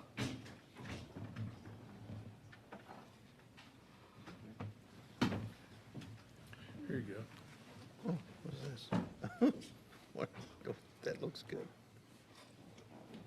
They're 10 milligram gummies. I'll get them in my house tomorrow. All right. Top gummies right here. All right, Safwan Shaheen? You're Safwan Shaheen? Okay, Safwan Shaheen, we show that you are registered on behalf of Ostar Wholesale and Self, and you're against the bill. Is that correct? Correct. Please proceed. Sure. My name is Safwan Shaheen, owner of All Star Wholesale here based in Austin, Texas. Guys, Could you pull that microphone a little closer? Sure. The hemp products we are dealing here in Texas, real pot smoker, they refuse to smoke because it's not filling what they need. People that comes from California with the real stuff, they refuse to deal with our products. So our products we deal is all like the weakest in the industry, and it's safe when it's regulated. So like small percentage of negative incidents happen because of bad products, but when we look at the huge percentage of the benefit people getting from the products we are dealing with, it's really balanced. Like, okay, more regulation, but we need to find those bad actors and put them in jail. Definitely is devastating for what families they're going through, but we don't have to pay all of us for bad actors. That's my testimony. Thank you very much for that testimony. Members, there are questions? Mr. Shaheen, seeing none, thank you for being here. Maisie Fields. All right, we're going to show Maisie Fields, registered on behalf of Inner I and Self against the bill, not testifying. Sergio Vargas. Sergio, so we have Sergio Vargas, registered to testify on behalf of Self against the bill. Is that correct? Correct. Proceed. Good evening. Today I'm in opposition for Bill SB3 because shutting down the legal hemp market will force these products back into the black market. History has shown us that prohibition never eliminates demand. It's only going to drive consumers back to unregulated and unsafe sources, undermining the public safety and fueling an underground economy without the proper oversight. The hemp products should only be available to those that are 21 and older, and there's already established packaging out there for hemp products and that will be child resistant. These products ensure that they're kept out of minors' hands, and this would be a common sense approach as it would provide Texans with a safe, controlled access to hemp while protecting our children and reinforcing public health standards. We must also confront the misinformation assumptions driving this push for a total ban. Hemp is a natural plant with centuries of beneficial use. It is not a man-made toxic substance. Texans want a legal, regulated market where products are safe and transparent rather than one that's dictated by unfounded fears and blanket prohibitions. I urge you all to stand with reason, protect our economy, and keep Texas moving forward with smart, common sense regulation rather than regressive prohibition. Thank you for your time. Thank you. Appreciate your testimony. Members, questions for Mr. Vargas? Seeing none, thank you again for your testimony. Pamela Carlisle. All right, we're going to show Pamela Carlisle as registered on behalf of Self against the bill, not testifying. Okay. Chair calls Taylor Kirk, Joseph Littell, Jennifer Daigle Gregg, Derek Atwood. 2 hours left unless you can start skipping. So. I think we'll get to hope so. Okay. Okay. Taylor Kirk, you're Taylor? Okay, we'll show you as Taylor Kirk. 4K, registered on behalf of 4K Farm LLC and Self, and you're against the bill. Is that correct? That's correct. Please proceed. Thank you all. I'm an agronomist and a cannabis expert who's cultivated the first legal cannabis in Texas under the medical cannabis program, TCUP, and now operate my own farm under the hemp program. From a plant science perspective, there are no hemp genetics available for farmers to grow that only produce CBD and CBG. There is no way for a farmer to grow and extract and produce a compliant hemp product should SB3 pass. The concern should be about synthetic cannabinoids rather than the naturally derived compounds from the hemp plant. It's the synthetics that are a safety concern and working against farmers who have built vertically integrated facilities to manufacture consumer products. SB3 threatens the livelihoods of millions of Texans and hands CBD and CBG products over to Big Pharma and 6 large cannabis companies that will be licensed under TCUP after this session. The proposed license fees and new rules would bankrupt small businesses and force consumers to the illicit market, making the public less safe. Existing Texas hemp laws are comprehensive and align with federal law. What we need is regulatory enforcement. The Department of State Health Services should be empowered to enforce the rules effectively, ensuring a safer marketplace. Thank you all. Thank you for your testimony. Members, are questions for Mr. Kirk? Seeing none, I appreciate you being here. Joseph Littell, is that you? Is that? Yes, sir. Littell? Yes, sir. Okay. Joseph Littell, we show you as registered on behalf of Gilded Extracts and Self, and you are against the bill. Is that correct? Yes, sir. Please proceed. Thank you. Mr. Chairman, honorable members of the House, My name is Joe Littell. I'm a 30% disabled Marine veteran representing Gilded Extracts, a fully licensed, tax-paying Texas hemp company built on compliance, transparency, and an unrelenting commitment to provide the products that our customers so desperately need. Compliant companies third-party test every product. We protect minors by eliminating access, and we follow the law. And today I'm asking you, please do not pass SB 3. This bill doesn't stop bad actors. It shuts down the responsible ones. It doesn't regulate the industry, it outsources it. Because if SB 3 passes, Texans won't stop using cannabinoids. They'll just be forced to get them from out-of-state companies, unregulated websites, or black market suppliers that don't test, don't pay taxes, and don't care about Texans. Meanwhile, companies like mine who do everything by the book will be wiped out. And let's be clear, this isn't just about CBD, CBG, or THC. It's about CBDA, CBGA, CBCA, THCA, CRD, federally legal compounds that are being studied for sleep, stress, and inflammation and neuroprotective benefits, which are shown on PubMed. I've personally seen firsthand how these products improve lives, especially when used together, not in isolation. They offer wellness without dependency, and if this bill passes, thousands of Texans will lose access to what's working for them. This bill would punish progress instead of perfecting it.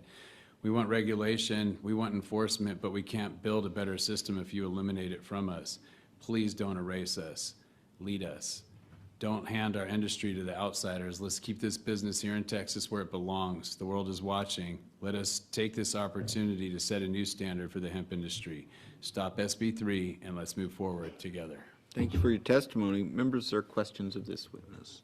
Seeing none, appreciate you being here. Jennifer Daigle-Gregg, is that correct? Yes, sir. We have you listed as Jennifer Daigle-Gregg. You are registered on behalf of Find Your Hemp and Self, and you're against the bill. Is that correct? Yes, sir. Please proceed. Good evening. I thank you for being here so late. My name is Jennifer Daigle-Gregg, and I am a cannabis business owner, mother of 4, wife, and an autistic adult. I'm in opposition of this bill due to the devastating impact it would have on my daily life and the life of many, many others. It would impact me so much that I would not even be able to be here today speaking without these products. Like me, many autistic individuals, including children like my own children, use full spectrum cannabis daily to help them to live a better daily life. My autism diagnosis comes with lots of friends. I also have a diagnosis of ADHD, severe anxiety, and depression, all which are greatly helped by the use of full spectrum cannabis. Using a safe, natural product that is lab tested and from a reliable retailer is a comfort for not only myself as a consumer and parent and business owner, but also as a member of the autism community. The passing of SB 3 would greatly reduce that comfort and quality of life for thousands of Texans. I would like to note that most autistic individuals similar to myself are not eligible for the Teacup program, which, to be honest, is incredibly difficult to gain access to and also afford, not to mention that many of the medical grade products are simply not potent enough to provide the relief needed for many users. If you know about autism, then you know that we love rules. So I implore you and beg you to please provide more regulations and more enforcement of those regulations. Employ and train dishes, educate them, fund them, so that they're able to do inspections and audits to get rid of these bad actors who are hurting our industry. Please do not ban this. The cartel and the black market will take over, and that is going to make more people sick, more people injured. We're begging you guys. This is a big deal for thousands and thousands and thousands of Texans. Thank you for your testimony. Members, questions of the witness? Seeing none, thank you for being here. Derek Atwood. All right, we're going to show Derek Atwood registered for self, against the bill, not testifying.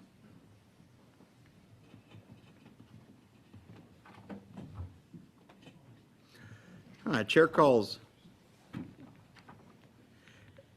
Aaron Owens, Kenneth Berner, Kyle Wise, Stephanie Focus.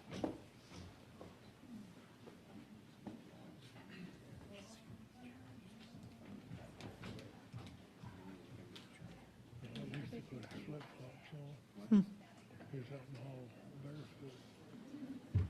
Looks like he only got one of them. Oh, that's good. All right. Aaron Owens? Kyle Wise. Okay. We'll get to you in just a second. Yes, sir. Aaron Owens. We're going to show Aaron Owens, registered on behalf of Tejas Hemp LLC and Tejas Tonics LLC and self, against the bill not testifying. Kenneth Berner. We're going to show Kenneth Berner, registered on behalf of self, against the bill not testifying. Kyle Wise. Yes, sir. We show you as Kyle Wise, registered on behalf of self, and you are against Senate Bill 3. Is that correct? I would like to make an amendment. I would like to represent Gilded Extracts as well. Could you? 1 second, Mr. Wise.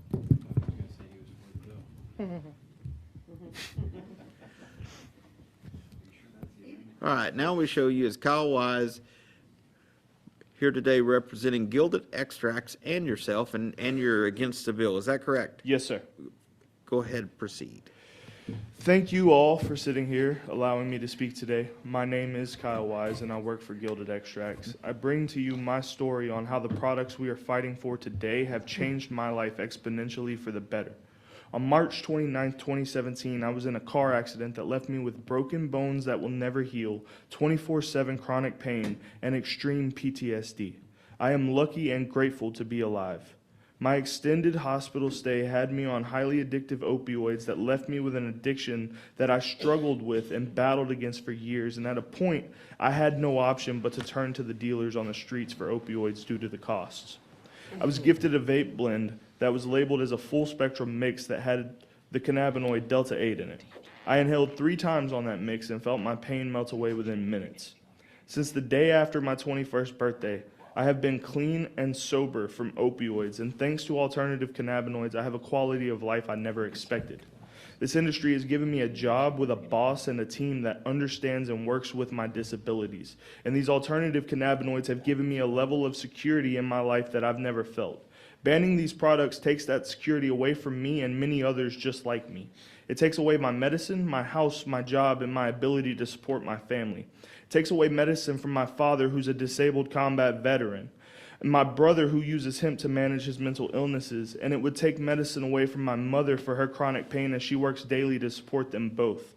I'm here today to humbly ask you, ladies and gentlemen of the House, not to pass this bill. Doing so would result in many people losing their jobs and homes, most importantly, and it would push people right back into the black market, lacking regulations and laws that we good actors in the industry follow. Once again, thank you for the opportunity to get up here and speak. Without these products that we are fighting for, I wouldn't be able to stand or sit before you and share my story. Thank you, Mr. Wise. Thank you. Members, are there questions for this witness? Seeing none, thank you for being here. Stephanie Focus? All right, we're going to show Stephanie Focus is registered on behalf of self against the bill not testifying.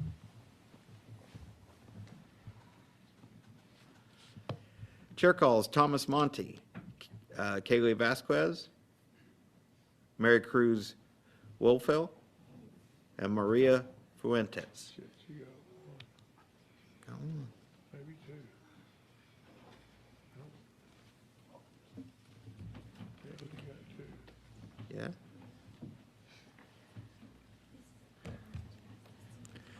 Thomas Monty. All right, we're going to show Thomas Monty as registered for self against the bill not testifying. Kaylee Vasquez? No? We're going to show Kaylee Vasquez registered on behalf of Coastal Buds Dispensary against the bill not testifying. We're going to show, and then we have Mary Cruz Wolfell. Yes, sir.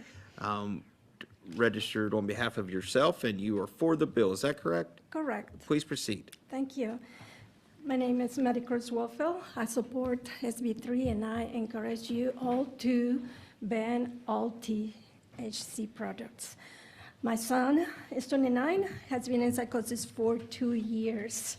He started vaping these addictive products when he was 25.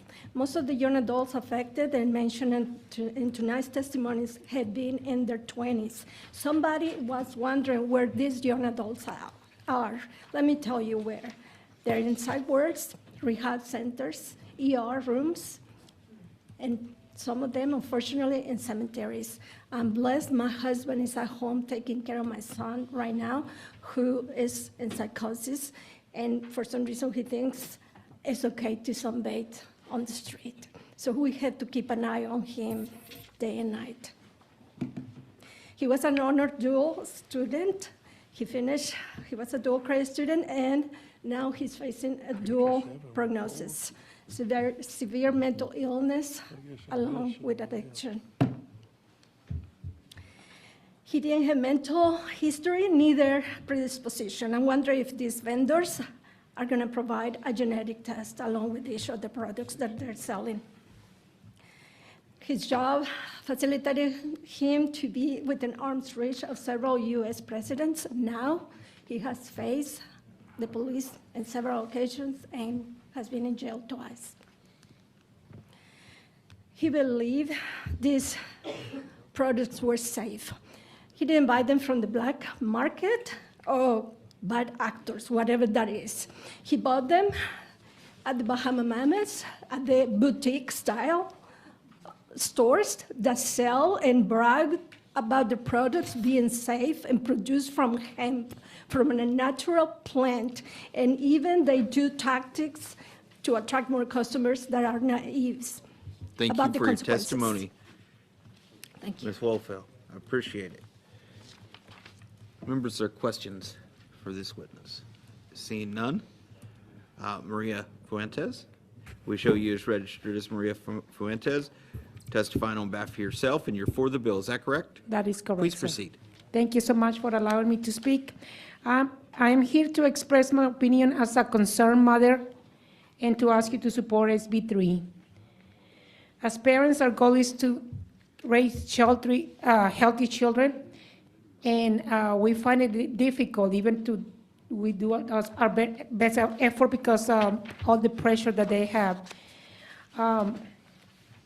I am very concerned about the availability of all the products that they can go to the corner and buy it. And yes, my daughter bought some gummies that they didn't make a cigar, but it's some other things, and then induce it to buy different products and vaping. And I am kind of offended when people think that they assume that it's generic disposition, which it may be in some cases. But my daughter, the one that went through psychosis, she was healthy all her life, and she was in track in high school and through college. And because of all the THC, when she stopped, she lost her mind, and she didn't know how to drive. She had to learn a lot of the things. She lost, social skills. And I agree with a lot of things that people said, and I know that this can be good, but if they think that it can be bad for people with the generic disposition, how come they treated millions of people and they can probably have side effects where they don't have a medical license?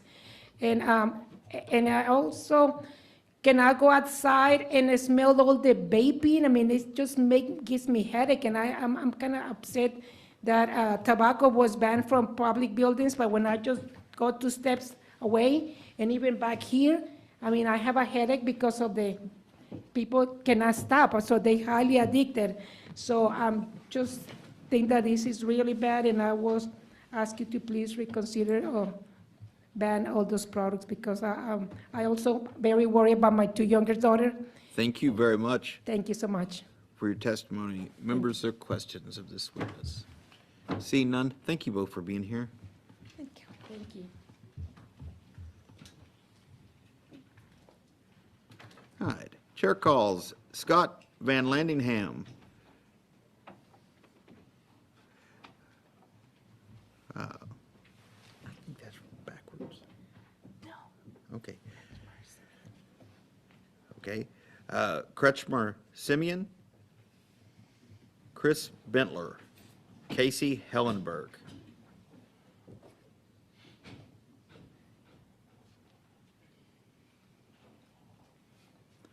Okay.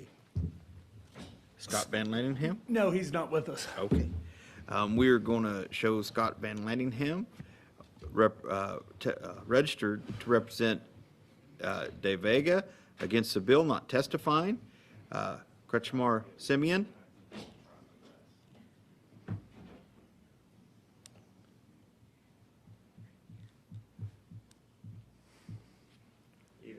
Hi. That's not, okay. We're going to show Kretschmar Simeon registered on behalf of self and against the bill, not testifying. Chris Bentler?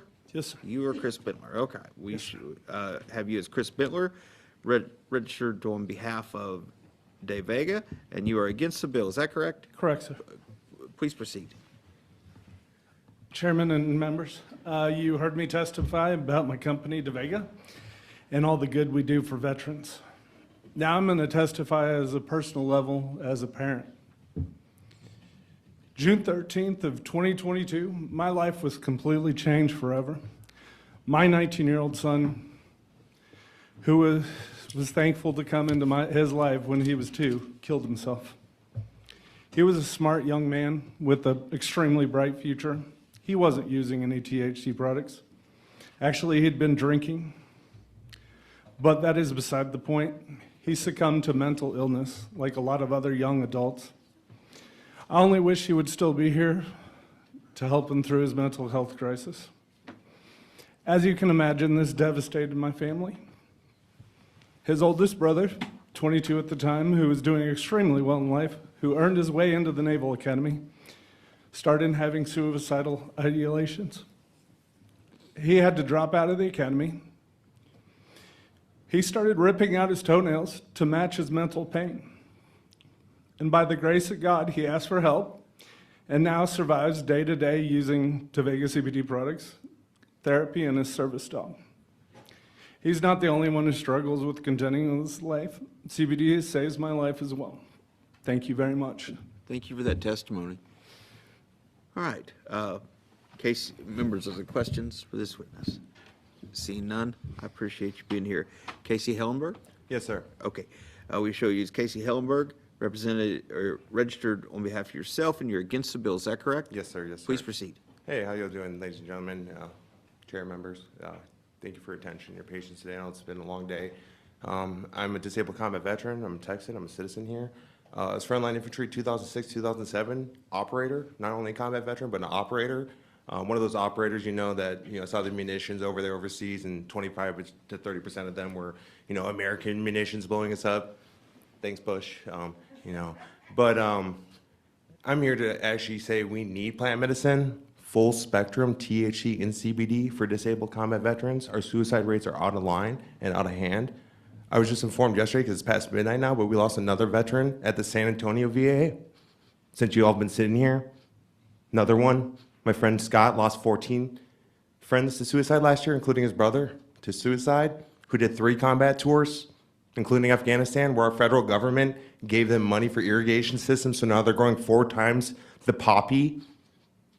Now we have an opioid crisis here, but we just funded all the opioid in Afghanistan after a 16-year disparaged war where there was no weapons of mass destruction. You have failed us. You have failed all the combat veterans. Our Constitution and our first American flag were made out of hemp. Our forefathers are rolling over in their graves looking at all of you. This bureaucracy is thick and ridiculous. We want to listen to you. We want to hear you, but you need to take it down a notch. I can speak however I want, Chairman, with all due respect. That's my first right, sir. Sir, we will have decorum in this hearing.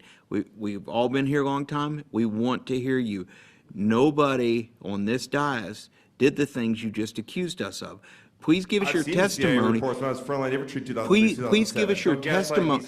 Please give us your testimony on why you're against. My experience. Okay, but tell us why you are against Senate Bill 3. That's why we're because here. You're criminalizing private plant medicine when I know more about USIA, CIA, and FBI and a lot of federal entities that have been moving this plan together, intelligence, and the fact that combat veterans don't have safe access to a plan, I don't think is equitable or equal in rights. Thank you so much for your testimony. You have Elon Musk Members, joints are there questions for this witness? Seeing none, thank you for your time. Thank you for being here. Thank you for your time. God bless you. God bless America.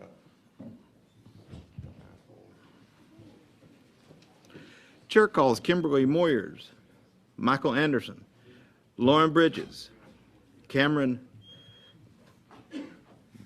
Virgilio? Gee. Okay. Kimberly Moyers? Yes, sir. Okay. All right, we show you as Kimberly Moyers. You're here on behalf of yourself, and you are against the bill. Is that correct? Yes, sir. Please proceed. My name is Kimberly Tyka Moyers. I'm a United States Navy veteran, 100% service-connected disabled. I just have an article here. This was in 2017 after an investigation between 2014 and 2016, how the VA fueled the nation opioid crisis and is killing thousands of veterans. Where was the hearing for that here in the state of Texas? I know y'all worship veterans, but you do absolutely nothing for us. Last week, Secretary of Veteran Affairs had an open interview with Sean Ryan, exposing or exploring the possibility under Trump's right to try. With the statistics like we have shown for years that have hardly been changed with the 22 a day, that might actually give sanction to the right to try, because in fact, it's deadly for us veterans. On June 6, 2024, House passed a bill that focused on marijuana and psychedelics and is a nonpartisan effort pushed by Texas veteran and Congressman Morgan Luttrell. This is off of his webpage, by the way. Also last week, the Department of Veteran Affairs began looking into contractors. Ms. Moyers, would you please talk about Senate Bill 3? I am talking about Senate No, Bill 3. no, ma'am, you're not. I am. I'll lead up to it. Please get there. We have I to talk. am. We have to stay on I the have bill. 2 minutes to get there. I have 2 to- minutes to get there. Our rules require the witness to speak on the subject I at hand. am speaking on the subject bill. Just let me get there because I have to build up here. Okay? Ma'am. So, and I really would like my time back at this point. You are not going to get it. You need to stay on the bill. I am taking on the bill because there's legislation that passed Friday. That is federal legislation. No, it's not, because it actually passes up. It actually involves us veterans as Ma'am, Texas. thank you for your testimony. Members, do you have a question for Ms. Moyers? Well, I I'd like do to not. finish. I mean, y'all didn't even let me finish because I actually have it. Ms. Moyers, I told you the rules of the committee. You You didn't even give me a chance. You don't want to comply. It's Comply. fine. How would I not comply? I asked you to speak about Senate I Bill am 3. speaking and- about the bill. No, ma'am, you're not. You're How talking do about- you know? I just heard what you said. Ma'am, There Ma'am. is stuff within the Department of Veteran Ma'am, Affairs now that we is are not actually gonna- pushing stuff, and how is it Could I gonna get a conflict sergeant with in Texas here? law? we are not doing this. We've had a long day, we've had a good hearing, and we are not doing this. Michael Anderson.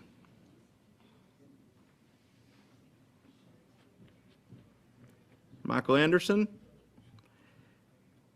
All right, we're going to show Michael Anderson representing WI Consulting and Self, and for the bill, not testifying. Lauren Bridges?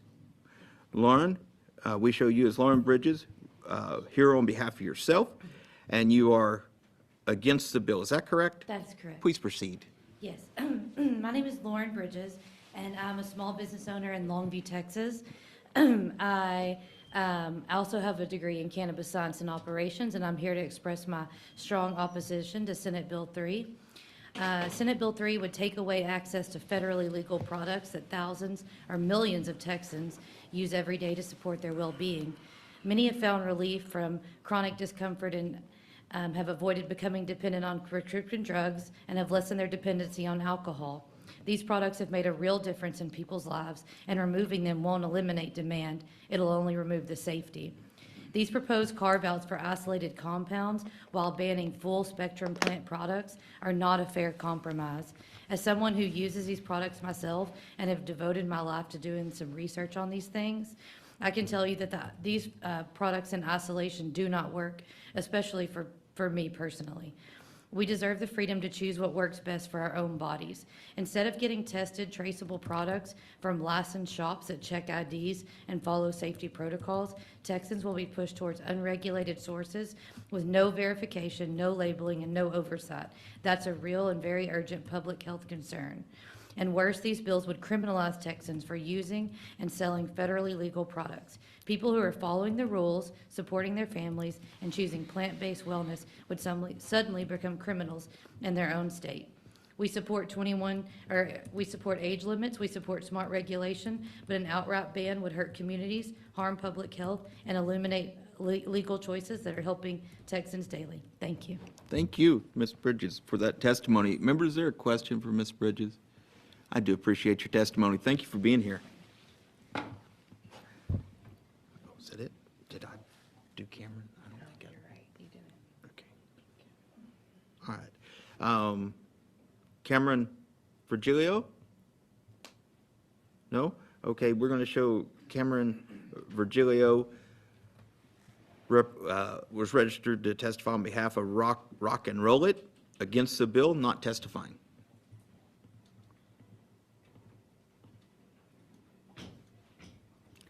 All right. Chair calls Austin Schuessler, Stone Slade, Janice Harrison, Derek Stuckey.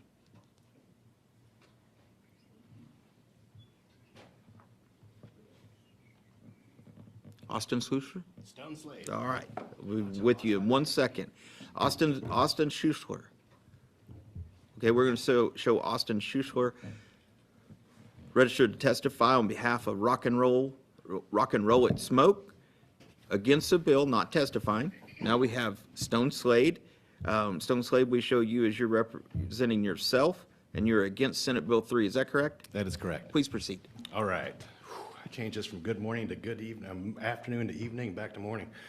Good morning, Chairman King, members of the committee. My name is Stone Slade. I am recognized by some as a television personality from a family reality TV show on A&E, where I'm known to fans across the country as a devoted father, and I'm also a cannabis consumer. In September, I underwent major back surgery and was prescribed OxyContin for pain management, but thanks to high-level THC oil, I was able to transition from off of opioids, a real problem in our country, within a few weeks without side effects, just a testament to the therapeutic potential of cannabis. I just want to point out that all the products I heard you guys speak about earlier today with the deceptive packaging, Trips Ahoy, Nerds Ropes, etc., those are all illicit products. I just want to make sure everybody knows that are being sold by the bad players in vape shops and gas stations, as well as the fact that just about every mother I heard speak about their sons suffering from psychosis, named synthetic THC and not natural regulated THC products. There's never been a reported death from a cannabis overdose. In contrast, there are literally thousands of products on store shelves that pose real overdose threats to children. Banning THC products, as proposed by SB 3, would dismantle the regulated market, resulting in the loss of approximately 50,000 Texas jobs, stripping the state of significant economic benefits. This market ensures age verification, quality control, and consumer safety. Eliminating it would push products into an unregulated black market where there's no ID checks, no quality standards, no oversight, making it easier for minors to access these substances. Instead of taking a leap into the past and reinstating failed prohibition, we should focus on refining a more sensible bill to address concerns while preserving the benefits of the regulated market. Ban synthetics, not natural plant medicine. Synthetic THC is a direct result of prohibition. Support the good actors by enforcement against gas station cannabis products. Let's not sacrifice safety and progress over a little reefer madness. Thank you, Mr. Slade. Members' questions? I love when my hair is done. I love when my Clear, concise. You know, I think you rehearsed. I was ready. Sounds good. 16 Thank you hours. thank you. Thank you. Yeah, thank you for being here. I appreciate it. Janice Harrison? All right, we're going to show Janice Harrison, registered on behalf of American Shaman and Self, against the bill, not testifying. Derek Stuckey. We're going to show Derek Stuckey, registered on behalf of Self, against the bill, not testifying.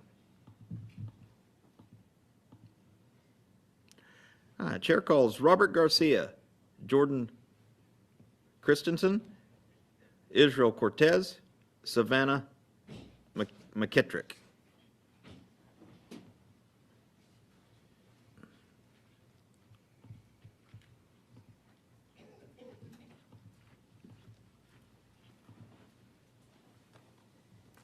Robert Garcia? No? Okay. Robert Garcia. All right. We're going to show Robert Garcia, registered on behalf of Self, against the bill, not testifying. Jordan Christensen? No? We'll show Jordan Christensen, registered on behalf of Rock, NKK, Roll It, and Self, against the bill, not testifying. Israel Cortez? Yes, sir. That would be you. All right, Israel Cortez, we show you as you are registered on behalf of FavaFaded.com? Forever Faded. Huh? Forever Faded. Forever Faded. All right, I got it. Forever Faded. Forever Faded. .com. I like it. And self against the bill. Yes, sir. Is that correct? Yes, sir. You have 2 minutes. Yes, sir. We have 4 smoke shops in Victoria, Texas. The proposed ban on THC directly contradicts the fundamentals laws of supply and demand. By artificially restricting the legal supply of product with relatively inelastic demand, the ban will eliminate its use. Instead, it will create a vacuum that the black market, including cartels and other criminal elements, will eagerly fill. These illicit actors will profit from the increased prices caused by the limited supply, and consumers will be forced into a dangerous, unregulated market. I talk with customers, veterans, nurses, school teachers on a daily basis. And the one thing I want to share with y'all is one of them told me the difference between street weed and your weed or hemp was I don't get paranoid. I don't get paranoid.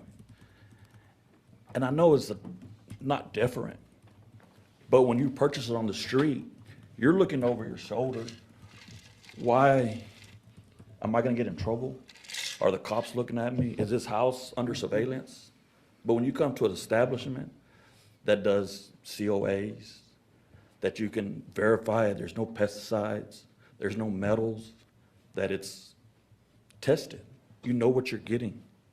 You can feel safe, feel secure, and know that whether it's for pain management, whether it's for anxiety, whether it's for just calmness or sleep, you've got a good product.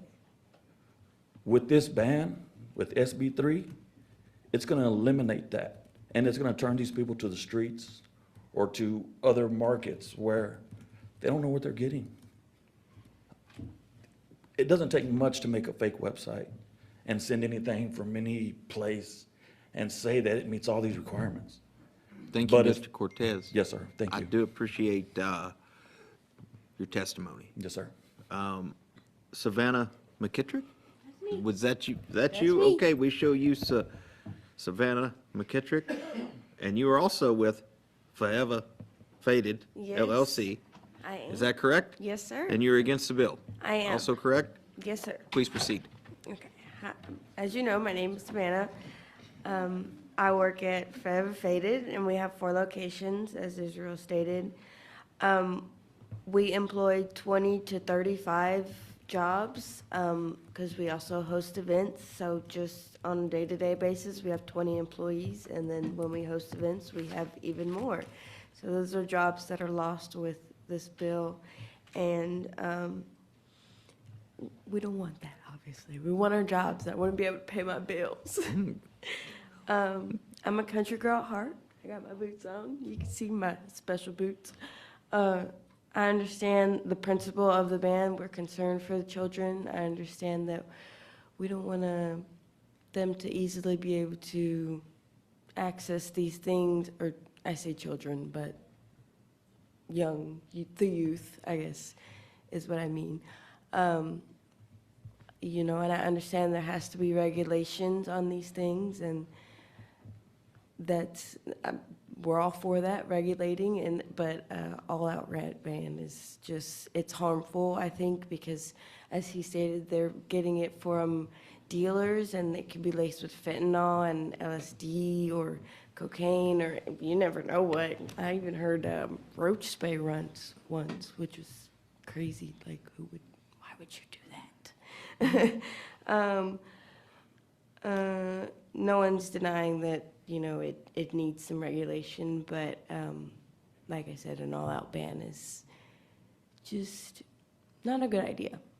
Okay. Yes, sir. Thank you for your testimony. Thank you. Members, questions of the witnesses? Seeing none, thank you all so much for being here. All right.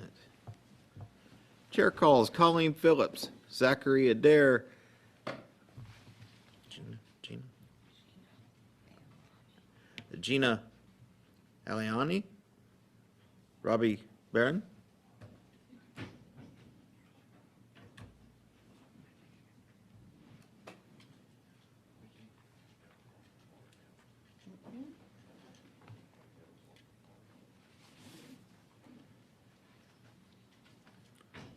Thank you. Colleen Phillips. Okay, we're going to show Colleen Phillips registered on behalf of self against the bill, not testifying. Zachary Adair. We're going to show Zachary Adair registered on behalf of the Hemp Man of Texas against the bill, not testifying. Gina, is that you? That's me, Would you say your last name for me? Aliani. Aliani. Gina I Aliani. got it right. And All I'm right. not sure which business I put down because Okay, well, I'm going to tell you, you're registered as Gina Aliani. You are registered on behalf of Grateful Greens LLC, Med Canna Ventures LLC, and Perfect. yourself. Thank you so much. Is that correct? That is perfect. Thank you And so you're much. against the bill? I'm sorry? And you're against the bill? I am. Please proceed. Thank you so much. So yes, my name is Gina Aliani. I'm a God-fearing, proud Texan, wife, mother, grandmother, and small business owner. I'm here because I believe this proposed hemp ban strikes at the very heart of what Texas was built on: liberty, independence, and the right to live free from government overreach. The Lone Star State was born out of a fight for self-governance and personal freedom. The people who formed this state didn't do it to be micromanaged by their government. They did it to be empowered by it. This ban would violate Article 1, Section 19 of the Texas Constitution, which guarantees that no Texan shall be deprived of life, liberty, property, or privileges without due course of law. It would also violate the 14th Amendment of the United States Constitution, which ensures equal protection and due process. Let me be clear. Hemp is federally legal. Article 6 of the United States Constitution, known as the Supremacy Clause, clearly states the Constitution, federal laws, and treaties are the supreme law of the land, binding on all states, and any state law that conflicts with them is invalid. Implementing a ban of this nature would immediately devastate small businesses, effectively criminalize lawful entrepreneurship, and strip Texans of access to federally legal natural alternatives for managing pain, stress, and sleep, products many have come to rely on for health and their quality of life. This represents a clear, direct, and measurable harm to both individuals and businesses, demonstrating a tangible injury resulting from an enactment of this proposed ban. Remember, Texas was built by people who resisted government intrusion, who believed that liberty is worth protecting even when it was inconvenient. This ban just doesn't go against our laws, it goes against our Texas legacy. The Supremacy Clause of the United States Constitution makes it clear. Federal law prevails. Banning a federally legal product is unconstitutional, unjust, and un-Texan. Thank you for that testimony. I'm sorry? I said thank you for your testimony. Oh, I you're not thought gonna let me finish? you actually 2 minutes goes fast. You made some excellent points. I so- appreciate it. and I, You know, and I I do thought they needed appreciate to be it. heard. And you know, what I really appreciate is you brought a little different take to Thank the you. testimony we've heard for Yeah, hours. yeah. And it was very thoughtful. I Thank you appreciate so it. much. I appreciate that so much. Members, any questions of this witness? See none. Thank you All for right. being Well, thank here. you very much. I appreciate y'all's time. Robbie Barron? Okay, we're going to show Robbie Barron, registered to represent or to testify on behalf of Sublime Smoke and Vape and self against the bill, not testifying. What just did he?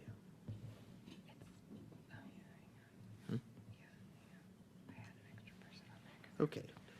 Chair calls Christopher McCown, Ali Sean Aslam, Alizaban Ali, Saif K. Okay, we're going to show Christopher McCown, registered on behalf of the Hemp Corner and self against the bill, not testifying. Ali Sean Aslam, registered on behalf of Bahama Mama against the bill, not testifying. Ali Zaban Ali, registered on behalf of Bahama Mama and self, against the bill, not testifying. Saif K. We're going to show registered as self, against the bill, not testifying. Chair calls Devin Mitchell, David Louderbaugh, Logan Ferguson, Lisa Hill. Okay, we're going to show Devin Mitchell. Oh, Lisa's here. Okay. We're going to show Devin Mitchell.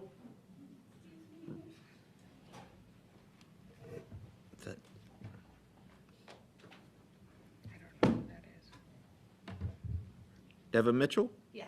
Okay. So we show you as Devin Mitchell, registered on behalf of Dama Botanicals and self, against the bill. Is that correct? Yes. Please proceed.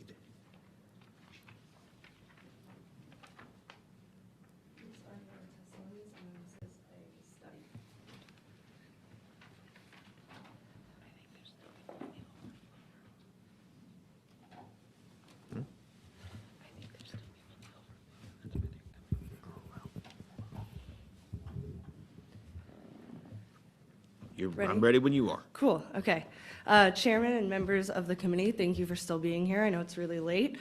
Thank you for the opportunity to speak today. My name is Devin Mitchell, and I'm a media manager for a hemp company here in Austin, Texas, a consumer and a concerned constituent. I'm here to raise serious concerns about Senate Bill 3 and its implications, not just for members of this industry like myself, but for millions of Texans who rely on legal hemp products for their health and well-being. Let me be clear. The problem is not the existence of hemp products, it's the lack of enforceable, clear regulation that has allowed unsafe, fully synthesized knockoff cannabinoids to flood gas stations and convenience stores.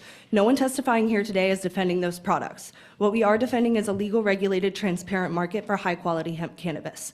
If this market is made illegal, you won't stop consumption. You'll simply drive it underground, where there's even less oversight and no consumer protections. That puts Texans at greater risk, not less.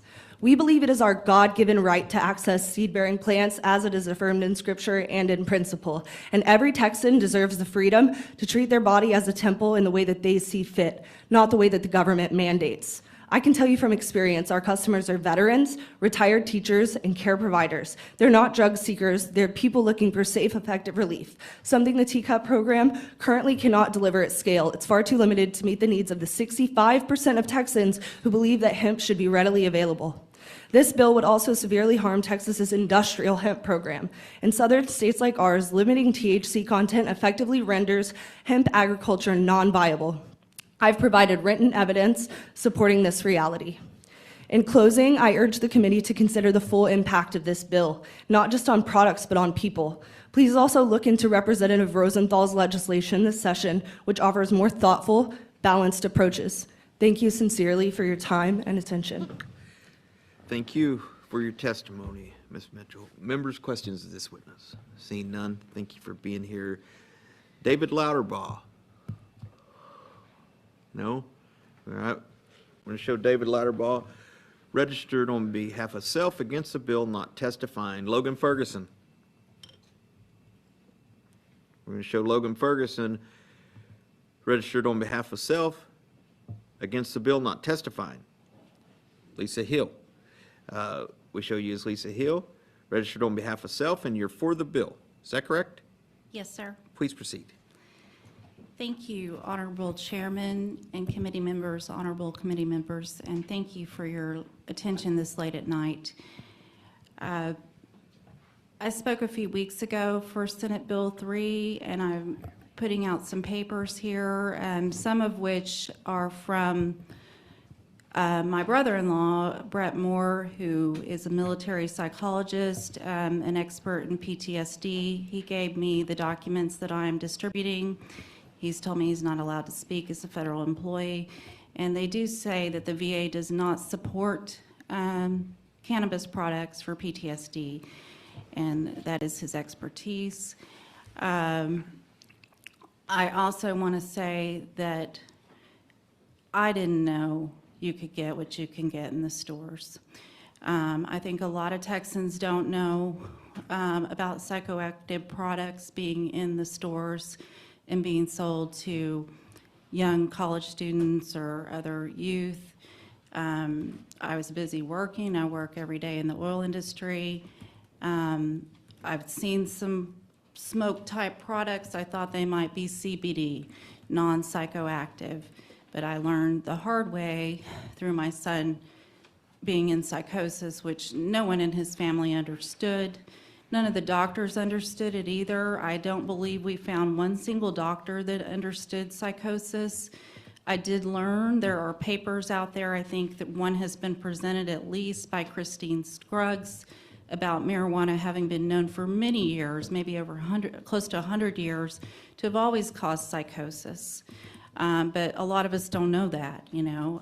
It's unusual because the products that are being sold now are causing it, but the ones from the 80s or so, you didn't hear much about that. Everybody thinks it's safe. I mean, there's so much information out there that marijuana is safe, but I don't think Texas really intended for our college students and youth to be getting psychoactive products. Thank you, Ms. Hill. Thank you so much. But just to be clear, I heard your testimony, but you are against, or you are for Senate Bill 3. Yes, I'm completely against THC. Thank Okay, you. got it. Thank you so much for your testimony. Members, questions of this witness? Seeing none, thank you both for being here. Thank you.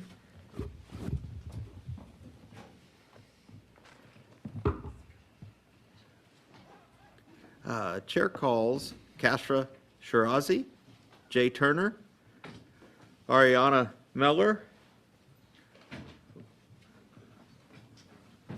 Madia Ahmad,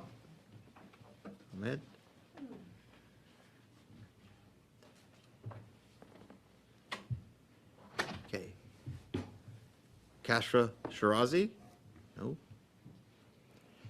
right, we're going to show Kashra Shirazi, registered to testify on behalf of Loud Puff against the bill. Jay Turner. I'm going to show Jay Turner, registered to testify on behalf of self against the bill. Huh? Oh, Jane, I said that wrong. Sorry. Jane Turner. Jane Turner, registered herself against the bill, not testifying. Ariana Meller, is that you? Hi. All right. We have you as registered to testify for self against the bill. Is that correct? Yes. Please proceed. Correct. Good morning, finally. I know it's been a long day, and I'm still here tonight because this conversation not only impacts me personally, but the thousands of mothers I speak to every day. My name is Ariana Meller, and I'm here to share a perspective that's often left out of these rooms. I'm here today not just as a content creator with a platform, but as a mother, an advocate, and a community builder for women, especially moms, who have found healing, relief, and empowerment through cannabis. I'm here for moms just like me who seek relief in cannabis to help them slow down, be present, and regulate their nervous system in the times that motherhood feels overwhelming. I've struggled with mental health for most of my life. I have a family history of mental illness, including bipolar disorder. Despite that, I've never experienced a psychotic episode, and I'm not afraid of one because I use these products responsibly. I spent years on and off of antidepressants, feeling trapped by their side effects and the dependence they created.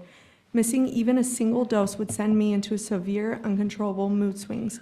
What I needed was something I could turn to when I needed it, and I found that in cannabis.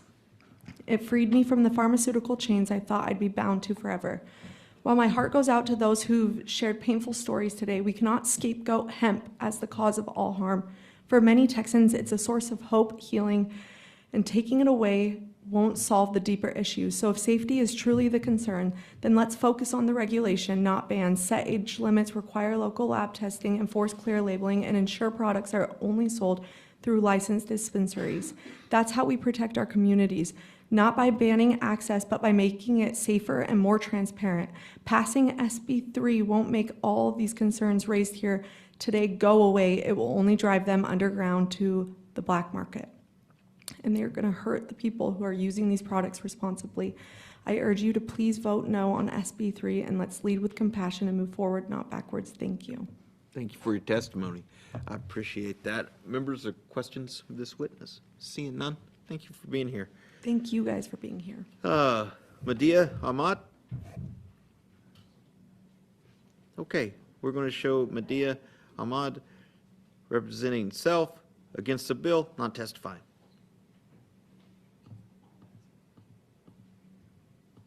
All right, Chair calls Philip Snow.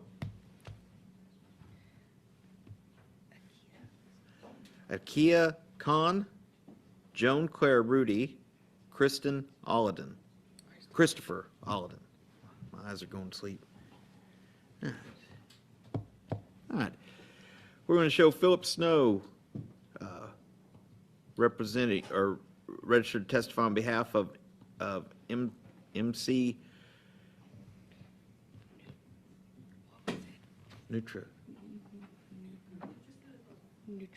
Nutraceuticals.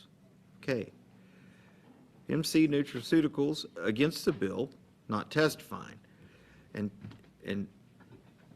Akia Khan, registered on behalf of Row Peace CBD Wellness against the bill, not testifying. Joan Claire Rudy, registered for self against the bill, not testifying. Christopher Olladin, registered for self against the bill, not testifying. All right. Chair calls Jose Perez, Elizabeth Johnson, Shanna Gutierrez, John Elmore.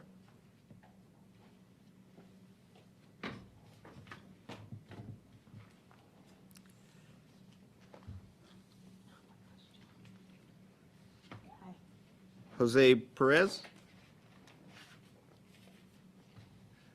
Okay, we're going to show Jose Perez registered for self against the bill, not testifying. Elizabeth Johnson. Huh?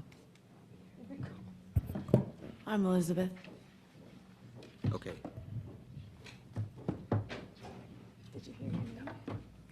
Hang on one second. Okay. Elizabeth Johnson? Yes, sir. All right, we show you as Elizabeth Johnson, registered for self against the bill. Is that correct? That is correct. Please proceed. Hello, my name is Elizabeth Johnson, and I'm a proud Texan here strongly opposed Senate Bill 3. I am also the daughter of Eileen Johnson, a lifelong public servant who worked for the state of Texas for over 30 years. On February 14th, 2024, she was diagnosed with cancer, and it changed our lives forever. We explored every option to ease her pain. We looked into the Texas Compassionate Use Program, but it simply wasn't a fit for my mother. The cost and geographic access to the products made the DSHS state and federally legal hemp program a much better fit. What did help and what truly gave her comfort in her final days were the THC products that were legally available in Texas. These products were third-party tested, safe, and very accessible. It brought her so much ease and real relief when pharmaceuticals failed or caused harsh side effects that actually got her into psychosis. Not THC. As her daughter and caregiver, it gave me peace of mind knowing she was using something effective, gentle, and trusted, and never got into any kind of disorientation. If SB 3 passes, families like mine will lose access to what worked. We're not just talking about recreational use, we're talking about relief from people that have cancer, chronic pain, PTSD, postpartum struggles, anxiety, combat war veterans, and more. This isn't about pleasure, it's about dignity, comfort, and the right to choose safe options in a moment of unimaginable pain that I had to see my mom go through.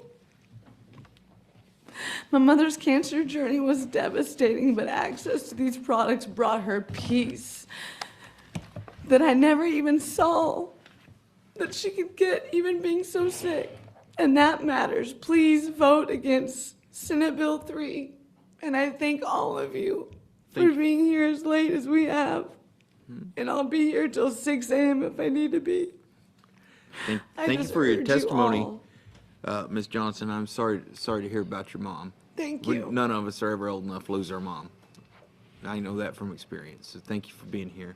Thank you for being here as well. Shanna Gutierrez? Yes. We show you as Shanna Gutierrez, registered on behalf of self, and you are against the bill, is that correct? Correct. You have 2 minutes. Okay, thank you. My name is Shanna Jean, and I represent myself. I own Greenery, a small and local business located in Wimberley, Texas. Go Texans.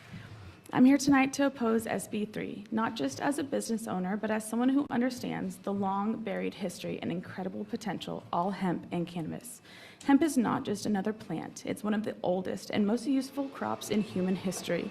For over 10,000 years, it's provided us with fuel, food, clothing, medicine, shelter, and paper. Our ancestors thrived because of it, and yet here we are, still holding back its full potential. Let's be clear. Cannabis prohibition was never about public safety. It was rooted in fear, racism, and politics. In 1937, marijuana was banned in just 90 seconds, a rushed decision based on propaganda, not science. During World War II, the US government encouraged hemp farming for the war effort, even releasing a film called Hemp for Victory. That tells you everything. When it mattered, we knew hemp's value, but afterward, it was erased again. Why? Because it threatened powerful industries. Today, we know better. Hemp and cannabis offer relief from migraines, chronic pain, PTSD, MS, depression, glaucoma, menopause, and more. The science is clear. The testimonies are real. People are suffering and looking for alternatives. Why would we deny them safe, effective access to plant-based medicine? This is not just about a plant. This is about justice, public health, environmental sustainability, and economic growth. As Jack Herer, and yes, that's also my favorite strain, once said, I don't know if hemp will save the world, but it's the only thing that can. We can't ignore the truth anymore. I urge you, please vote no on SB 3. Let's move forward, not backwards. Thank you for your testimony. Thank you. Members, questions of this witness? Seeing none. John Elmore.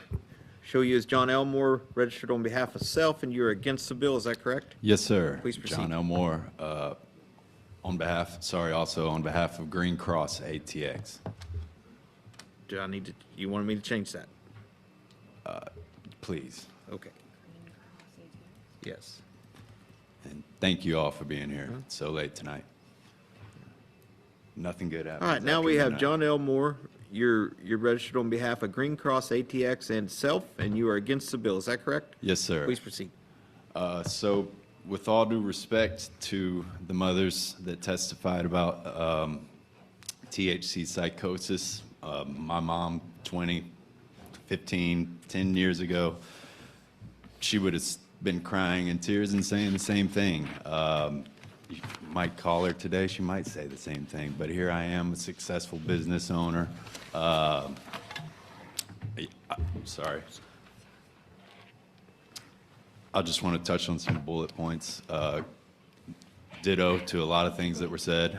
You know, we have constitutional rights infringements. You know, growth of unregulated markets. Prohibition has never worked. It's only going to increase public health risk, criminal activities. I mean, are y'all going to send Nana to the Valero parking lot for a nickel bag? That's outdated terminology used on purpose. Or can she continue to come into our regulated safe spaces for her medicine? Economic consequences, shifting out of state suppliers, overlooking. So I'll skip that part.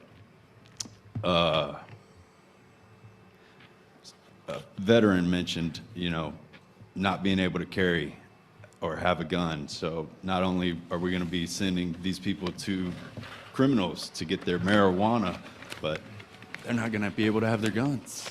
Wow. None of this makes sense. There's lessons from past bans. 15 years ago, as Gilkey mentioned, spice was banned. Well, it's still very prevalent in the streets. It's one of the biggest epidemics in our homeless community out there. You know, you see these people slumped on benches. That's not heroin, as you would assume. It's spice. Members, are questions for this witness? The ban didn't work. This one won't either. I understand. Thank you for that testimony. Thank you all. All right. Okay, thank you all for being here. Thank you. Okay. Chair calls Carolyn Leeper, Rihanna Nyard, Louis Solis, Ivan Tibbetts.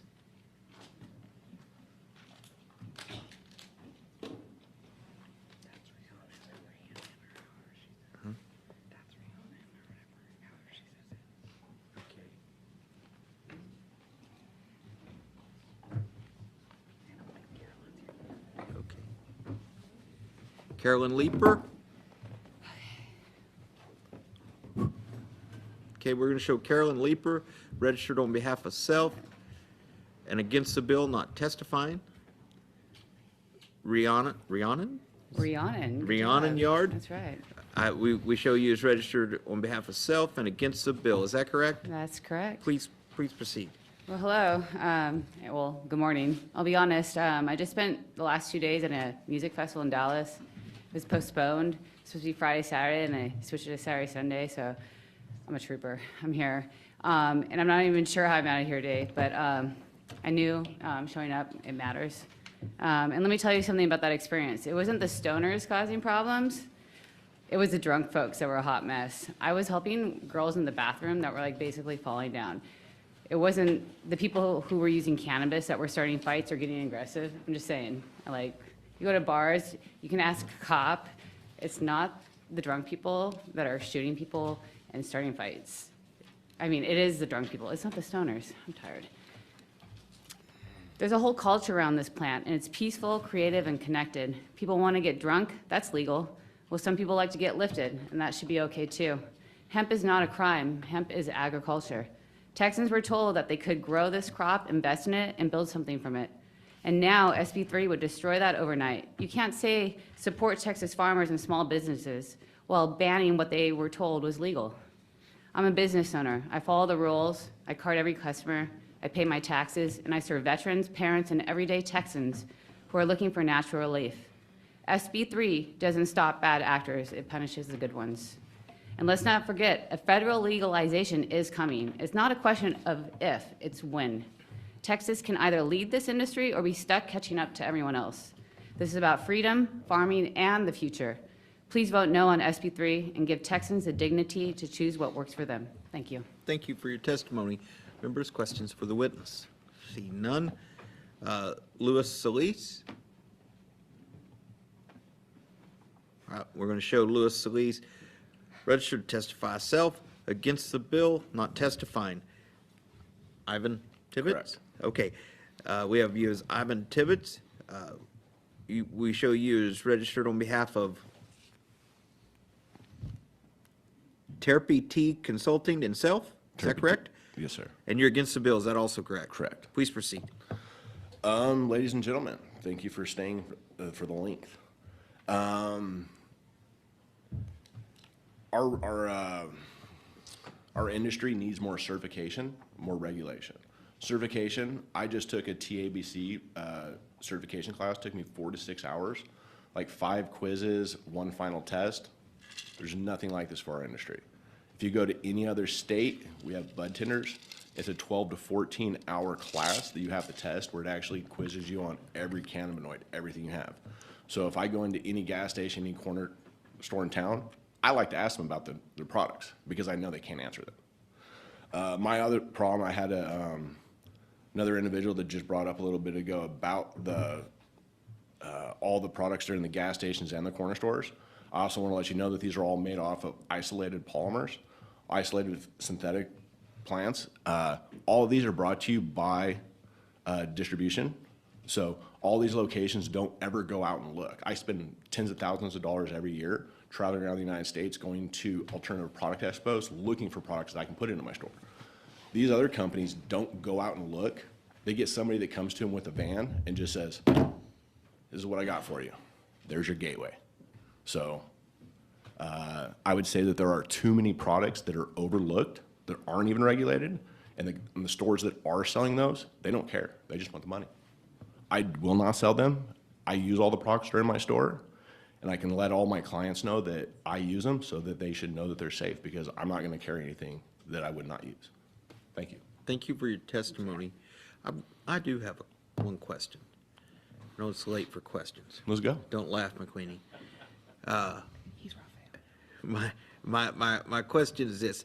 I heard testimony a moment ago, or could have been several hours ago, by somebody that was in the business that had a banter with a representative up here about there's no such thing as synthetic, that it's all natural, whether it's 8, 9, 10, whatever. And I wrote it down somewhere in here, but you just talked about the synthetics that are bad that you won't sell. I'm talking, yeah. So If you go to an alternative product expo, there's going to be hundreds and hundreds of vendors.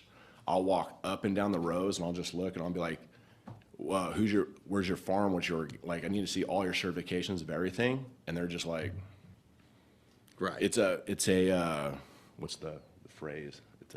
So there is some bad stuff out there too. There's We'll things just that are do out there. GMP. Wait. The things that are out there I'm are sorry, not Dan. cannabis. They are other things that are put in. There's a product that's, when I just went through the Alternative Product Expo in Vegas, there was a product that was, everybody was trying to sell me. Everybody was trying to sell me, and I was like, I don't even know what the hell this is.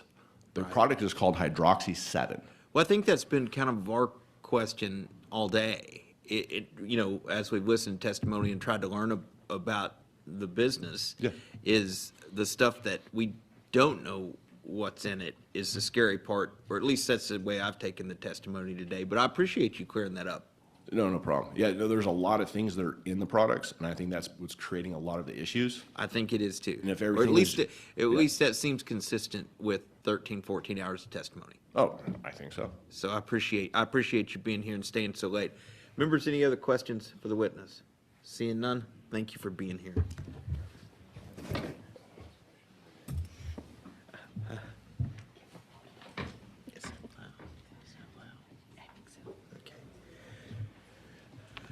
All right, chair calls Stephanie Faria Lau, Amar Yusuf, Daniel Turbin, Armand Jassani.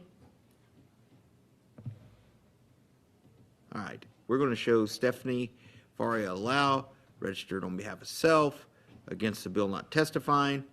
We're going to show Omar Yusuf, registered on behalf of AA, Jassani LLC, and self, for the bill not testifying. We're going to show Daniel Turbin, registered on behalf of self, against the bill not testifying. We're going to show Armand Jassani, registered on behalf of Smoke Zone and self, for the bill not testifying. All right. Chair calls Nicholas Juan, Janae Sergio, Amato Nito, Nick Martiaro. Martiaro. Is that right? All right. Okay.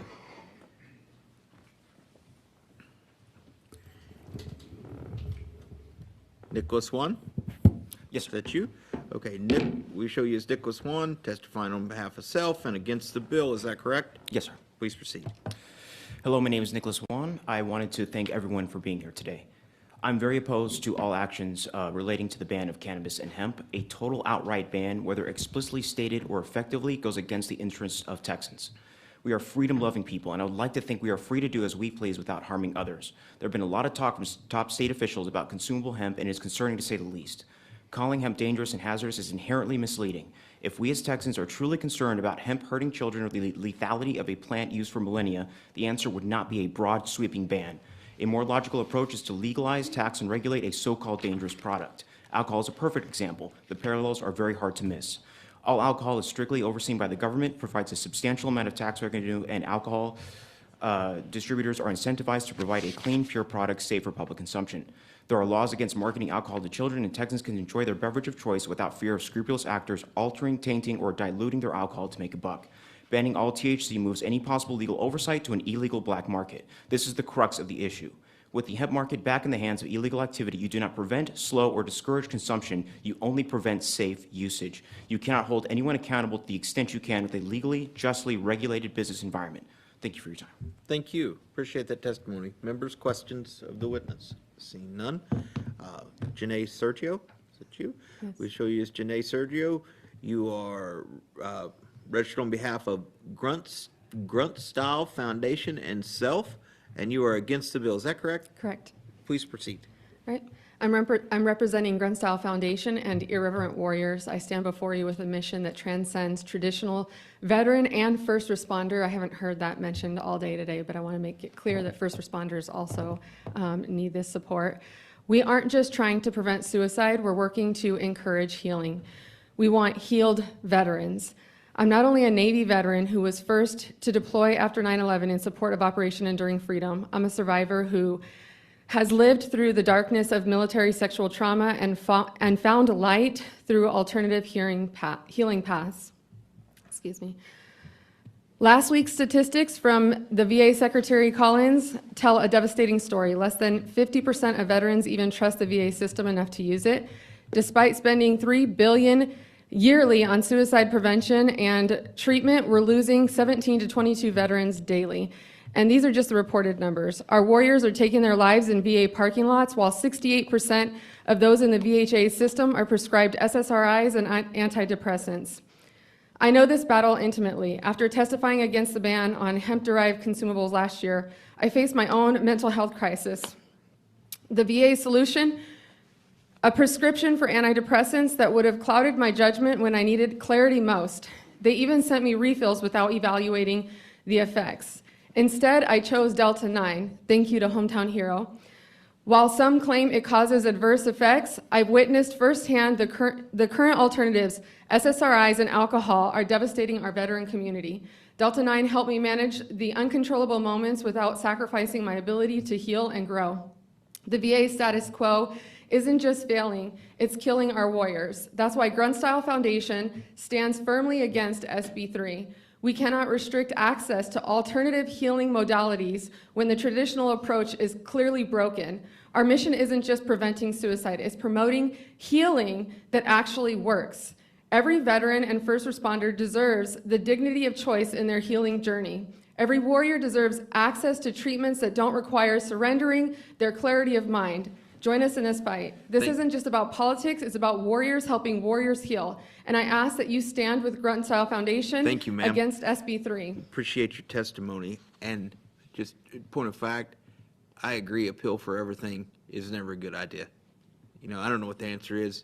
I'm hearing you, but pills for everything seem to lead down a bad road, or at least that's been my experience. So thank you for being here. Members, are there questions of these witnesses? Seeing none, thank y'all for being here. Oh, which one? Oh, yeah. Amato Nito? Okay, we're going to show Amato Nito, registered self, against the bill, not testifying. What'd you say that is? Okay. Chair calls Nick Mordiaro. We're going to show Nick Mordiaro, registered on behalf of Vice Vending, Botanic Bliss, and self, against the bill, not testifying.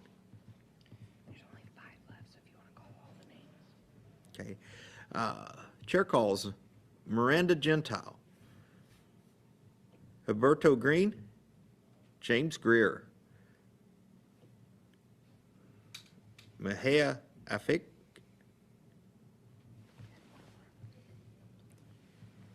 Jennifer Sampson Potter. I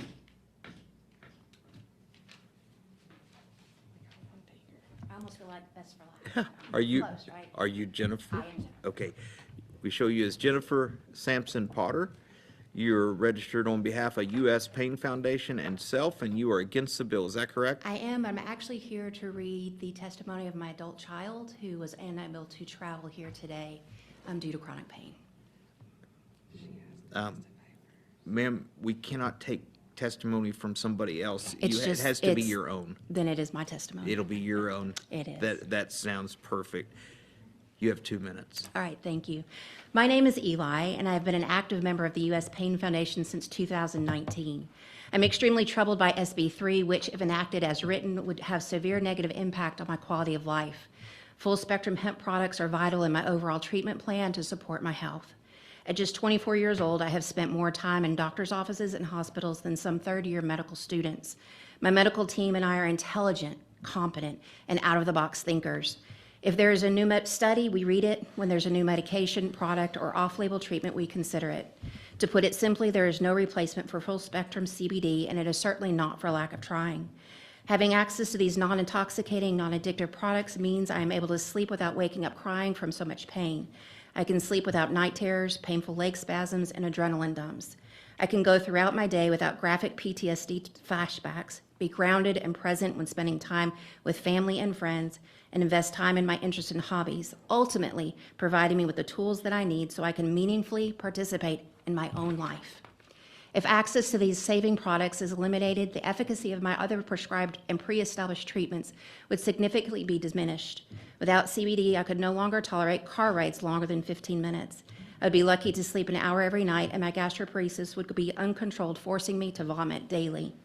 Despite all of the hard work I've put into my health over the past several years, if full-spectrum products were no longer available to me, the likelihood of me becoming bedbound once again is very, very real. The bill makes a serious misstep by lumping the products that I use with non-tested, non-regulated products. Full-spectrum hemp products naturally contain a small, non-intoxicating amounts of THC along with CBD. It is important to reconsider these limits based on current science about impairment. Other states have been able to regulate the market and keep their citizens safe while protecting the access to these tools. I, like so many other Texans, are begging you to listen to us, hear our stories, and understand the impact that this bill will have. You have the power to change our lives, and we desperately need your support. Texans who suffer deserve better. Thank you for your testimony. Thank you so much for listening to my testimony. Ms. Potter, thank you for being here so late. Thank Members y'all. or questions for Ms. Potter? Seeing none, thank you again. Thank you, guys. All right. Miranda Gentile. I'm going to show Miranda Gentile registered on behalf of self against the bill, not testifying. Huberto Green. I'm going to show Huberto Green registered for self against the bill, not testifying. James Greer. I'm going to show James Greer registered self against the bill, not testifying. Mihai Afik. I'm going to show registered self against the bill, not testifying. That is the end of public testimony. Oh, where's my thing? I have to withdraw my. I had registered earlier. I don't know if there's a mistake. Hang on one second. What's your last name? Tovar, Tovar.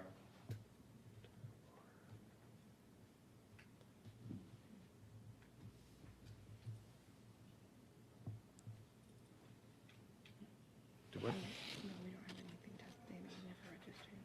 I'm sorry, sir, you weren't registered. Registration. I was here in the office. I was handing out flyers. Did you register on the kiosk before 3 o'clock? I was here at 8 in the morning and I registered. Yes. I'm sorry, sir, you're not in the system. Well, that's unfortunate. It is. I'm sorry, registration ended at 3 and it is not on here. You see it? No, I can look at it. For either one, because I was on the.